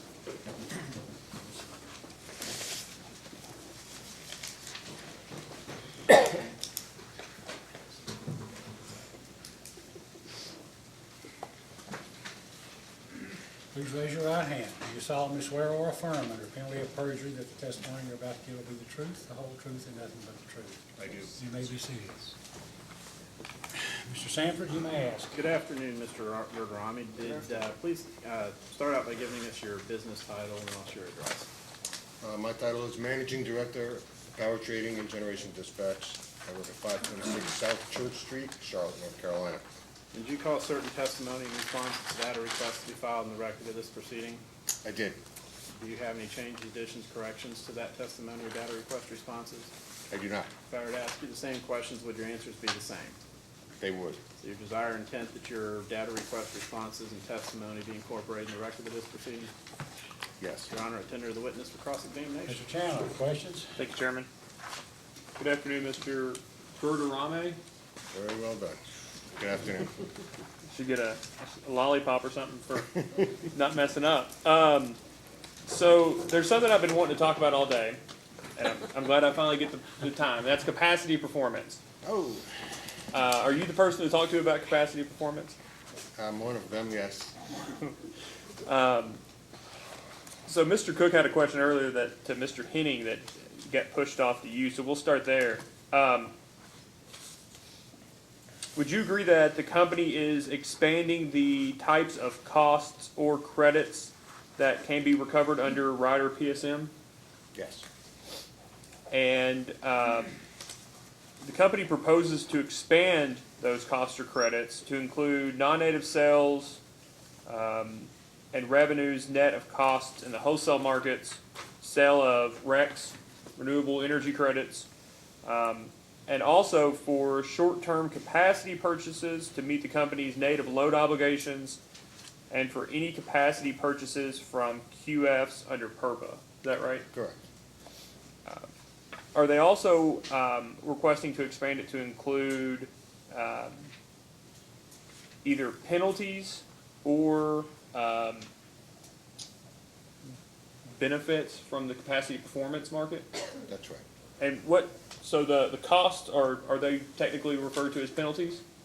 I see them referred to as assessments, non-performance assessments. You know, colloquially, maybe they're referred to as penalties.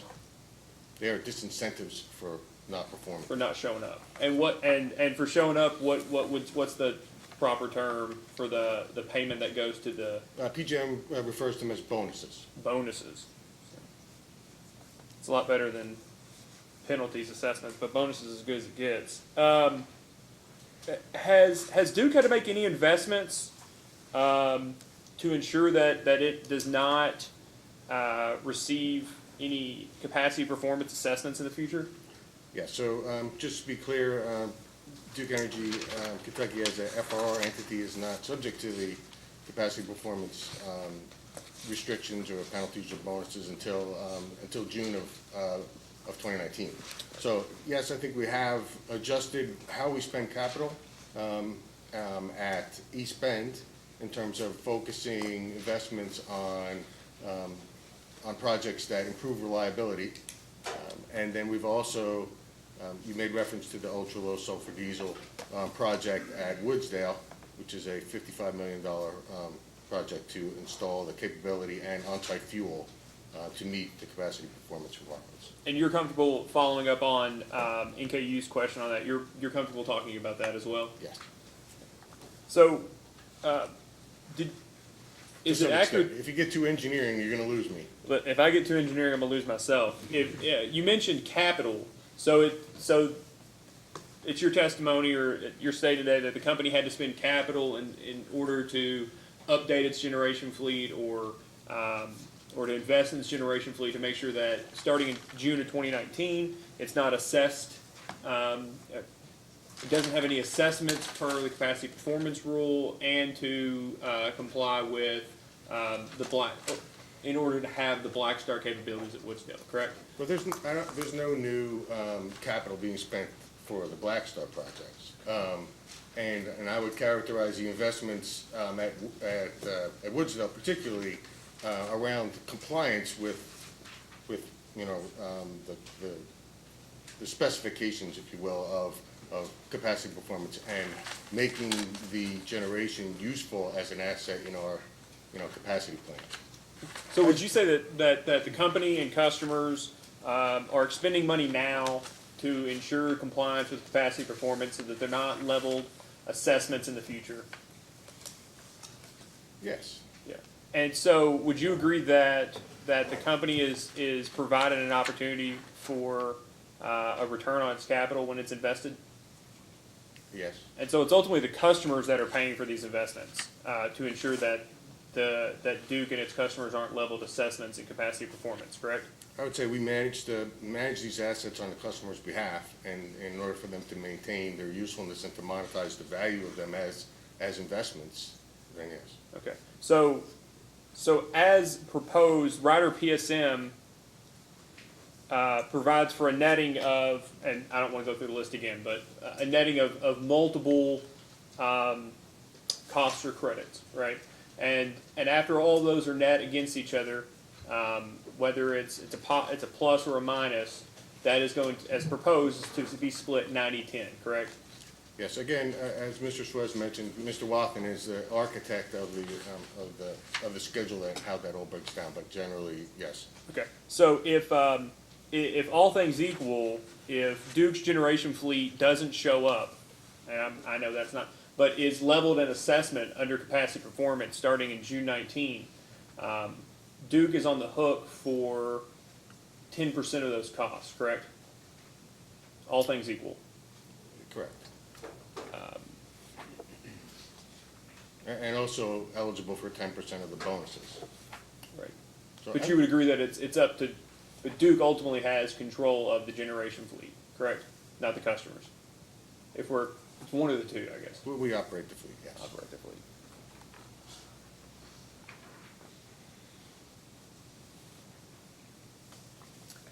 You discussed in your testimony how the capacity performance bonuses are calculated. Is that correct? Correct. Do you provide testimony on how the capacity performance assessments are calculated? It should be in there as well. The bonuses and assessments are a zero-sum game. All the assessments that are collected by PJM are for underperformance in any given hour are redistributed to units that overperform during that same hour at PJM's direction. So it's a redistribution. Those who didn't show up pay those who did. Exactly right. And so it's just the inverse calculation then of the bonus. If I couldn't find it, it's essentially the opposite. You know, there haven't been any assessment hours to date, so we haven't seen the, you know, how that would exactly work. And there are some terms in there that may not make that completely net out, but in theory, that's the way it's supposed to work.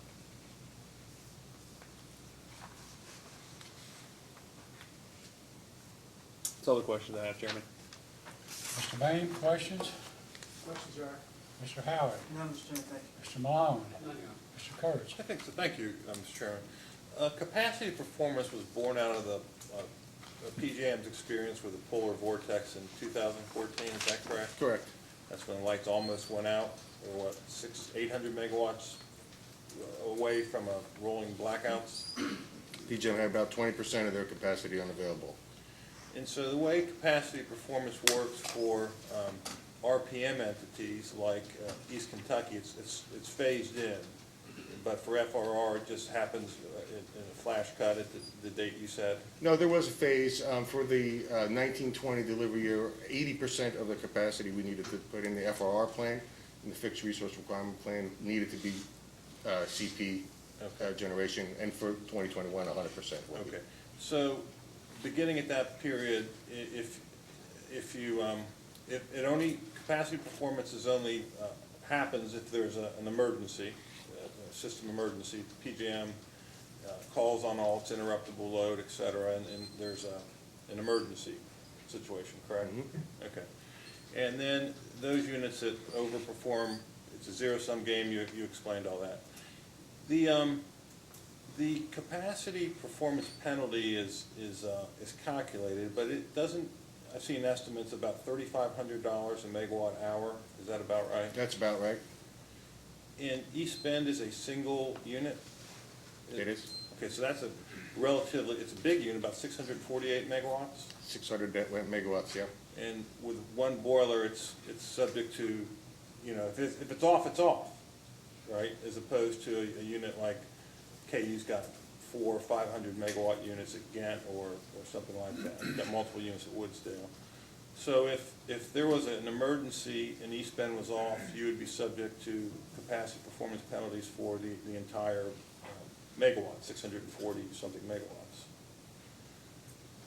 If it were online, not all those 600 megawatts are dedicated to the capacity performance. So some certain amount of them, generally the unforced capacity part of it, roughly, you know, in any given year, 5 to 10% of that would be online. As you said, it's binary. They would be online and eligible for bonuses. So the inverse relationship is really, if the assessment hours have been distributed kind of over a long term, say if it's a 10% forced outage rate, nine of those assessment hours, the unit's going to be online receiving bonuses, and one, it's going to get a penalty. But if you got a penalty on a single boiler large unit, it could be a large penalty. Okay. So the math would, and is it calculated against the ICAP or UCAP? What did you say? It's calculated against the committed capacity. Okay, that's the megawatt nameplate rating minus the forced outage? But actually, whatever is committed to the capacity market, whatever was sold in RPM world, it's however many megawatts cleared the auction. Right. In the FRR world, it's however many megawatts we actually put into our FRR plan. So if we only use 500 megawatts, then only 500 megawatts would be under penalty. But all 600 megawatts would be eligible for bonus.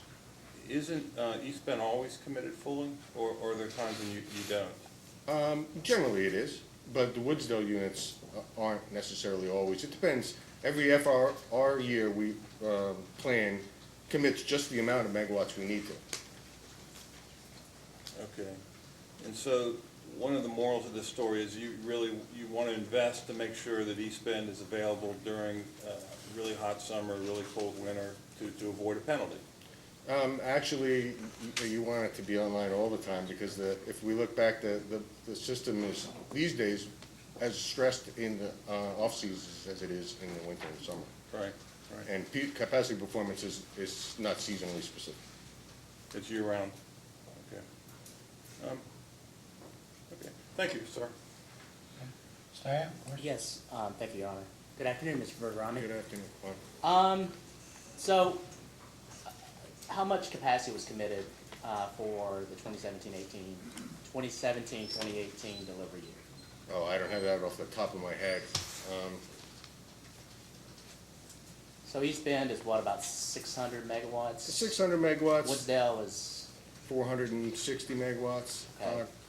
Again, you know, subject to the UCAP haircut on the performance from the previous year. okay. So, Most years, we commit most of the generation within, you know, maybe 10 to 40 megawatts of excess. So it's really just a function of changes in the load forecast and changes in the forced outage rate. okay, so, I don't want to put your feet to the matter or anything, but around 1,000? Let's call it 1,000. Okay. Can you turn to, and you mentioned that there's a phase-in of, or PJM has a phase-in of the capacity performance for, is that only for FRR entities? No, it was primarily for the non-FRR entities. It started at, I believe, 60% of capacity in the 16-17 delivery year needed to be CP, and then ratcheted up through 18-19 to 80%, and then full compliance in 2021. Okay.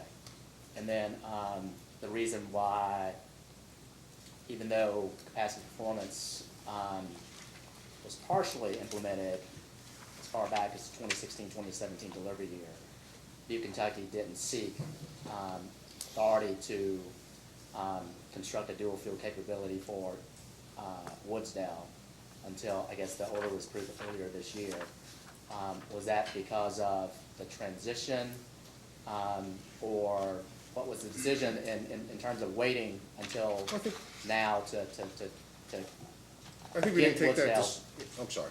Yeah, to get Woodsdale CP compliant? Yeah, I think we knew from the original order when our compliant date was gonna be, and I think we took that time to make a considered decision on the options. And that's, you know, we didn't go into it thinking that ultra-low sulfur diesel was going to be the only solution. There was a whole, there were many other options we looked at. That turned out to be the most cost-effective. Okay, so, for 16-17, did Duke Kentucky sort of held back some of the available megawatts, from, that could be generated from Woodsdale? No, Due to the potential exposure to CP penalties? No, we couldn't offer them. There are rules around an FRR entity's ability to offer megawatts into the RPM construct. You need a certain threshold of excess megawatts without too many megawatts, so there's a sweet spot there. And so likely for that, I don't have it in front of me, for likely for that delivery, we didn't make the 3% threshold that would give us the ability to sell any excess megawatts if we had any. And as I said, we generally don't have very many. Okay. Can you turn now to,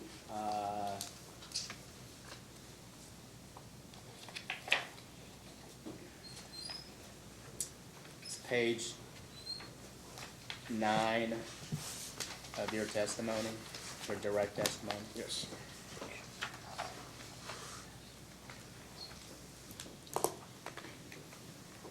I'm sorry, that should be, page 8.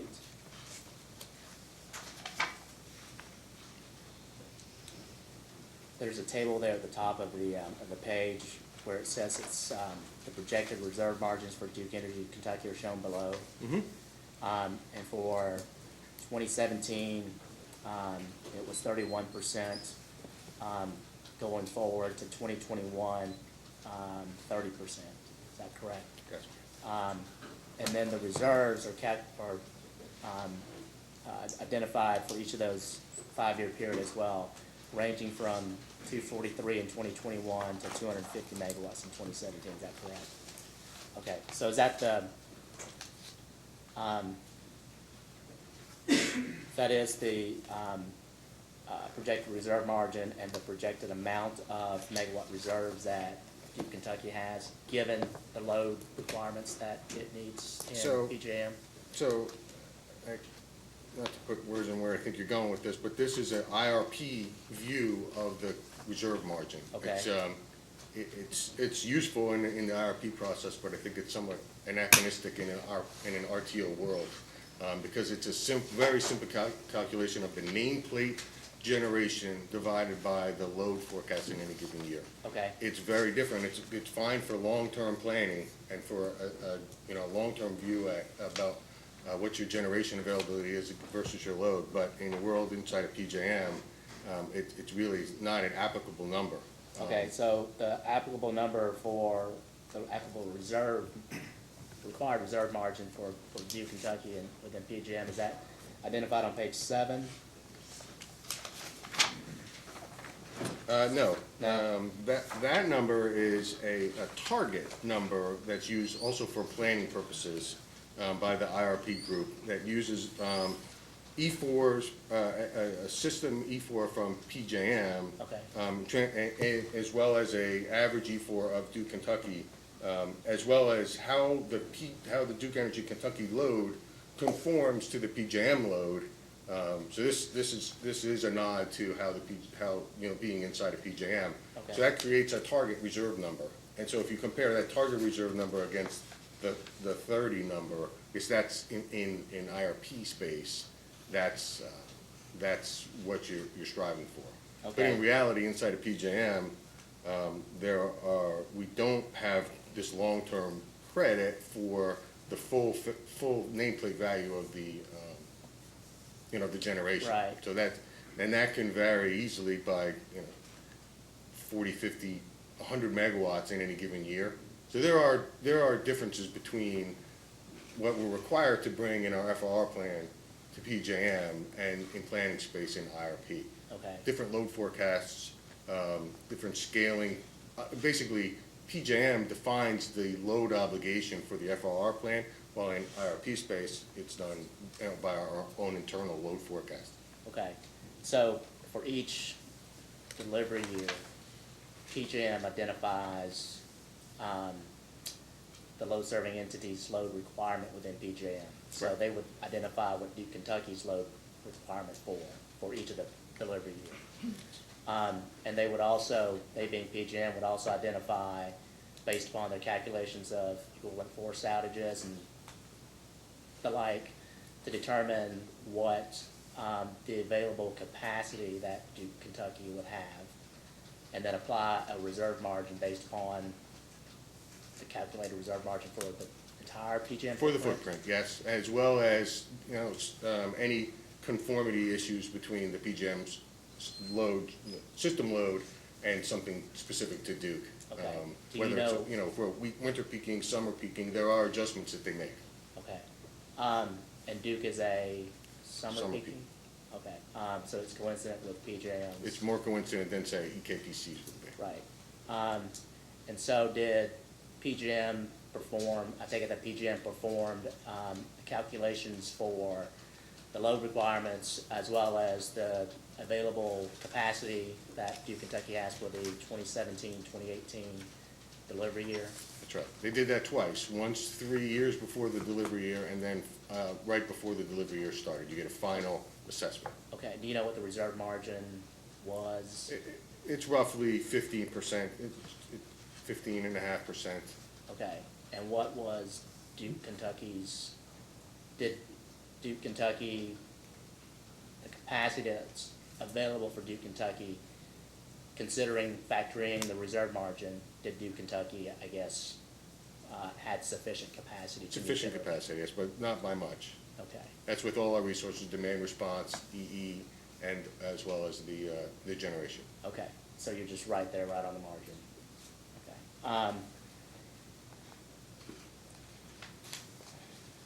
Do you know if that's been provided in the record of this case or not? I do not know if it's not in my testimony. As a post-standard data request, could I request confirmation if it has been provided and directions as to where we can find it? Absolutely, we can get that If for not, you. then could Duke Kentucky provide it? The nuance there is how many years would you like? Just at 16, 17? Yeah. Or 17, 18 rather? 2021. They project out forward, going forward as well, correct? But you mentioned that they do a 3-year, it's a That's right. 3-year plan? The How about 3-year plans are projected, and then there'll be some actual and projected. I think that's Let's- probably the best view, is the actual that we looked at 3 years before, as well as what the final looked like? Well, let's do it 3 years before and then 3 years forward. That's okay. And then, can you turn to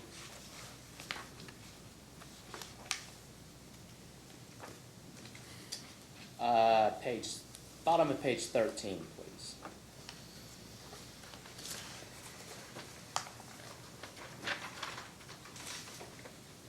This is discussing the base residual auction for the 2020-2021 delivery year. Mhm. That was conducted last April?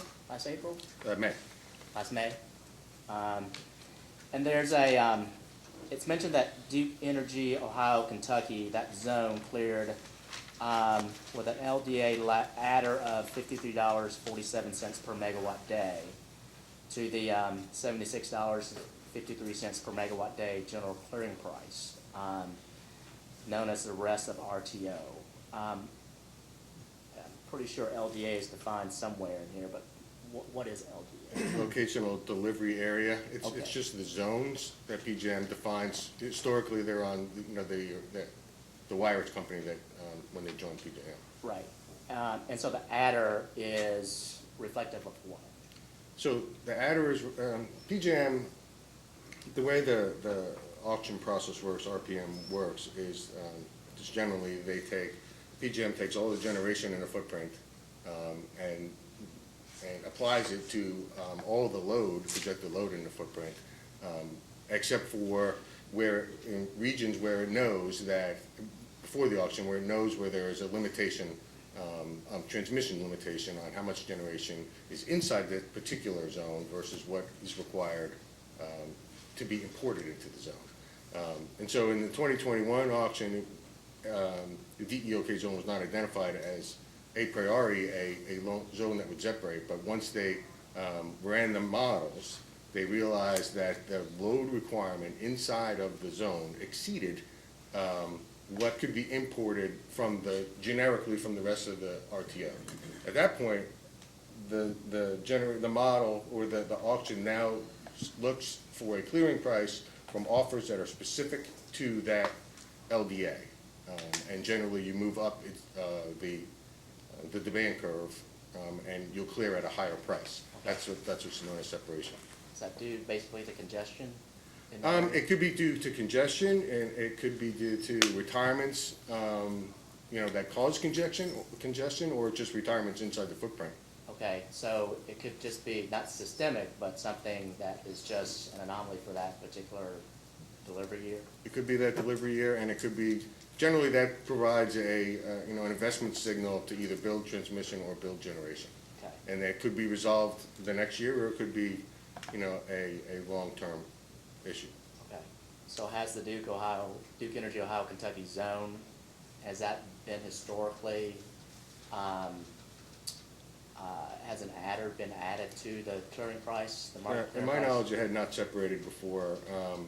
The ATSI zone, the first energy zone in Ohio, did separate several years ago.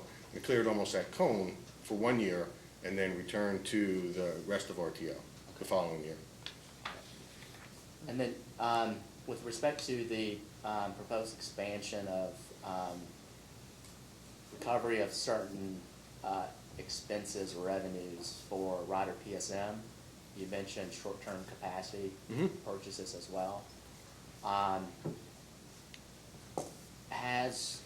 know you mentioned it in your direct testimony that there have been occurrences in the past where Duke Kentucky had needed to go out and purchase bilateral short-term capacity.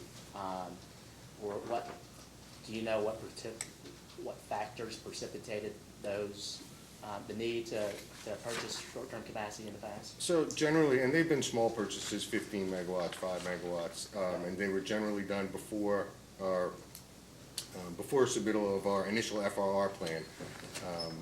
And they were mostly driven by changes in forced outage in the previous year that would cause a deficiency or a projected deficiency in the.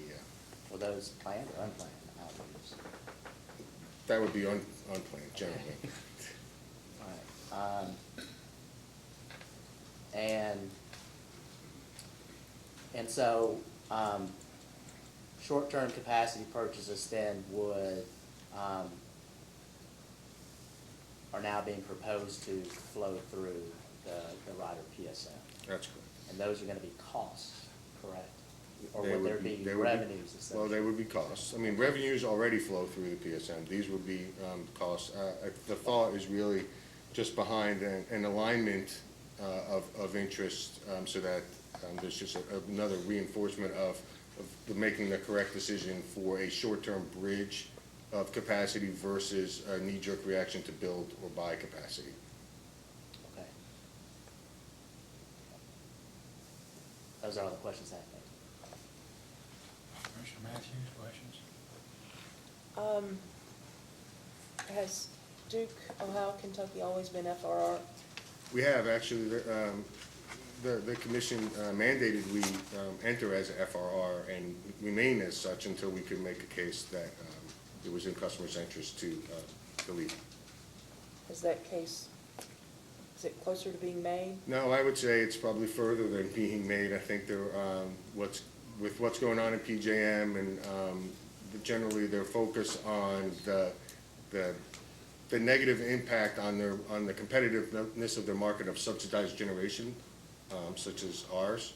I think there's are more risks these days for us to go to RPM and potentially be in a situation where customers don't get credit for the generation through the capacity market, but also simultaneously need to pay, the load needs to pay. Even though you're FRR and not RPM, and I think this was maybe a nuance that not everybody got when it came out, you're still subject to the capacity performance. Oh, absolutely right. Because originally it was, oh, this is to make sure all those people who clear in the market show up in the market, but it also comes down to an FRR customer as PJM's well. argument was that if they didn't hold the FRR entities, then there was a free ridership there in the enhanced reliability that CP was going to provide for the footprint. And your unforced capacity, or UCAP, is close to the predicted load, Yes, about give or take, 50%?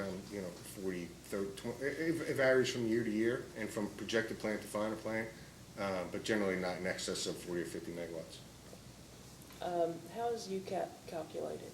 And how is it different than that IRP calculation that you So talked UCAP, about? PJM assesses the forced outage rate or the performance of the unit if in the previous, I believe it's October to September period, and snaps a line there and says your forced outage rate was 10%. It applies that 10% to the prospective planning year.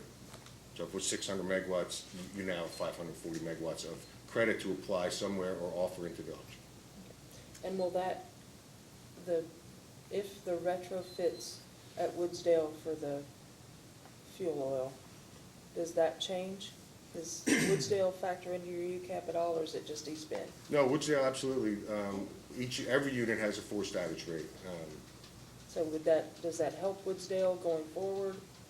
I think generally if the unit's gonna be unavailable, in a forced outage condition, it's not gonna be around the fuel. Probably not fuel? Yeah, the fuel, the ultra-low sulfur diesel is specifically designed for periods when gas is not available, because we don't have firm contracts Right. for gas, because they're not cost-effective.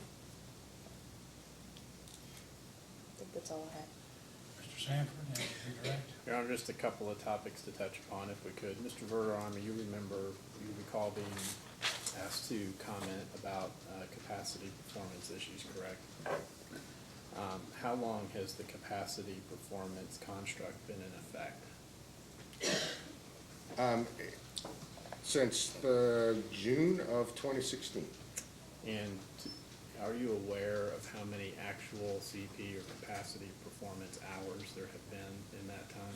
Yes, to date, there have been no capacity performance assessment hours. Okay, let me ask you a little bit about the rider PSM. Staff asked you a question, I believe, as to whether or not any capacity purchases would flow through the rider PSM, but what would happen if there were any capacity sales? Yes, capacity sales would also flow through PSM. Okay. And then I believe you were also asked a couple of questions regarding the FRR status that the company currently has.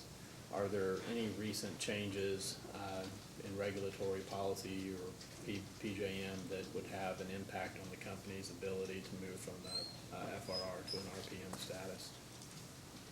Yes, as I was mentioning earlier, if the PJM rules were to change such that the minimum offer price rule was applied more directly to Duke Energy Kentucky, then that would put at risk our ability to monetize the value of the generation. In fact, currently, there was a DC court remand of PJM's exemptions to MOPR that we kind of had relied on if we were ever to go into PJM.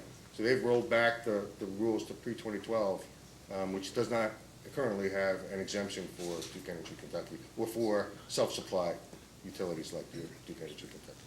Okay. And could you just briefly maybe explain the minimum offer price rule a little bit? Yeah, the minimum offer price rule is designed to mitigate some of the price suppressive effects of subsidized generation in the market. And the way it's applied is that there are class of generation reference prices applied to units that have not cleared in RPM auctions. And the effect really is that if you were a subsidized generation, maybe I'll start this way, if you're a subsidized generator and you're receiving payments for your generation from customers, the worst thing you want to do is miss an auction. So they are incented to be price takers and to offer at zero.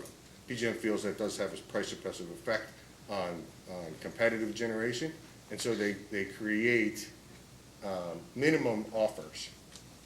So if the offer is going, it doesn't allow a market participant to sell and be a complete price taker. They are supposed to be representative of the cost of that generation. Mr. Verderami, I believe that if the company were to switch and become an RPM entity, that would require commission approval. But assuming that were to happen, what would be the length of time that it would take to make that transition according to PJM's rules? So we would have to, we are just this week notifying PJM that we intend to be an FRR entity for the 21-22 delivery year. So sometime before April of 3 years prior to the delivery. So it would be at least a 3-year delay even once you had commission approval. Okay, thank you, Your Honor. That's all the questions I have. Any questions? Thank you. Thank you. The RPM world versus the PJM world for purposes of reserve margin. The IRP world, Integrated Resource Plan, you take the nameplate capacity to start with for the supply? Yes. Okay. And in the PJM world, the nameplate capacity less the forced outage to get the UCAP. So if you've got a junky old unit that's rated at 100 megawatts and it's broken down 30% of the time, it's 70 megawatts. Correct. And if you've got a wind generator rated at 100 megawatts, it doesn't get 100 megawatts of credit because you never know when the wind's going to show up. It's like 30% of that. Right. There's a mandated capacity factor. Isn't it like 30%? It's like 30%. And for the IRP, Integrated Resource Plan world, which are filed here every 3 years? Yes. It's the single coincident peak predicted? You might be getting a little out of my depth on that, on the actual. In the PJM world, it's the 5 coincident peak, the 5 CP that denotes your capacity responsibility. Those are the 5 highest hours in the summer. I'm sorry, I can't speak to that. MOPR and the PJM Market Monitor doesn't like regulated states being in the RPM PJM world, does he? I would say he doesn't like the price suppressive effect. The Market Monitor considers power plants that are in rate base to be subsidized, doesn't he? Essentially? Yes. And so. But that's also why the FRR construct exists, so I wouldn't say it's a prejudice against regulated utilities, it's a prejudice against subsidized units. Well, I don't consider a power plant rate base to be subsidized, but I know some people do. But Kentucky has 3 utilities in PJM. East Kentucky is an RPM entity. Right. And right now, there's a debate within PJM, and they're submitting it to FERC, right, as to whether you're going to have this expanded MOPR, which would capture rate-based power plants, or versus that 2-stage auction proposal of PJM, correct? Correct. So if PJM goes with the expanded MOPR, it would be much more difficult for a utility like Dominion, like East Kentucky, to remain RPM within PJM, if they want to build new generation. Would you agree? I think it's all gonna be, how the rules are crafted and whether it's existing generation or new generation only, or whether you've cleared an auction. You know, Joe Bowering, Market Monitor, as you said, has some pretty strong opinions. They tend to be at the extreme, and generally his proposals don't go down without a fight. Is he proposing that existing generation that's cleared would be subject to the MOPR? One of his proposals is that all generation would be subject to MOPR, yes. Okay, so essentially, if you're a regulated utility and your power plants are in rate base, you would not be able to use those power plants to satisfy your RPM responsibilities. That's the risk. That is the risk. You'd have to pay, your customers would have to pay for the power plants in rate base, plus pay RPM capacity to meet the capacity Now, responsibility. PJM's stated proposal in these repricing strategies is to accommodate state actions. Right. But again, the IMM is more of a purist on the market side. But not as to renewables. No, not renewables. Okay, just or nukes. Fossil power plants, right? When do you expect PJM to make a rule, come down with it, or excuse me, FERC to come down on which proposal it's going to accept? I believe that the space they're in now is PJM needs to make a compliance filing to remedy the remand of the NRG case. So I couldn't say what the timing is. I know it's a fairly contentious issue, and it's going around in the stakeholder process.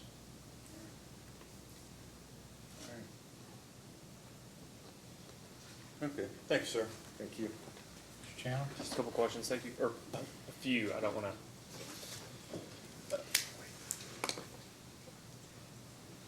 On I believe it's the second to last or last page, it doesn't, I guess I don't need you to reference it, but you mentioned that there's, the possibility going forward for capacity performance to have some sort of, whether it's financial or otherwise, some sort of insurance policy for capacity performance. Is that correct? Those policies do exist. They already exist? Oh, yes. Okay. And would you agree that conceptually, things like the backup fuel at Woodsdale is effectively a insurance policy? Yes. It's just an investment, and you hope you negate some negative impact going down the road.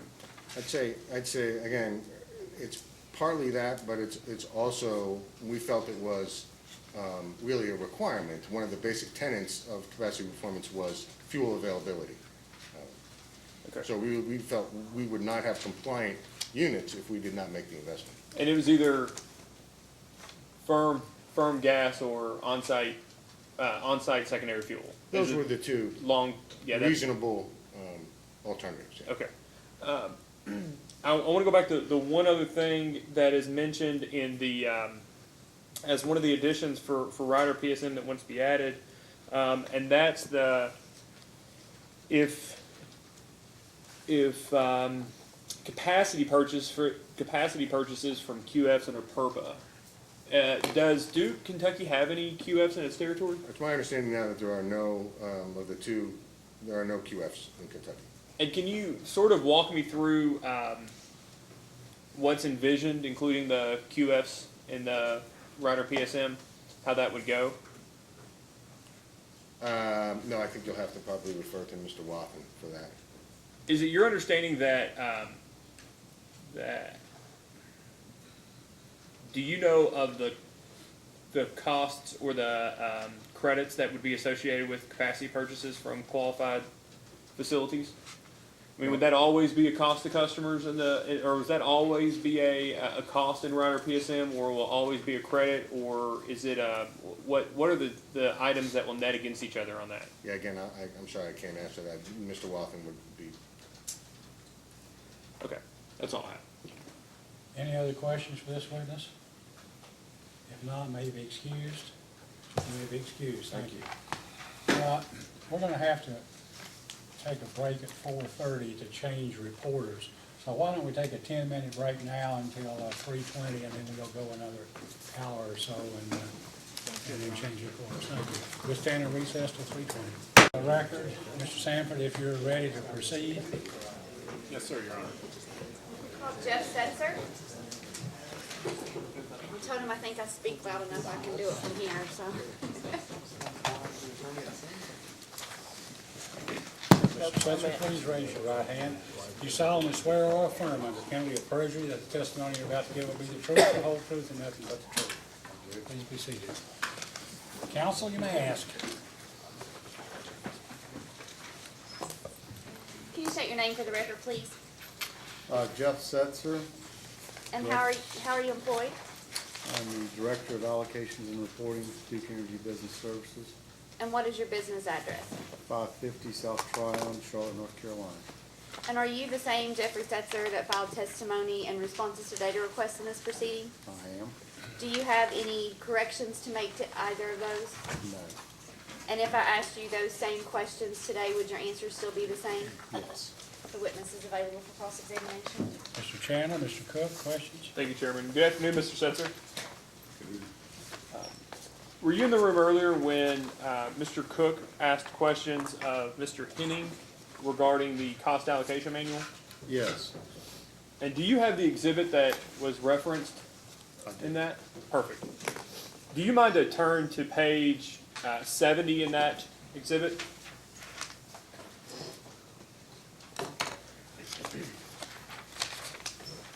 I'm there. And do you see the finding Roman numeral 4-1? Yes.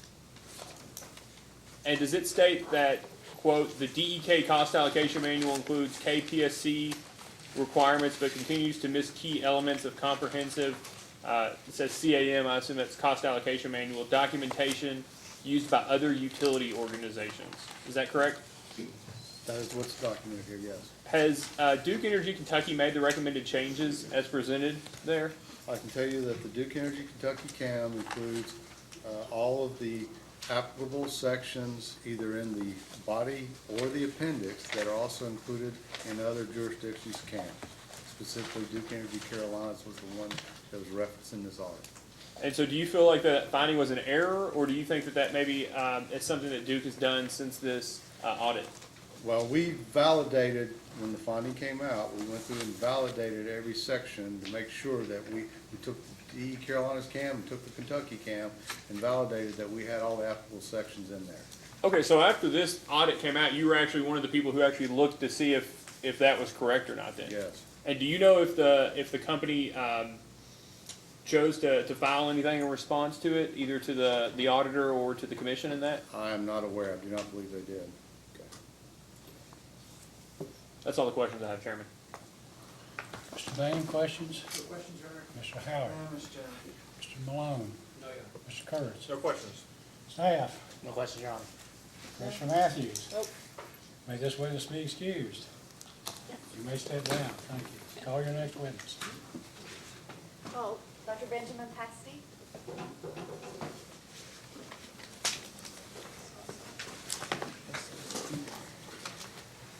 Please raise your right hand. Do you solemnly swear or affirm under penalty of perjury that the testimony you're about to give will be the truth, the whole truth, and nothing but the truth? I so swear. Please be seated. Counsel, you may ask. Can you state your name for the record, please? Benjamin W.B. Pasty. And how are you employed?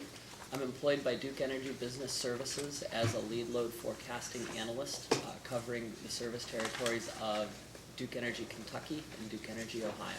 And what is your business address? My business address is 550 South Tryon Street in Charlotte, North Carolina. And are you the same Benjamin Pasty that filed testimony and responses to data requests in this proceeding? I am he. Do you have any corrections to make to either the testimony or the responses? I have no corrections at this time. So if I asked you those same questions today, would your answers be the same? They would be the same. He's ready for cross-examination. Mr. Chandler, any questions? We have no cross-examination, Mr. Mr. Patsy. Bain, questions? No questions. Mr. Howard? Mr. Chairman. Mr. Malone? Mr. Kurtz? No questions. Staff? No question, Chairman. Commissioner Matthews? No. May you be excused? May you, I'm asking you. Get out of here. Next witness. Your Honor, we would call Ms. Tammy Jett.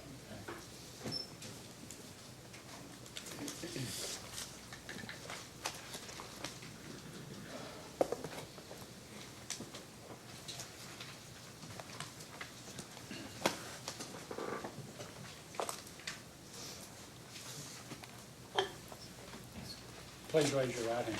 Do you solemnly swear or affirm under penalty of perjury that the testimony you're about to give will be the truth, the whole truth, and nothing but the truth? I do, Your Honor. Please be seated. You may ask. Thank you, Your Honor. Ms. Jett, please state your business address and your title, please.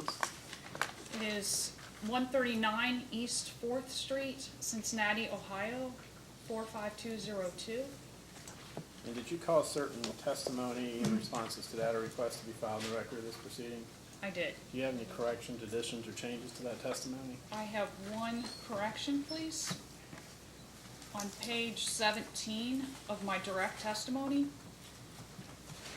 in the first paragraph, the second line, reagents and should be struck, please. Okay, so if I were to ask you all the same questions again with that notation, would your answers be the same? Yes.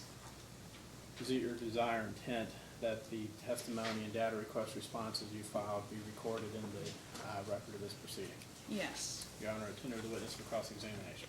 Mr. Cook, Mr. Chandler, questions? Thank you, Chairman. Ms. Jett, do you remember responding to a Attorney General data request regarding the current status of the CCR and ELG rules? I believe it was AGDR 1-92. I did.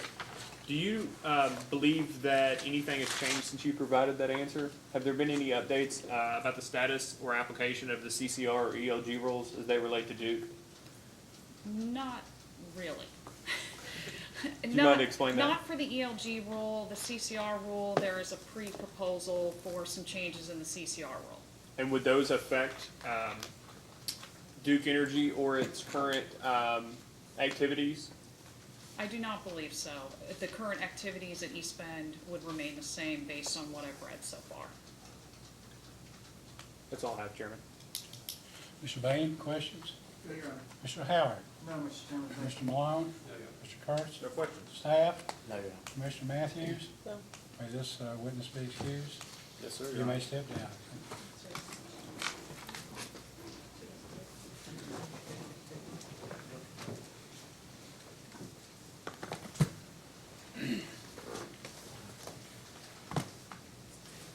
Your witness is, Thank you. For our next witness, we will call Lisa Bellucci. Ms. Bellucci, please raise your right hand. Do you solemnly swear or affirm under penalty of perjury that the testimony you're about to give will be the truth, the whole truth, and nothing but the truth? Thank you. Please be seated. Mr. DeCenzo, you may ask. Thank you, Your Honor. Good afternoon, Ms. Bellucci. Good afternoon. Would you please state your name, position with the company, and business address for the record?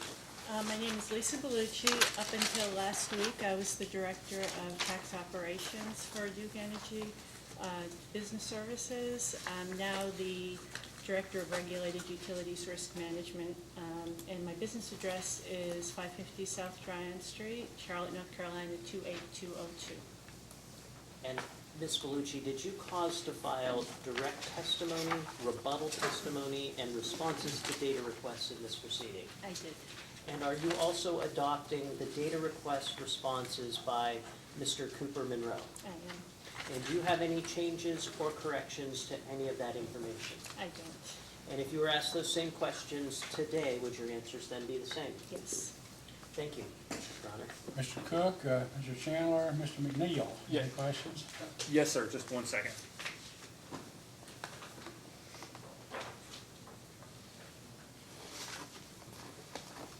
May I approach, Chairman? Yes, you may.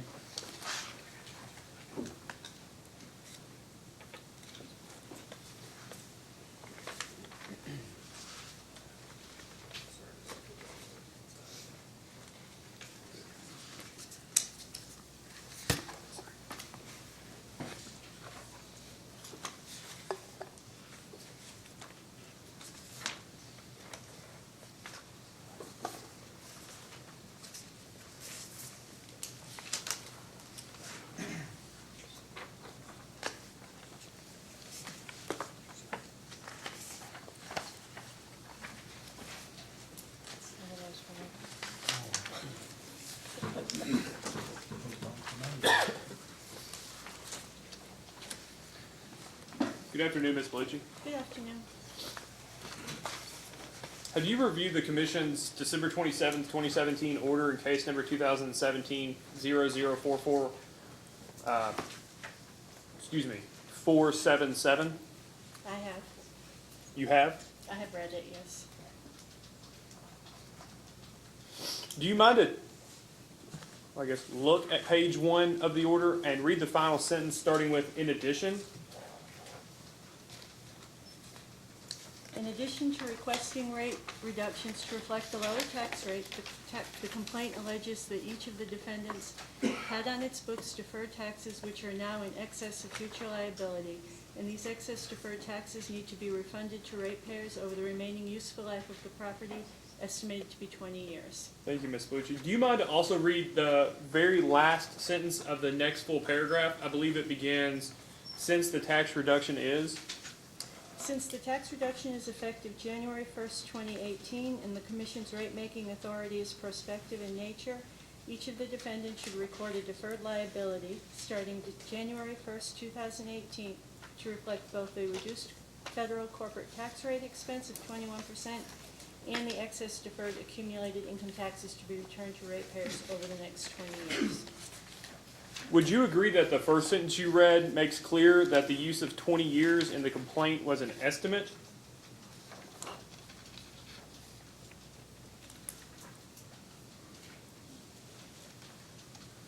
Well, it says over the remaining useful life of the property, which is estimated to be 20 years. Thank you. Would you further agree that the last sentence in the second paragraph on page 2 indicates that the Commission directed the excess ADITs be deferred as if they were to be returned to customers over the next 20 years? Yes, And that's, neither of those is a mandate that they be returned over 20 years, just deferred as if, correct? that's correct. Do you think that the Commission was aware of what the ARAM was when they ordered this? I don't know.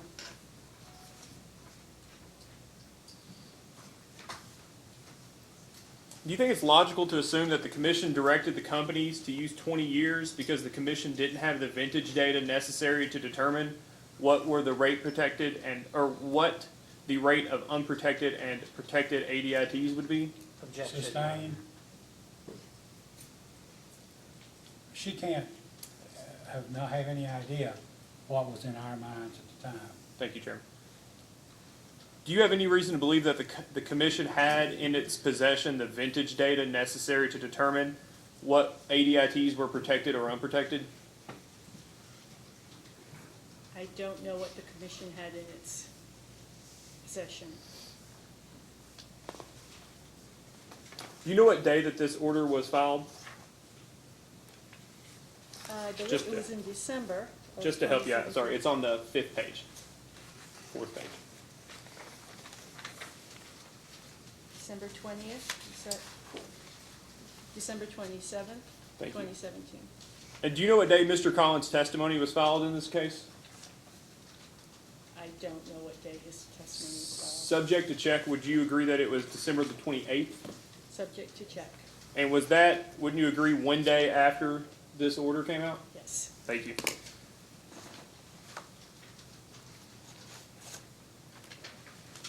Approach the witness. Yes, you may.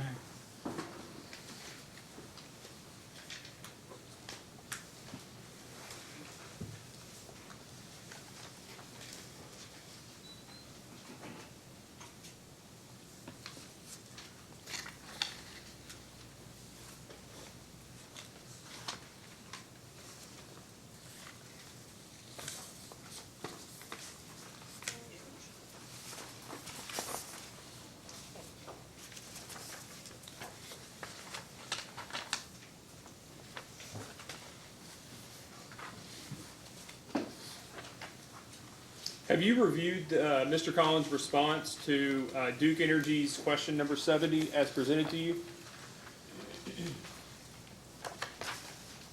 Just trying to remember. It's okay, take your time.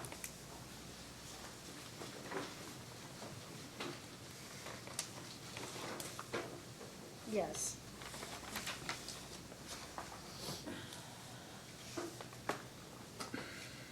So do you see the questions that state, it's 70B, please confirm that Mr. Collins' proposed adjustment for excess ADITs does not distinguish between property and non-property related excess ADITs and does not take into account the ARAM normalization required for Duke Energy Kentucky property related ADITs? Do you see that question? Yes. Do you mind to read what his answer was to that B?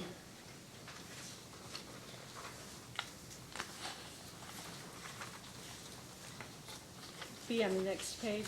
Yes, ma'am. The amortization of excess ADIT is different between protected, subject to IRC normalization requirements, and unprotected, not subject to the IRC normalization requirements. However, Mr. Cullen assumed that the entirety of the excess ADIT was protected in his calculations, meaning that the amortization period was longer for the unprotected excess ADIT than is required. And on the previous page, do you see B and it's improperly labeled B I, but it's supposed to be B1. Do you see the answer, the question there? It states, if the response is in the negative, please provide the amortization schedule used by Mr. Collin to calculate the normalization of each properly related excess ADIT in electronic form with active cells intact. Yes. And do you see the following question that states, Mr. Collin has recommended that the company's excess ADITs be amortized over 20 years and refunded to customers. Does Mr. Collin agree that the normalization rules would preclude amortization of excess ADITs related to property over 20 years if the remaining life of the underlying assets is longer, or in parentheses, shorter than 20 years? You see that question? Yes. Do you know what, do you see that, can you please read Mr. Collins' response to B2 on the next page? The Tax Cuts and Jobs Act requires the use of ARAM for protected excess ADIT. This would preclude the use of a shorter life if the remaining lives of the underlying assets are less than 20 years. So would you agree that it is not Mr. Collins' proposal to violate the IRC normalization requirements? Yes. And isn't it true that only protected excess ADITs must be returned pursuant to the ARAM methodology, and that unprotected excess ADITs can be returned over any time period the commission orders? Yes. Do you mind to turn to page 5 of your rebuttal testimony, please? Please let me know when you're there and take your time.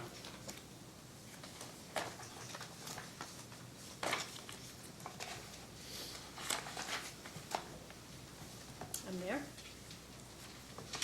And these are the book values of excess ADITs as of December 31st, 2017, correct? Correct. And so the protected excess ADITs are amortized according to the ARAM. Is that right? That's right. And what does ARAM stand for? Average remaining. Would you agree that it stands for Average Rate Assumption Method? Sorry, Okay. yes. Okay. The utility industry and the IRS don't, they always love an acronym. Are these figures revenue figures or book figures? These are book figures. So to determine the revenue amount, you would gross these amounts up by the gross revenue conversion factor, is that correct? That's correct.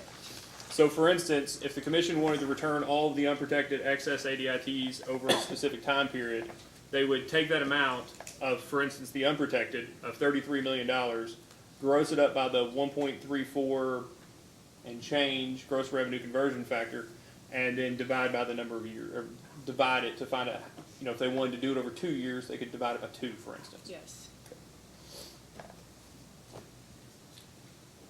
That's all the questions I have. Okay, Mr. Payne, questions? Mr. Howard? No, Mr. Chairman. Mr. Malone? Mr. Kurtz? Thank you, Your Honor. Good afternoon. Good afternoon. In this case, Duke is agreed to flow through all the benefits of the Tax Cut Jobs Act as of January 1, 2018. Is that correct? Correct. Okay. And the amount of the revenue requirement reduction for the tax expense reduction was $10.6 million. That's on Ms. Lawler's exhibit, rebuttal exhibit. Subject to check, yes. And the amortization of excess ADIT, $3.78 million. Is that correct? Subject to check, Okay. yes.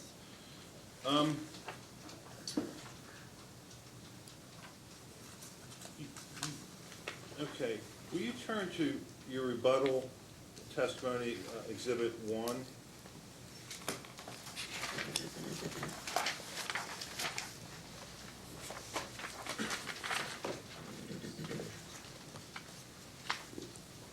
Do you see that, please? I do. Okay.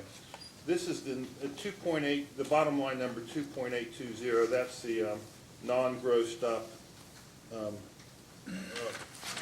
revenue effect, correct? Correct. And so what Ms. Lawler did is took your number and grossed it up for a rate-making effect and then used that to reduce the rate increase. I assume so. Okay. Now, as you were discussing with Mr. Chandler, the protected excess ADIT is required to be amortized according to ARAM.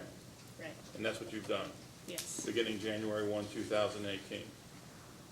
We used the rate beginning January 1 of 2018. We calculated 9 months of the 2018 rate and 3 months of the 2019 rate to come up with a year of amortization. Does this have the effect of giving consumers the full benefit as of January 1? Oh, I'm sorry. This actually does, there's a separate calculation that she does for the regulatory liability, correct? Ms. Law, she being Ms. Lawler. I'd have to defer to Ms. Lawler. Let me get to my question. You've used, for the unprotected, the commission could require those to be given back over any period of time. That's right. Okay. And your proposal here is 20 years. Yes. Is that correct? In the gas settlement agreement that was filed Friday, the agreement was to use 15 years. Yes. Is that correct? And that was the same period of time that was used in the LG&E and KU settlement. Is that correct? Yes. Okay. Now, if for the unprotected excess ADIT that you still have to give back, that's a rate-based offset. That's right. Okay. So consumers get the carrying charge value of that.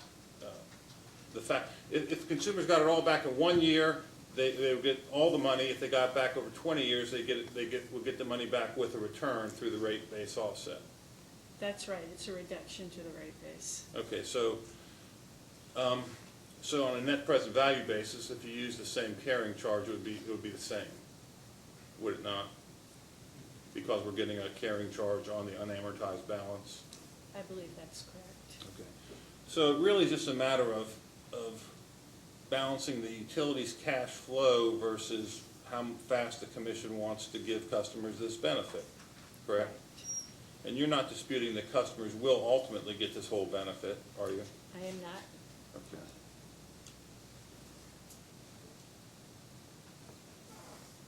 Thank you, Mr. Chairman. Mr. Nahan, questions? Yes, Your Honor, thank you. Good afternoon, Ms. Bellucci. Good afternoon. So for the settlement that was filed last Friday in the gas complaint case, the gas tax case, in which Duke Kentucky agrees to a 15% depreciation rate for the protected class. Is that correct? A 50%, I'm not sure. 15? A 15-year amortization I'm sorry, yes, period. 15-year amortization. Was that calculated pursuant to the ARAM methodology, or was that something that was just the number of years that Duke Kentucky agreed to? It was not the ARAM methodology because it was just the unprotected piece. Only the protected piece needs to go back under the ARAM methodology. So, to clarify, the settlement agreement in the gas tax case, the 15-year amortization that Duke Kentucky agreed to is only for the unprotected I property believe- asset? Yes, And for the protected, it's pursuant to whatever the calculations done under the ARAM method? that's right. Okay.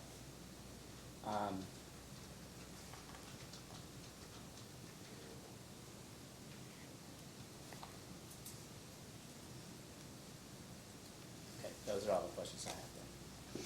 Commissioner Matthews? Can't think of a one. I have no questions. Any for direct, counsel? No. Maybe just One clarifying one question, sorry. Mr. Kurtz was asking you a question about excess, or ADITs generally being an offset to rate base. That's right. Is that the same for capitalization? Aren't they also an offset for capitalization? I'm not familiar with your terminology. I believe if capitalization is your total base upon which you calculate your return, Yes. yes. Thank you, that's all. anything further from this witness? Yes, Your Honor, if I may. So for the unprotected assets that Duke Kentucky agreed to, a 15-year life in the gas case. But Duke is still proposing a 20-year life in this case for the unprotected assets with respect to the electric case. Would Duke be amenable to a 15-year life for the unprotected assets in this case as well? Yes, I believe so. Okay. And as a post-hearing data request, could I request you update attachment LMB 1 to reflect the 15-year amortization period for the unprotected? Yes. Thank you. Those are all the questions I have. Any other questions of this witness? If not, may she be excused. You may step down. Thank you. Thank you. Your Honor, can I kind of tell you where we are witness-wise? Yes, I was getting ready to ask. We have, for a record, I guess we discussed it briefly at the last recess, we're gonna have to make, if we went to 6 o'clock, make a reporter change.